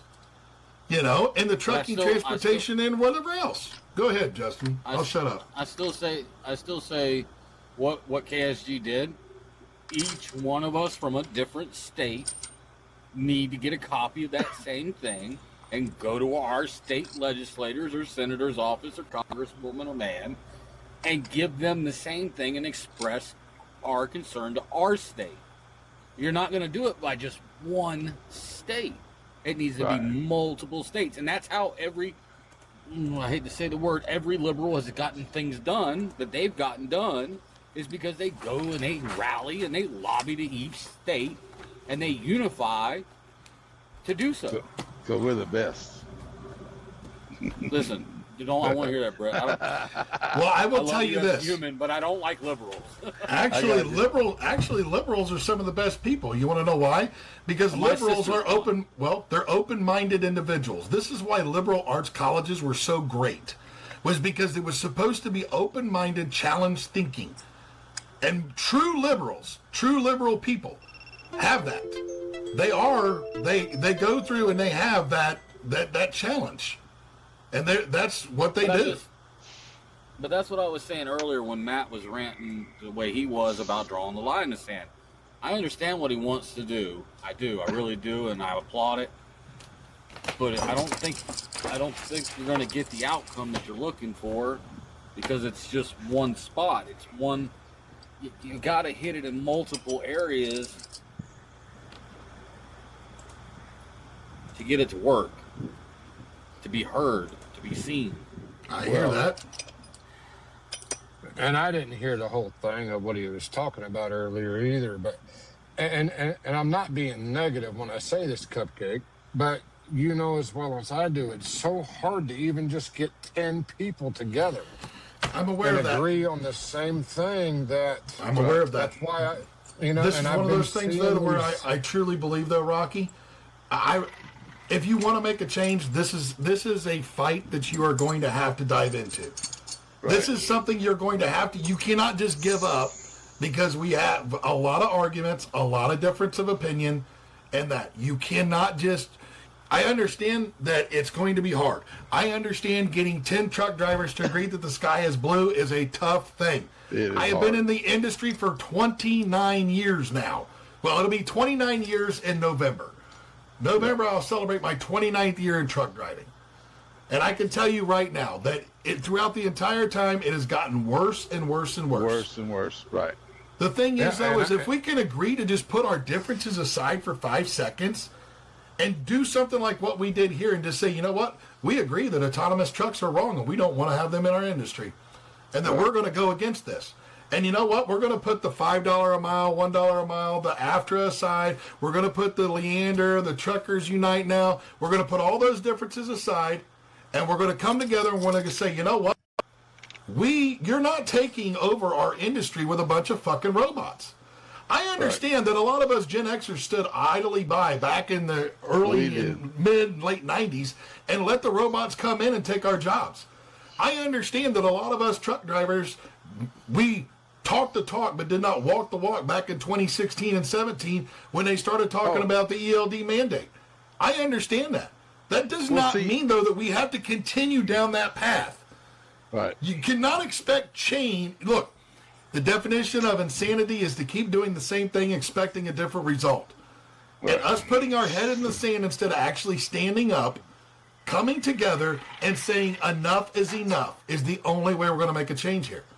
And this is where we have to freaking do it. And this is where we're going to have to go past the naysaying of 5%. You're only going to get 5%. You're only going to get 2%. You're only going to get this. Hey, no. Go ahead. I don't want to interrupt you, but your wife is in the comments saying it's 8 p.m. Okay, well that means that I probably ought to go. Otherwise, I'm going to die. Because she's downstairs and probably is probably cocking the 12 gauge. So, I'm just going to say that. Well, I don't pay attention to the... Oh, was it? Yeah, see, I don't pay attention to that. I'm over here looking at this stuff on this the whole time. So anyways. But, yeah. I'll talk to y'all later. Bye. Bye. Boy, he's gone quick. See you later. See you.